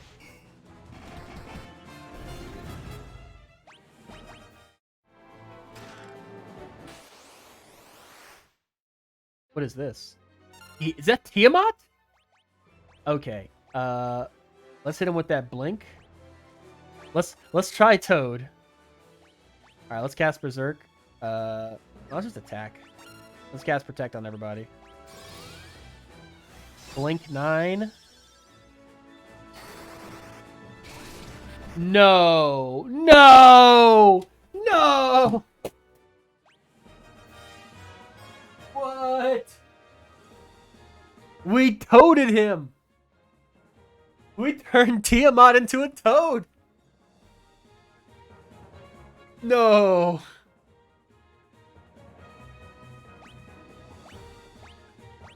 We turned one of the four. The chest contained Genji helm. Oh my god. Oh my lord.